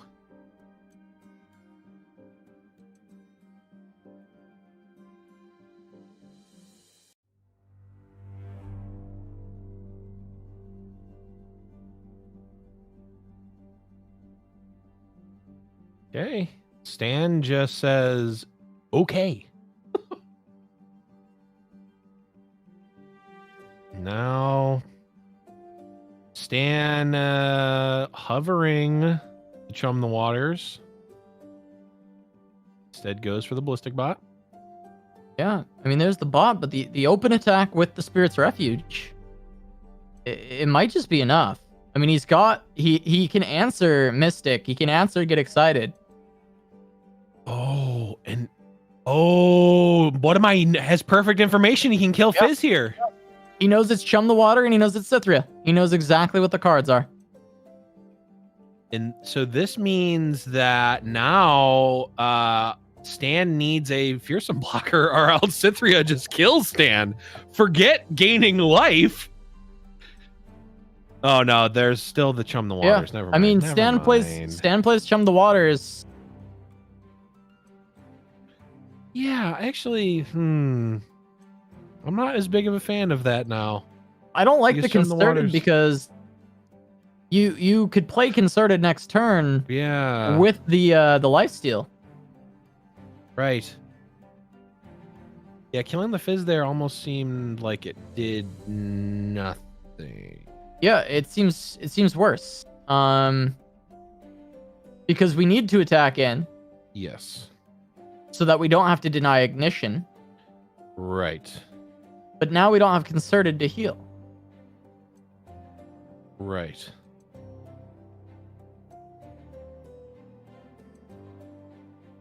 No, he's just waiting for the block because he doesn't need to play the Refuge straight away.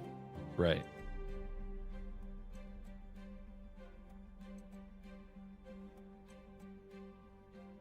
Blocks as we would assume.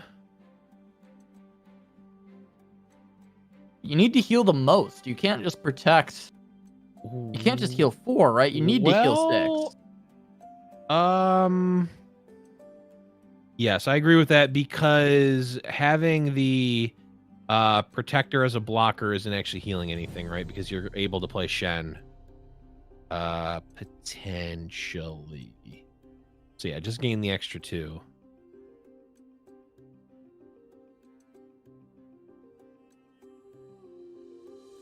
Okay, go up to 7.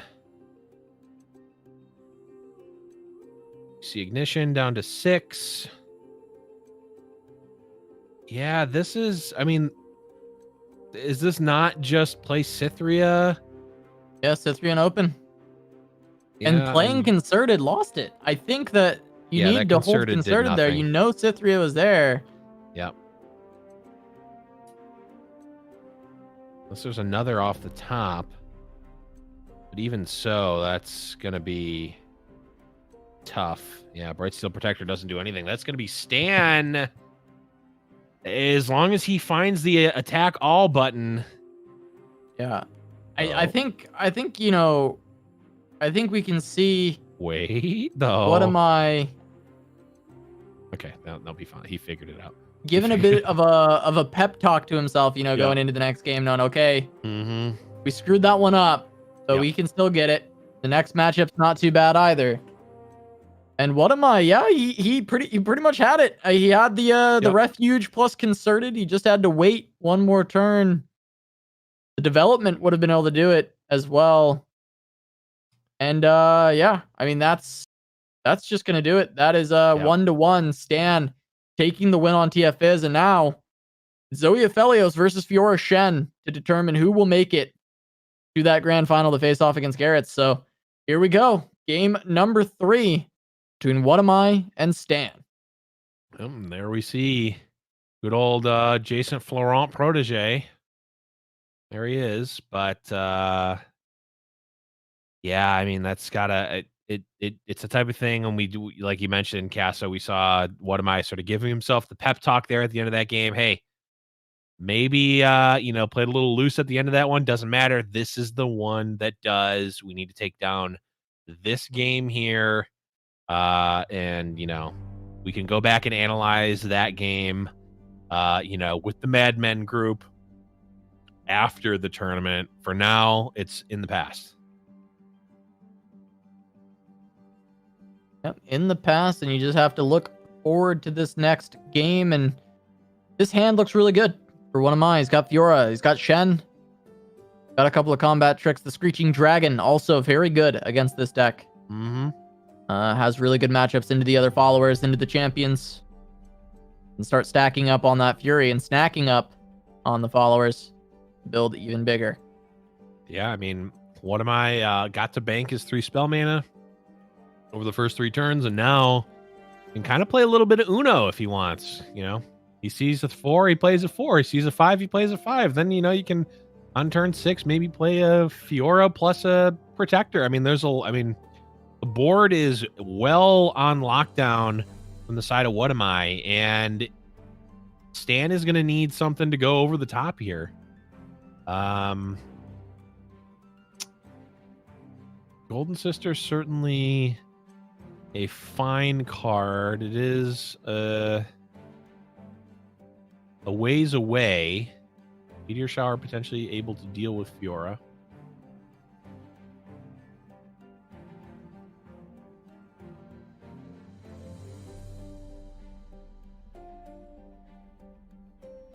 Yep, it is an answer, but barriers will be able to answer it quite well themselves. Combination with a Hush, though, potentially down the line, could be a good way to take care of a Fiora, prevent that win con from coming through. But I think the Screeching Dragon is going to be another great threat for What Am I. I think with the hand so far, it does not have to just be a Fiora only win con, and a deny pickup is also going to just help the Fiora's cause. Absolutely. The Fiora here is a differently statted Laurent protege for What Am I here. Doesn't need to go for the win con. The win con can be a secondary thing, and if What Am I is able to threaten the win con, I think that's okay, but is not, revolving the game plan around it necessarily. And here we are. Fiora coming down on 5. 5 mana left to defend against whatever answers Stan wants to put forth straight away. There is the ability to play that Meteor Shower, but of course, that could be responded to quite easily. And there is not the Hush to back it up just yet. Only 6 mana for Stan. Just gonna have to defend against this best he can. It might just be, 1 stack for Fiora and then look to play against it going forward. Sky Shadows gonna be the play. Yeah, this is good for Stan because now, you're still at that same point where you're basically trading, a Hush for a barrier. But I think you're pretty much always going to be at that position, right? With this deck, that's about as good as you can ask for. Either a barrier or a sharp sight or what have you. Looks like What Am I is debating if the life gain or the additional attack is going to be more relevant later. Looks like he's decided on the attack being more relevant. Yeah. And The thing is Fiora can just be killed off here. It could either be an additional hush, or it can actually just be that meteor shower coming down after the fact. There is the mana regen from the Veiled Temple. Does set this up, and Stan will be able to take down Fiora if he does so choose.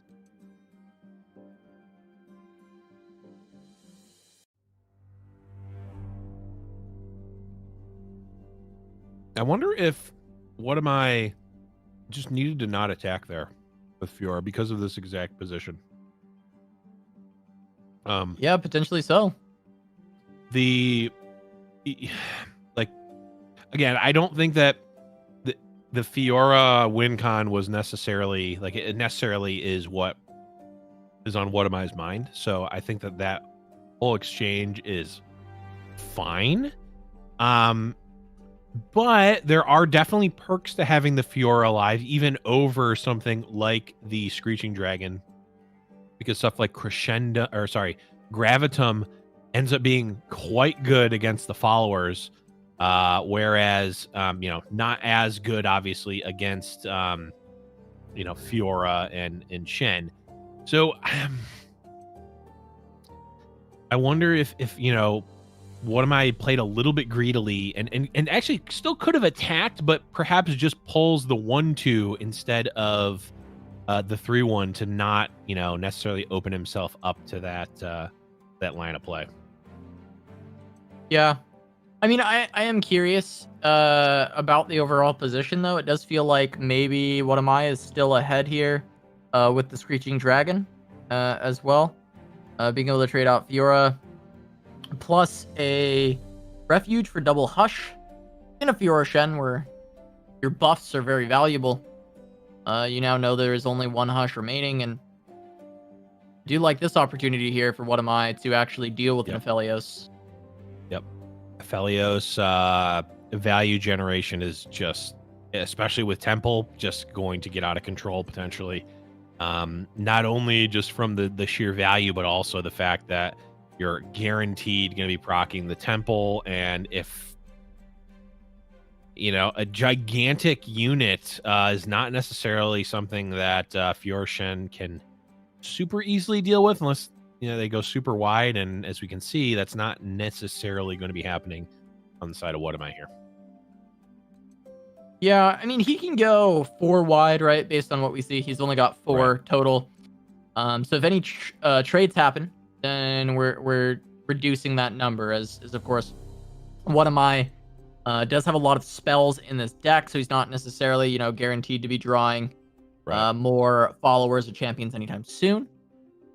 But he's going to be able to get the Screeching Dragon down, which I think is pretty huge. Can start to get very, very aggressive. Equinox may be a pick that does help stand against that, but if it does get used on the dragon, then it is followed up by a Cythria. We do see Equinox is the pick.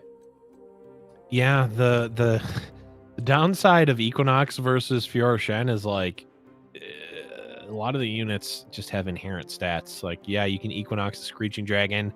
It's still a chill one Yeti. A Bull Elnuck. I guess it technically is a chill one Yeti. That's a Hearthstone card. It's still a Bull Elnuck that's getting played, and guess What Am I paid 1 extra mana for it, but at this juncture, basically the same. It's likely still going to get blocked by the Spacey Sketcher. It's just not going to get the Fury proc. Yeah. We'll see the block on Shen plus the Black Spear here. Oh, okay, that makes sense. Yep. And that's a pretty good win for Stan. He also has Star Shaping. So we'll see if he can find a bomb big enough to try and turn this game around. And yeah, there's the Great Beyond. Yep. Not quite to a turn where it can be played, though. So maybe that leads towards the Destroyer pick instead. But I think What Am I can deal with the Destroyer. Fine. Yeah. Destroyer's not super... not necessarily super threatening. I don't know. I was gonna say I don't know if it's gonna be able to erase the board that What Am I is about to put forth, but with an additional 5 life gain, it just might be able to. Yeah, Star Shaping could turn it around, but Destroyer coming in, riposte on the Screeching Dragon will be an answer. That's true. Stan can't really attack here. Yeah, and he opts not to. And if not, this is Cytherea plus riposte available potentially as a way to deal with this as well. And I just think that this is a very advantageous scenario. Now, of course, Stan has third Hush. If I'm What Am I never play around this third Hush. So we do have an opportunity here where What Am I may, take an unfavorable trade where he does get hushed here. But he's seen 2. Not a whole lot of cards have been drawn.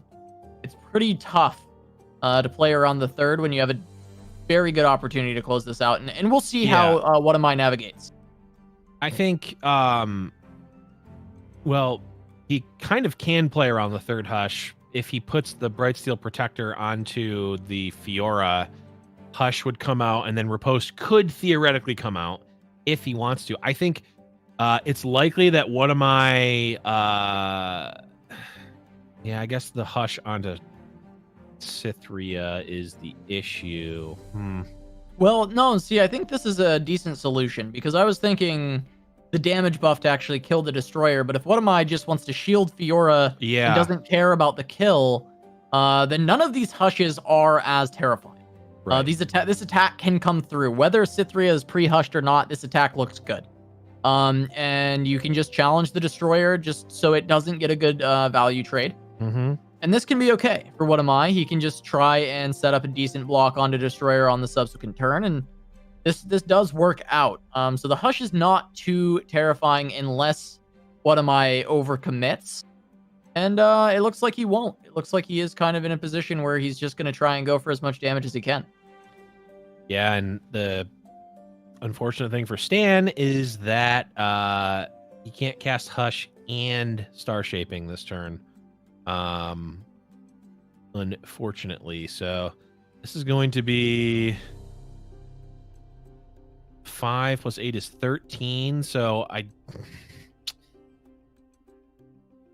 don't actually know that you need to try to save the Cytherea here.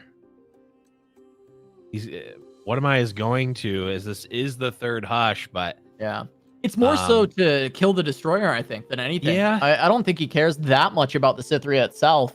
I mean, of course, yes, he wants to save the Cytherea here, but I think more so he wants to kill the Destroyer, and getting the Hush out is rough, as the Destroyer is going to get buffed up a little bit more. It's going to be at 10. And that the Temple is going to make it so Star Shaping gets to be cast. And now we're looking at what big beastie is Stan going to pull from the stars. He looks out into the kaleidoscope void and see what he finds. I don't even know if it matters. The Great Beyond. Or the Scourge, or, it's fine. Just take whatever you want. Yeah, this is... Concerted.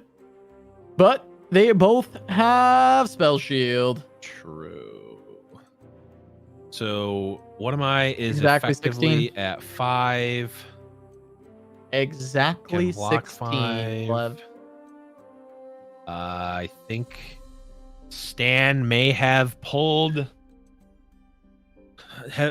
done what Cephalopod was unfortunately unable to do at Fight Night 1, which is make a storied comeback from the losers' side, fighting through some of the best players in Legends of Runeterra, and will be back into the grand finals. Gonna be playing up against Garrett into the grands. Going to be playing against the same lineup that he just beat in the losers final. He will be playing it in the grand final against Garrett's. What Am I, though? What a heartbreaking end. Yeah. Where just the exact cards that Stan needed were there for him to turn it around at the very end of the game. And Stan, well played.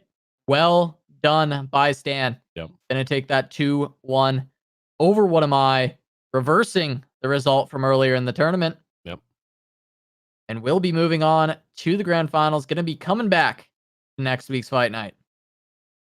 Yeah, certainly. Well played by both players. I mean, we talked about this before when we saw What Am I playing, and it really was a beautiful game played by both players.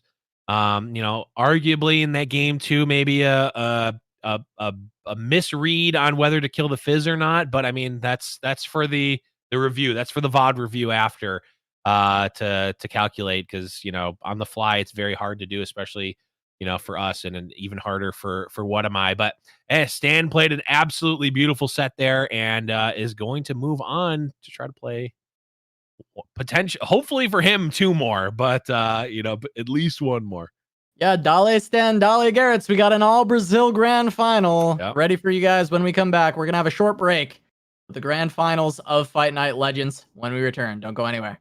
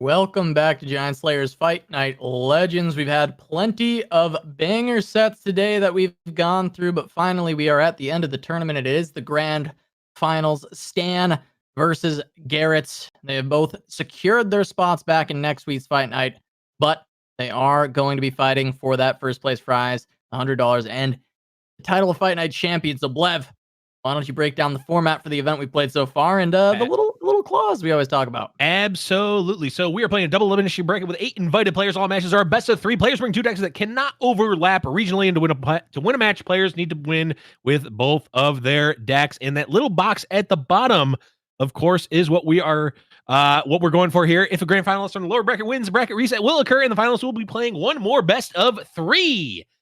And of course, they're playing for their share of the $200 prize pool. First being $100, second being $50, so the $50 prize match. There you go, Casa. I went as fast as I could. When production says speed through the format, this is what we get. So, but yeah, taking a look at the bracket real quick.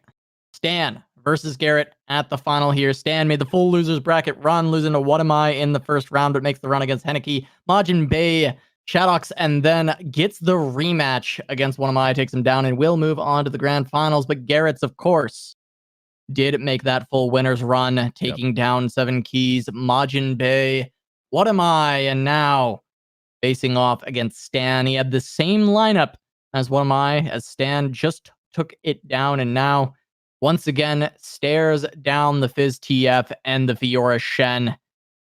Try and take another Fight Night win. Stan, of course, a previous Fight Night champion, but also perennial Fight Night runner-up. Yeah. As he has been living in Fight Night Grand Finals for some time. Yeah, he hasn't been there for a minute. He was on vacation, but now he's back to business, and Stan is, of course, going straight back to the top. Yeah, when Stan joins a Fight Night, you can pretty much carve out a spot for him for at least 2 to 3 more. That's pretty much a guarantee at this point. And he certainly has taken and secured a spot for the next one at the very least. But that's for next week. This week, we still have this match to go. Stan does, of course, need to win 2 best of 3s in a row in order to do that. If Garrett wins wins a best of 3 at any point, it's done. Garrett's is the champion. Stan, of course, coming from the loser side, but this is what we've waited for, Casa. This is the ultimate, the grand finals. But I mean, Stan did just beat this essentially same exact lineup piloted by What Am I? Yeah, he did, but he also lost to it earlier, to be fair. True. And this last series against What Am I really could have gone either way at any moment, which it was incredibly close. I don't know if I'm Stan, if I feel super great against playing against this lineup. However, you have shown that you can beat it. Yeah. And Stan just has to try and do it 2 more times in order to take down Garrett's in this grand final. Of course, Garrett's, trying to take his first Fight Night win. Part of me feels like he's been on before, but I could be wrong. I feel like he's been on once. But maybe Croc will correct me at some point here. I'll give you. I know he has not been in a final. And so this may be his first final, and potentially could be his first win here if he's able to take down Stan. Yeah, and I mean, you want to get your first win, then we're not making it easy for you. We're serving you up one of the best players in the game here of Stan. And I mean, would you really want it any other way? Yes, I want it as easy as possible. I want to take the When we get a new player, because Croc just confirmed, because I was not sure if it'd been 1 or 0. Yeah. Garrett's first time on Fight Night, makes it to the grand final. You earn that win. It's Stan. It's Winding God. I know he quit, but it's Stan. It's Winding God. It's Funny You. It's Marcus. You gotta get a ringer in there that you take down on your first, right? Stan is the final boss for Garrett's. Yeah. Stan will be that final boss. And what a final boss he is. Yeah. Stan is pretty much the ultimate final boss we found in Fight Night. He's almost always in the finals, whether from the winner's side or the loser side. Certainly one of the strongest players. If you had to pick Casa, who would you pick to be your final boss in a fight night or any tournament? My final boss. Well, I'm old. I played a long time ago, back in the days of yore, where Winding God was the goat. Yeah. And I mean, that's my final boss. That's who I would have wanted to beat in a tournament. That's who I would have wanted to play against. So yeah, Winding God would have been my final boss back then. Nice. Yeah, Winding God, a legend of all time. I mean, here's the thing: someone puts the game down a little bit. It's only takes one thing to get you back in. So, we shall see if they'll come back.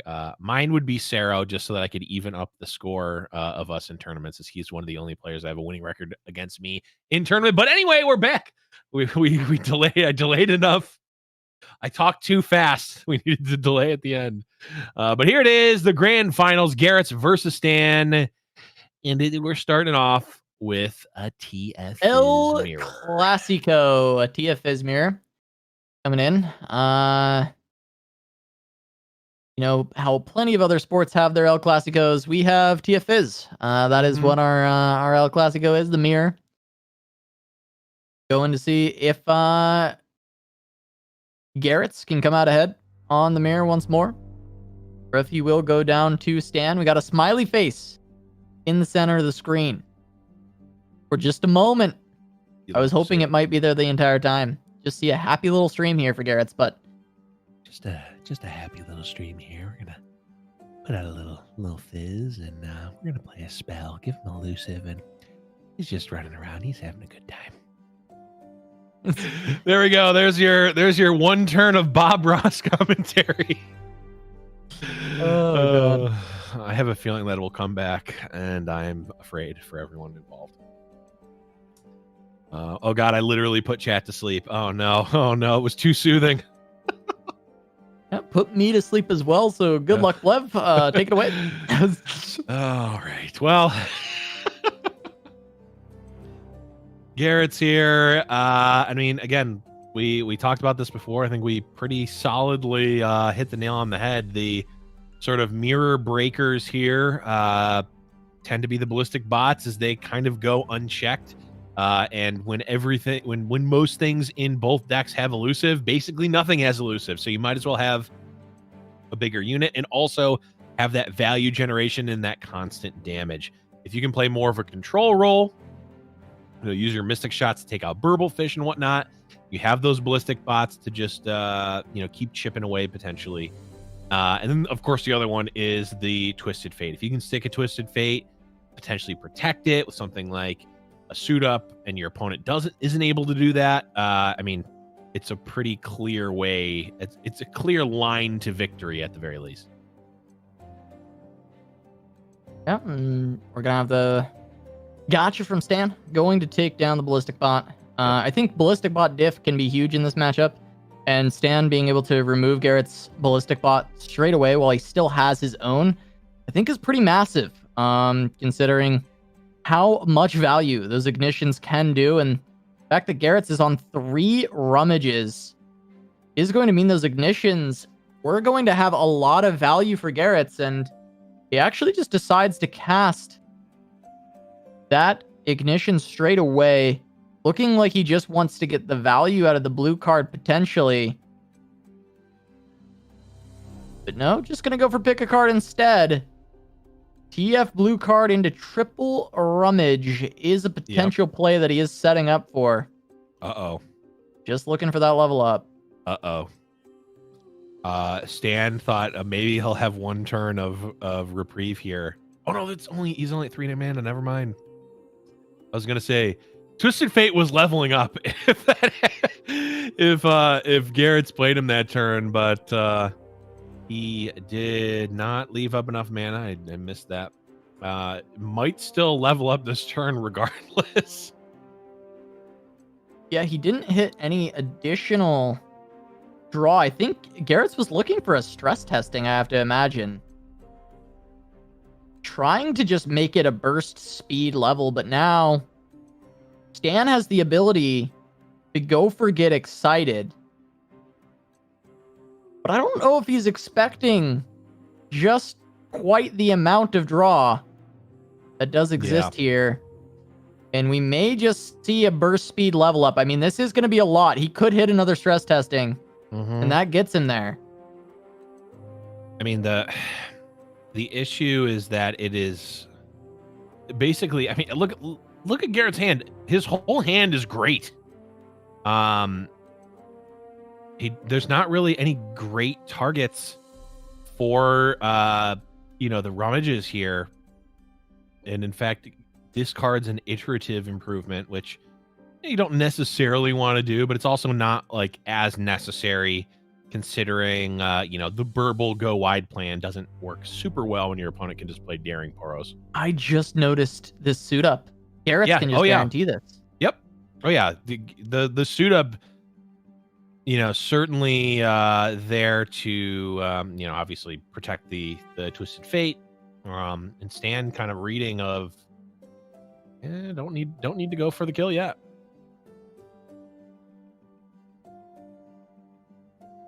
Yeah, we can rummage away the Poros. It'll make the burble free as well, so we can play the burble. Might give more discard fodder for rummages. Yeah, it's a jettison. I was wondering why the suit up came up, but it does make sense with the. Well, it kind of makes sense with the burble. Though I think if you're going to draw, just draw first. You don't need to just draw first and then play the suit up. I don't think that there's much reason to do it in the order he did, but it also didn't matter here. Another suit up picked up. He's going to throw it away, get excited away, and there we go. Twisted Fate is leveled up.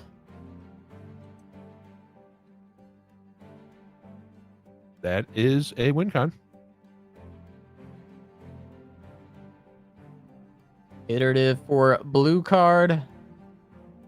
Setting up for burble. Can definitely cycle through. Go through all the motions. And the TF is 5/5, so it does take quite the commitment from Stan to get rid of it. So we are going to see Get Excited Mystic come down. You can see a pick a card, maybe find your other TF. Yeah. How about I get 4 looks at another TF next turn? Oh, also your Fizz is dead. Yep.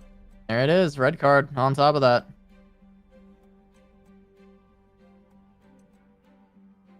Suit up. Can protect. Okay. At the very least. Sure.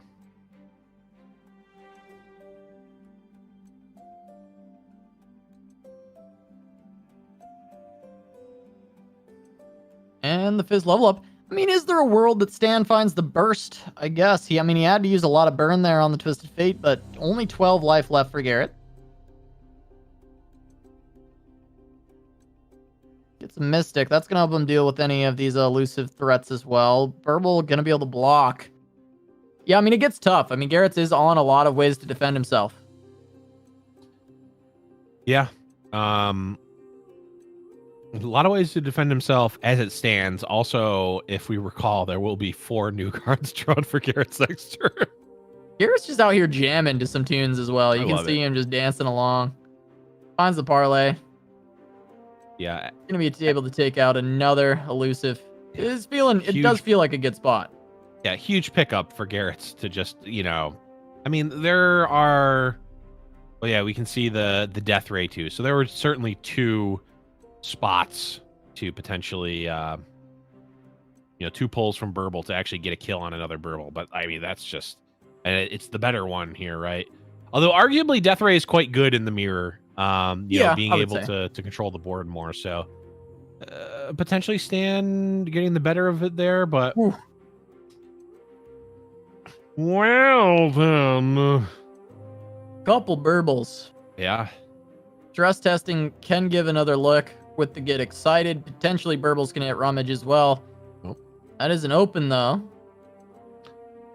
Yeah, a couple of burbles looking to fill out the whole bumble.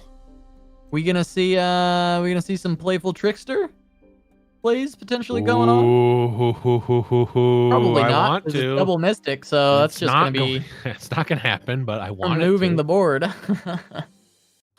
I wish Playful Trickster like it also like Fizz put a ability. Fizz shield. Yes. Yeah. Yes. It removed it from combat and Fizz shielded it. I want to see it. It does feel like flavor-wise, it should do the Fizz ability. You know? I mean, it's probably broken if it does that. Well, sure, but Fizz, his ability is him casting the League of Legends ability, Playful Trickster. That's what he's doing. He's jumping on the pole and becoming untargetable. Yeah. So why doesn't Playful Trickster? Wait, we are seeing a Playful Trickster. Same, you know?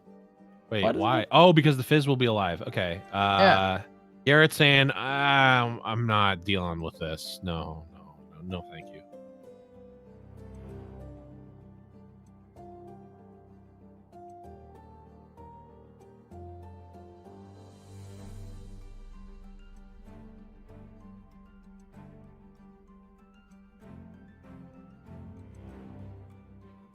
Oh, we just get the double burble from Garrett's. Yeah. Refill the board. If he hits Rummage, I mean, this game looking a bit spooky. Yeah. Doesn't hit a Rummage, though. The stress testing are in a little bit of trouble, but Zonite Urchin is huge. Well, yeah. Unless Bot and Fizz. Okay, not terrible.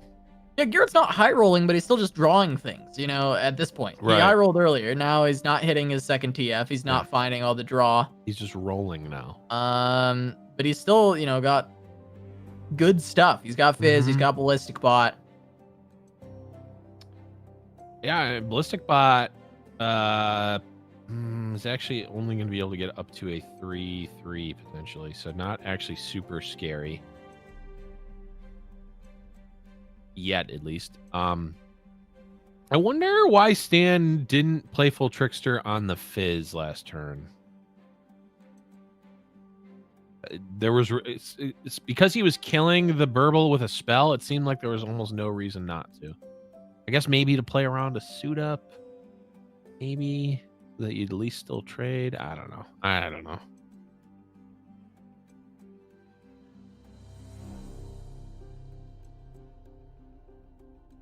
Are just going to see the pass, though. Garrett's was thinking about the Death Ray, but I think he's considering really wanting to draw Twisted Fate. Yeah, that's true. That is very true. Twisted Fate, or pick a card, or... Actually, there are no more rummages, so... Pick a card played by Stan. That empties the hand. That means that Garrett's can go for a kill on the Fizz. He can play his own Fizz. He can Death Ray Shakedown. Yeah. Very true. Got a Death Ray the... Wait. No, I think you just take control of this board, right? You take out the Fizz. Probably. But also, what if you did something else? I don't know. Yeah, you can do that. I mean, you know he's drawing 3, but you can...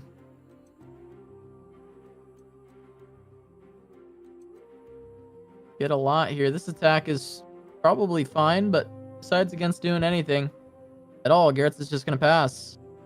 That was not the attack I was expecting. I feel like if you're Garrett's, given that you are on air, you have a arguably better board, but your opponent is drawing 4 cards next turn. You're drawing 1. I feel like you have to do something there to try to push what little advantage, if any, that you have, because your opponent is going to be up so many cards next turn that you are... If you stay at parity, you're just going to get buried. But Garrett's decides against that, and now is living the reality of their decision here. Zap looking to draw something. It's another Death Ray. They feel unplayable. I mean, you gotta look for TF. Yeah, they certainly don't feel great.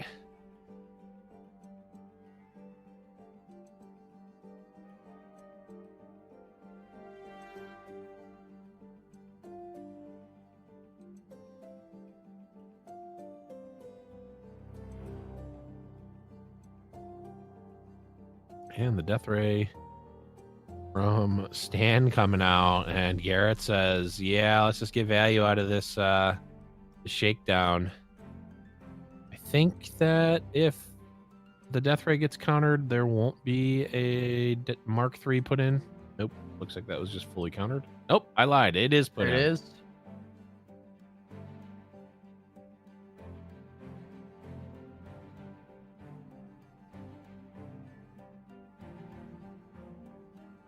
Dan gets to chain the picket cards.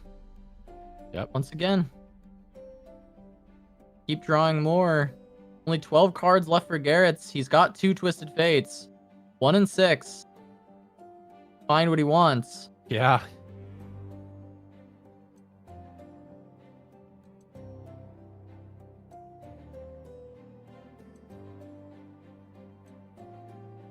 I feel like you can reasonably, block the fizz. 2, you're taking 4, go down to 5. Versus potentially being at 7. I mean, there's certainly a difference there. But if you're Garrett's, I think you just kind of have to live with that. Another pick a card certainly not helping your odds of survival next turn. Well, it needs to be a Twisted Fate here to even have a chance, I think. That gives you 2 shots at it. Stress testing. Ganon Mystic Shot is not it. Wow. 2 Twisted Fates in the bottom 9. So it kind of evens out the like instantaneous Twisted Fate level up from before. Yeah, I guess so. You know, the high roll early game, but just the absolute bottom of the barrel towards the end of this game. It's really petered out for Garrett's, and another pick a card going to get chained by Stan. Yep. You get the Mystic onto the TF.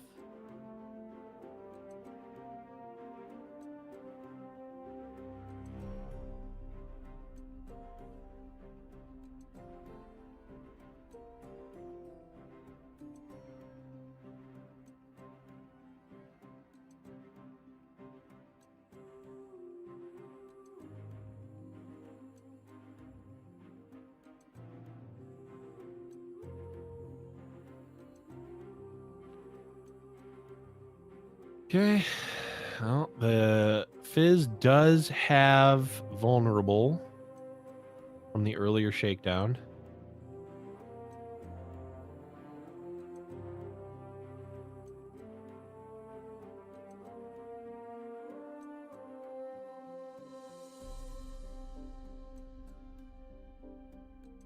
Yeah, I mean, Garrett's the door is potentially closing relatively quickly, especially considering, again, Stan for the third turn in a row is going to be drawing pick a card here, or is going to be drawing pick a card cards. Yeah, and you don't want to use these death rays if you're Garrett's. I actually think that using the death ray here is almost fine on Fizz, because if Stan uses their last card to save it, you're fine with that. But all right, Twisted Fate. Mind meld. All right, 2 in the bottom 8. How many cards does Stan have left is a question, right? There's been pick a cards played on. He was at basically 25 compared to Garrett's 12 the last time we checked. But there have been a couple pick a cards since then. So I think they're getting closer. Yeah, I mean 19. Wow. So the Stan accidentally decking himself line for Garrett's probably not really on the table. Okay, Mind Meld can get pretty countered here. Yeah, it can be dealt with. I mean, you block and then you play your own meld. Yeah. Your meld's bigger, so you can actually defend against it. Or do you just block, chump block, and then save the meld? Probably not. Meld's not really doing anything.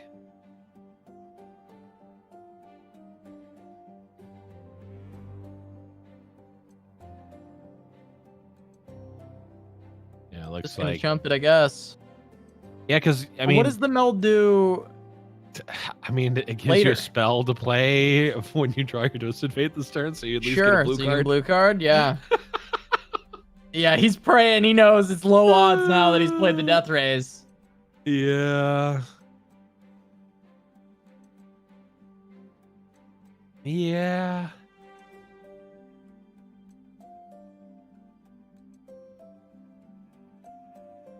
Oof. Yeah, there's Death Ray Mark II.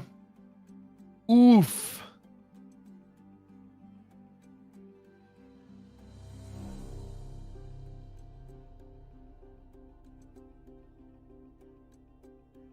Okay. Well, I mean, what can you say? There were many a turn where a level of Twisted Fate could be drawn, and they were not. Yeah, now another TF gonna hit the board for Stan. Only on 4 life. Garrett's. Yeah.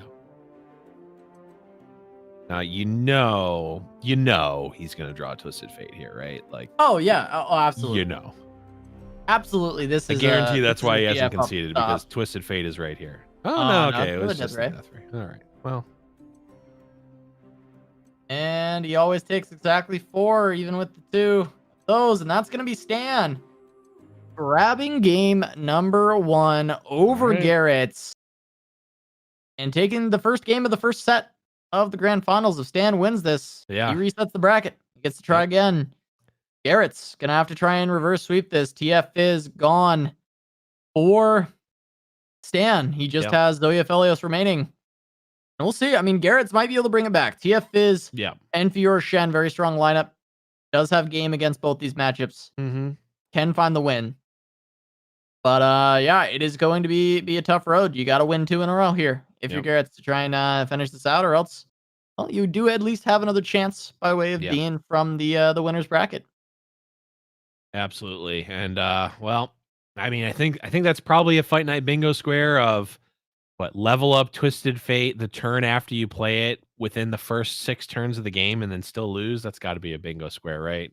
I think so. It's got to be. That's tough. That's a tough one. But Garrett's gonna give it another whirl here against the Zoe Aphelios deck of Stan.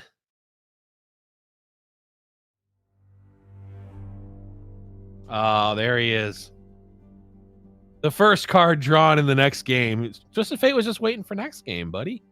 Don't worry, he was there. He was just in the next game.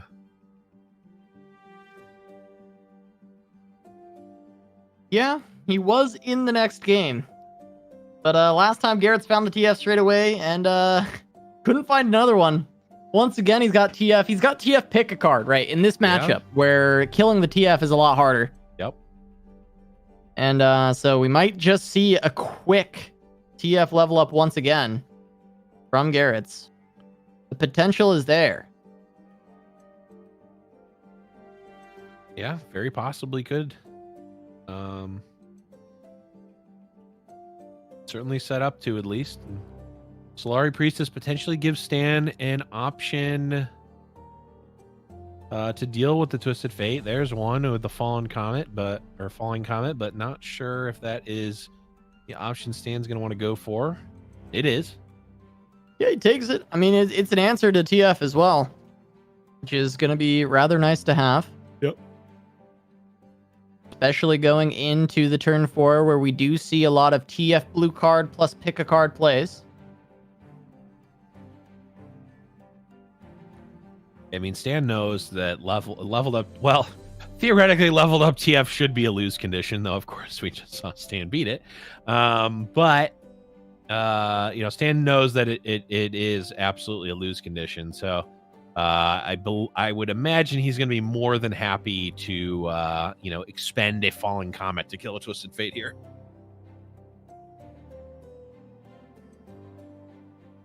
Yeah, here it is. As anticipated, Falling Comet going to hit the TF. Yeah. Garrett's going to win out on the mana on that, but overall, losing your Twisted Fate is not great. However, this deck does have other win cons, and sometimes you just draw the second one straight away. Twisted Fate felt bad about last game. Yeah. And as a token of his appreciation, he's going to show up whenever you want him to the rest of the set.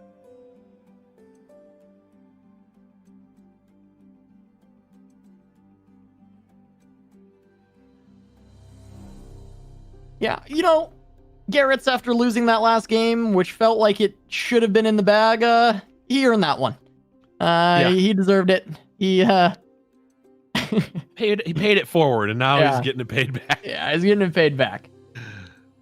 Mountain Scryer also potentially looking for another Twisted Fate answer. The Warrior is a clunky answer, but still potentially an answer nonetheless. Yeah, likely not a timely answer, as well, the odds are very likely in favor of Garrett's to find a way to level Twisted Fate. Well, On a quick action, we do have Zonite into stress testing, but he'll need to find one more draw on top of that. yeah, 2, 4, 6, 8. He also has 10 cards, so he's gonna have to play maybe a Poro Cannon beforehand.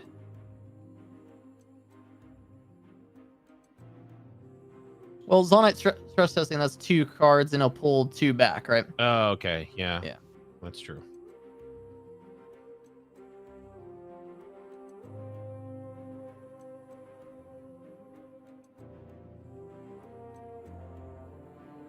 There's the Warrior. So comes down, and now Garrett has to get a little lucky here. Yep. Or potentially he can actually go for pounds the round. Okay. And how about you just get it? I was gonna say he can go for Mystic, get excited. All right, but then he's a little bit. Oh, the well, now he has to. Now he's got to just try. I think you try. Yeah, there's one. Wait, never mind. It's not even a try. It's not even a try. There's only 1 mana. It can't be Pale Cascade. You just kill the Warrior here.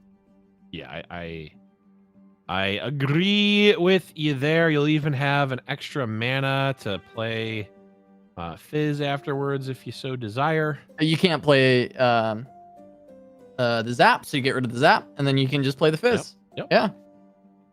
Seems good. Sad Stan. Sad Poro Stan. And the Nasus emote coming out. I'd say a new A tier emote. I think it's a pretty good one. It's a good one. It's a good one, yeah.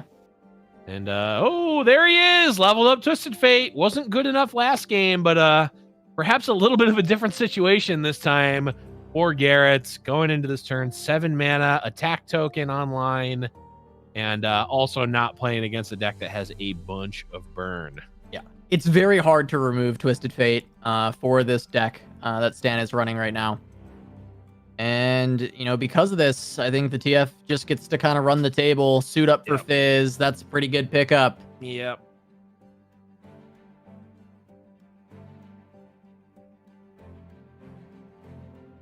Mountain Scryer going to try and find an answer at least. Maybe it can find another Falling Comet, and it does. A little late, though. He gets to play it this turn, though. It is 4 mana. Actually, maybe not, because the red card is going to come down, and it is at slow speed, so. Right. Ooh, gold card as well. Might just take down both of them, so. We might get to see a little bit more TF shenanigans going into the next turn, as both Mountain Scryers will go down. Yeah, plus, if Stan is spending his turn to kill Twisted Fate for 6 mana at slow speed with a Fallen Comet, yeah, Garrett's, gets as much value out of it as he wants and then moves on. Like, yeah. don't think he really cares. Yeah. Yeah, that's kind of how that works out, isn't it? Yeah, it kind of is, but you know, again, Garrett's earned it. He had a really quick level up Twisted Fate last game. It wasn't good enough. You know, the last two were like, ooh, this guy's got it, and then went to sleep at the bottom of his deck. And when they woke up from their nap, the next game had already started. They're like, wait, I thought we were off today. Yeah, I thought we had a day off. I guess we shouldn't have slacked yesterday, you know, and come back. Yeah. Work a bit harder. Get Garrett rolling into a good start for this game.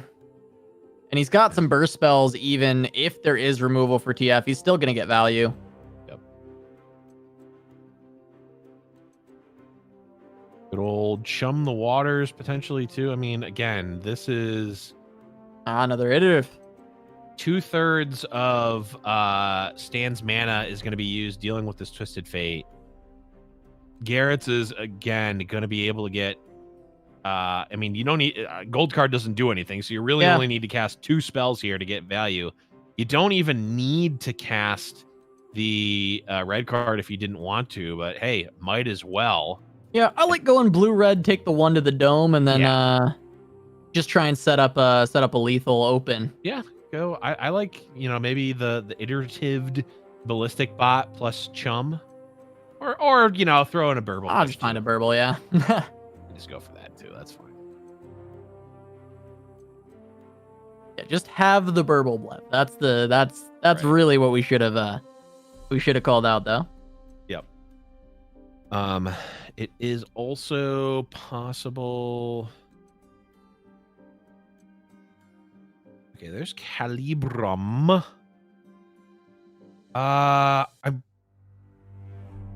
I think Burble plus Chum is more damage than double Burble. Maybe not. I don't know. I can't do math. I'm not going to do math, but Garrett's comes to the same conclusion. Yeah, no, it is. I mean, Longtooth in play. Chum, and essentially Zoe isn't much of a blocker. She can only block a single point of damage. Right. Longtooth goes for the grab, and this should just be it on the open attack. Yeah. Garrett's okay, that's fine too. Yep. I mean, it's the same. It is the same. It's exactly the same. Ooh, the atrocity play is just style points for Stan, but style points, despite my protesting, do not count in Fight Night. Only actual game wins in the game of Legends of Runeterra. And that is a game win in the game of Legends of Runeterra for Garrett's, tying up this first set 1-1. So if Garrett's wins this next game, that is it. We have a champion crowned. If Stan wins, we're cutting it. We're resetting and going to an additional best of 3. Yeah, we will see. I mean, Fiora Shen versus Zoe Aphelios. We saw it earlier. Saw Stan get the better of What Am I? But can this be turned around by Garrett's? Can he find the win? It's a good start picking up a Fiora just to kick things off. Might be able to get things rolling. It did take 3 hushes for Stan to get there against What Am I? And we don't even see one yet this time. Yeah, certainly a more fortuitous start for Garrett's than we saw with What Am I, at least from the perspective of what Stan has in hand. Granted, I mean, there still are Aphelios, and I guess, well, actually, there's not really a good way to trigger the Nightfall on the Aphelios. So this is actually kind of an awkward Aphelios hand. Yeah, bit of an awkward turn 3 for Stan. He can just go for Solari Priestess though, and it does feel rough, right? Because you're against Fiora, and it's a 1/2. That's not really your ideal. That's not your comfort zone straight away. But you also have to think about the fact that you can generate a lot of cards that can be really helpful, and overall, that's going to be worth it just to give the 1 tick over to Fiora potentially for what you can get in a Meteor Shower will be the selection. Okay. Ooh, sharp sight. Sharp sight is potentially a nice little counter to anything that Stan might be brewing up here to potentially try to kill the Fiora.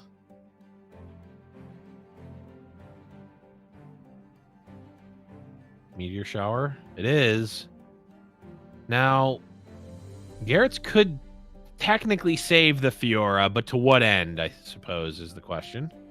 Yeah, and also I guess you just look at this hand, right? And it's like double Screeching Dragon, and you're like, okay, well, these also just do a great job against the Targon deck. They play a lot of small things. You can start feasting. No Dragon Chow, but close enough. Dragons will get those Fury stacking up, get really big, and we're gonna see the first Screeching Dragon hit the board in just a moment. I presume. I mean, there's not really much of another play for Garrett. No, not a ton. There is not another Celestial card, so he doesn't have to worry about like a falling comet coming out. It's possible that Garrett's is on the read that there isn't an Aphelios, but actually there's two. There just hasn't been a really great time to play. But regardless, I think, yeah, the Screeching Dragon just comes out. I mean, you don't need to complicate this, right? You have 5 mana. You've got the 3 bank spell mana. Just play your 5-drop. And the next turn, just play your Cithria. Don't overcomplicate these things.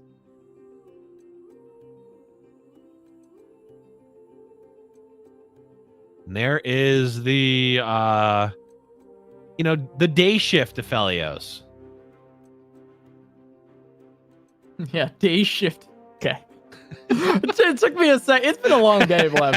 It's been a long week, honestly, man. It's been a long one. But yeah, day shift Aphelios. Yeah, Aphelios usually a night owl. You see him at the club. He's bumping. He's got all his, he's flashing his guns. But during the day, he's gotta work his shift, man. He's gotta afford all this stuff to be able to party at night. Oh God. He's gotta go work his 9 to 5 at Long John Silver's. Yeah. Everyone knows that in the Fight Night cinematic universe that Aphelios works at Long John Silver's. Everybody knows that. Oh my God. So good.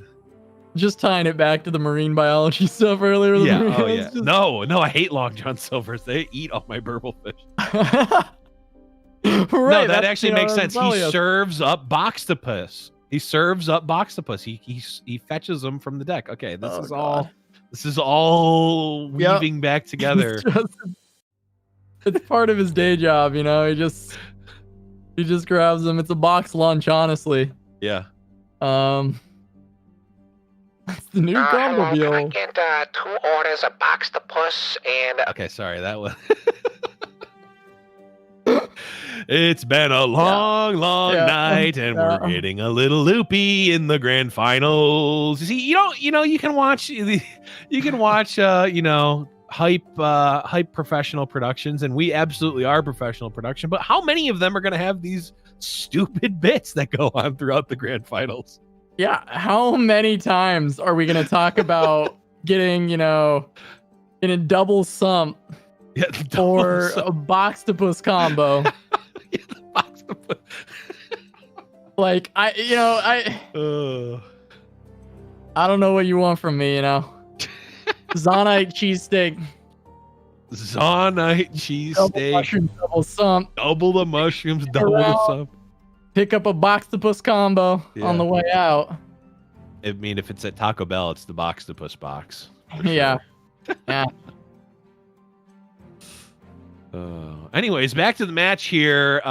There is a floating 8/6 in the middle of the board, which I think is just a visual bug. It is, yeah.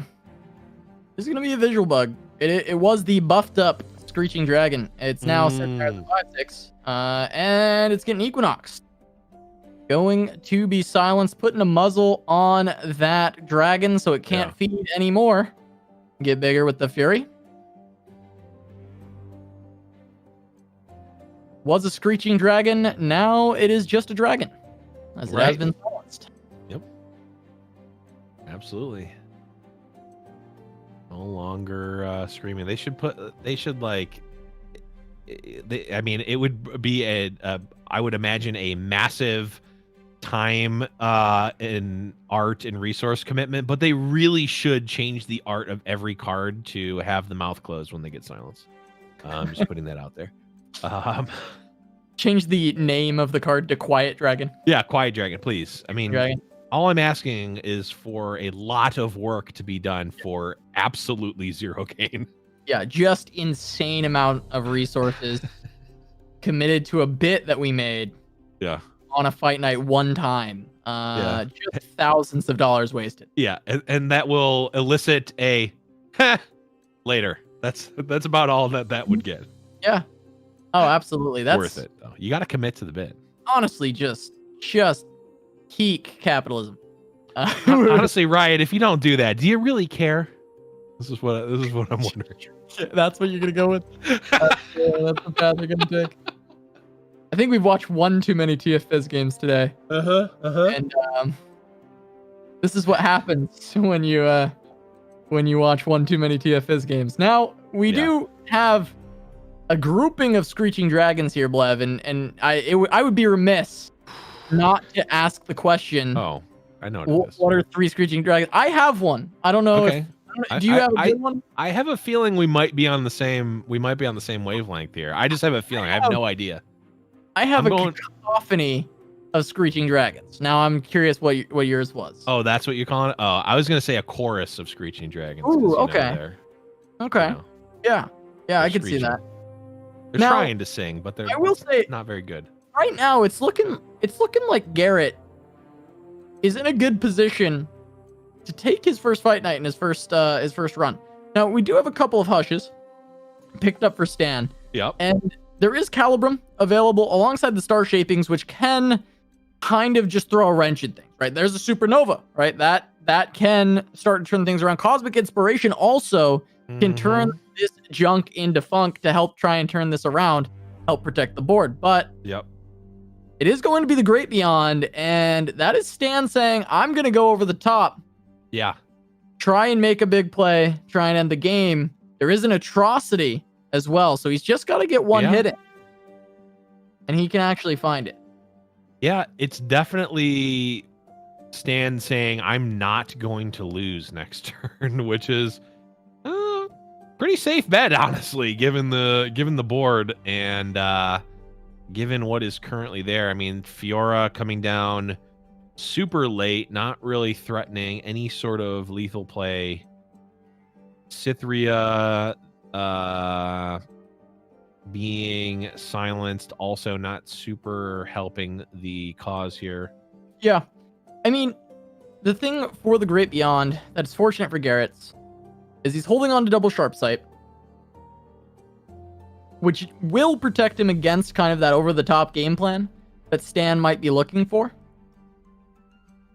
And honestly, when I start to look, deeper into this hand, it seems like this uphill battle is just kind of completely counteracted by these sharp sights. And Garrett is kind of on that march home towards his first fight night win, as he just wins the board just in pure stats. As long as he holds on to the sharp sights, as long as he, keeps himself safe from that over the top, he's looking good to just close this out. Yeah. I mean, he just gets to have just insanely good trades with the exception of the Greenglade Caretaker, but that was just a 3-2. It wasn't really getting much bigger anyhow.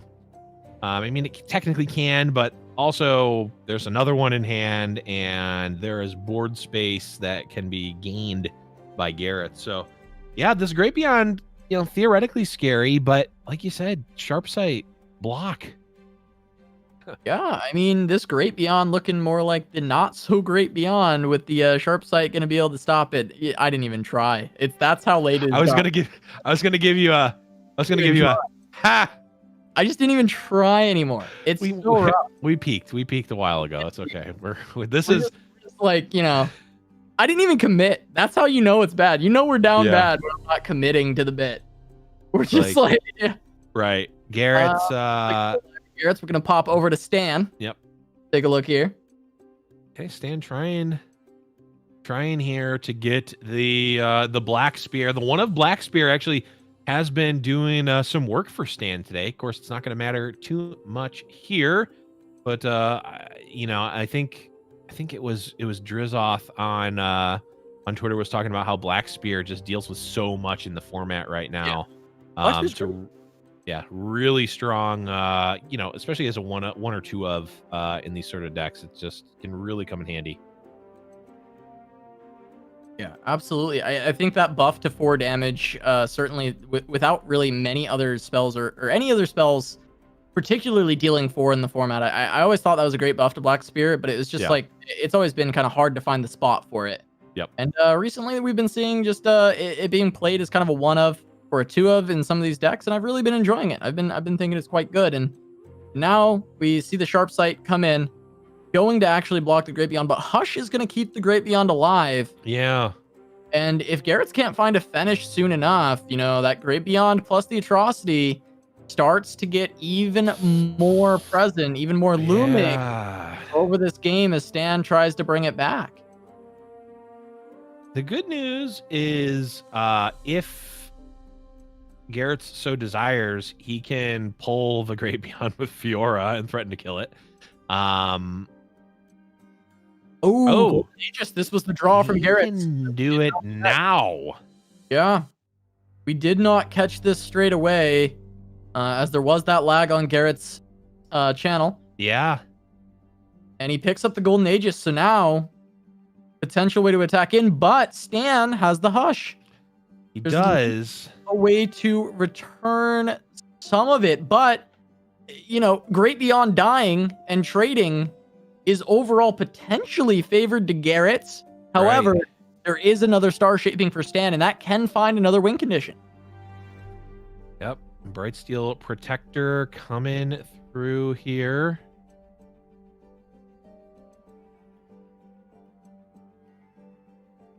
And this is pulls with the dragon, pulls with Fiora. Yes. So now, even if the Fiora gets hushed, it will still live. If the dragon gets hushed, the Great Beyond will still die. Those are the main objectives. And this is 14 coming at the dome of Stan, and the Nasus laugh coming out. Stan throwing out the Shen. This might just be it here. Stan gonna silence to at least take out a dragon and not instantly die to an open attack. But I mean, the open attack is still lethal right now. Yeah, open attack going to be lethal even through the star shaping. Yep. And Garrett, fangs, in his first fight night, is going to take down that perennial finalist of Stan. And in the Brazil battle between these two top players from their region, Garrett's is going to come out on top, and this is another performance over the past few weeks that's been incredible from Garrett's. He got second in OLS, comes along, picks up a first in fight night, and Garrett's has been on an absolute tear. Congratulations to him from Sultans, taking it 2-1 over Stan. Yeah, even having to start off the tournament with the team kill, unfortunately, but lost that sort of heartbreaker mirror in that game 1 to Stan, but then is able to keep the composure, take it back, and 2-0 Stan, a feat that not too many folks have had. It is certainly a tall order. The Stan guy, he's pretty good, but Garrett's is getting the better of him here as we see. There's the bracket. There's our final. Garrett's coming in from the winner's side and ends up taking it in the end. Yeah, and Stan, of course, going to be returning alongside Garrett's next week for Fight Night Legends. Stan always making that top 2. He's setting up a new tent here. Gonna see how long he camps out. Last time, I think it was like 5. We'll see what happens this time around for Stan. But Garrett's gonna try and carve a new legacy for himself here in Giant Slayer's Fight Night Legends as a champion for the first time. Potentially gonna look for his second next week. Yeah, I mean, I mean, we've seen it happen many a time, Casa. It only takes one to start it off, and I don't want to necessarily. Okay, who am I kidding? I do want to toot the horn on a fight night, but I don't necessarily want to toot the horn too hard. But we've seen folks really, at the very least, become inspired from performances at fight night. Really take it seriously. Get on the stream grind and really build up their streams and build up the community and really go hard into it. So, hey, this could be a continuation of a great career and a bolster to it for Garrett. Yeah, absolutely. This is crazy. Word from production looking at week 28 is half a year of fight nights. We have 6 months of fight nights. Wow. Now of course there's been breaks and stuff in between. It's been more than 6 months since we launched Still. Fight Night initially, but this is, uh 28 weeks of fight nights. I did not realize that starting out. We'll have to That's crazy. when we hit a full year. I mean, the year anniversary of the first fight night is coming up in a couple months here. So it's been quite the road so far already. I think it looks like we're trying to grab an interview with Garrett's here. I am not sure. He may be trying to interview with Tatato, so that is okay. If you want to catch that interview, he might interview in Portuguese over on Tatato Deraso, our kind of co-streamer in that Brazilian Portuguese. Always great to check him out. So thank you all so much for watching. We love to have you here. We're excited for another one next week. From the crew over here at Giant Slayer, from myself, from Blevins. Thank you so much. We'll see you guys next week.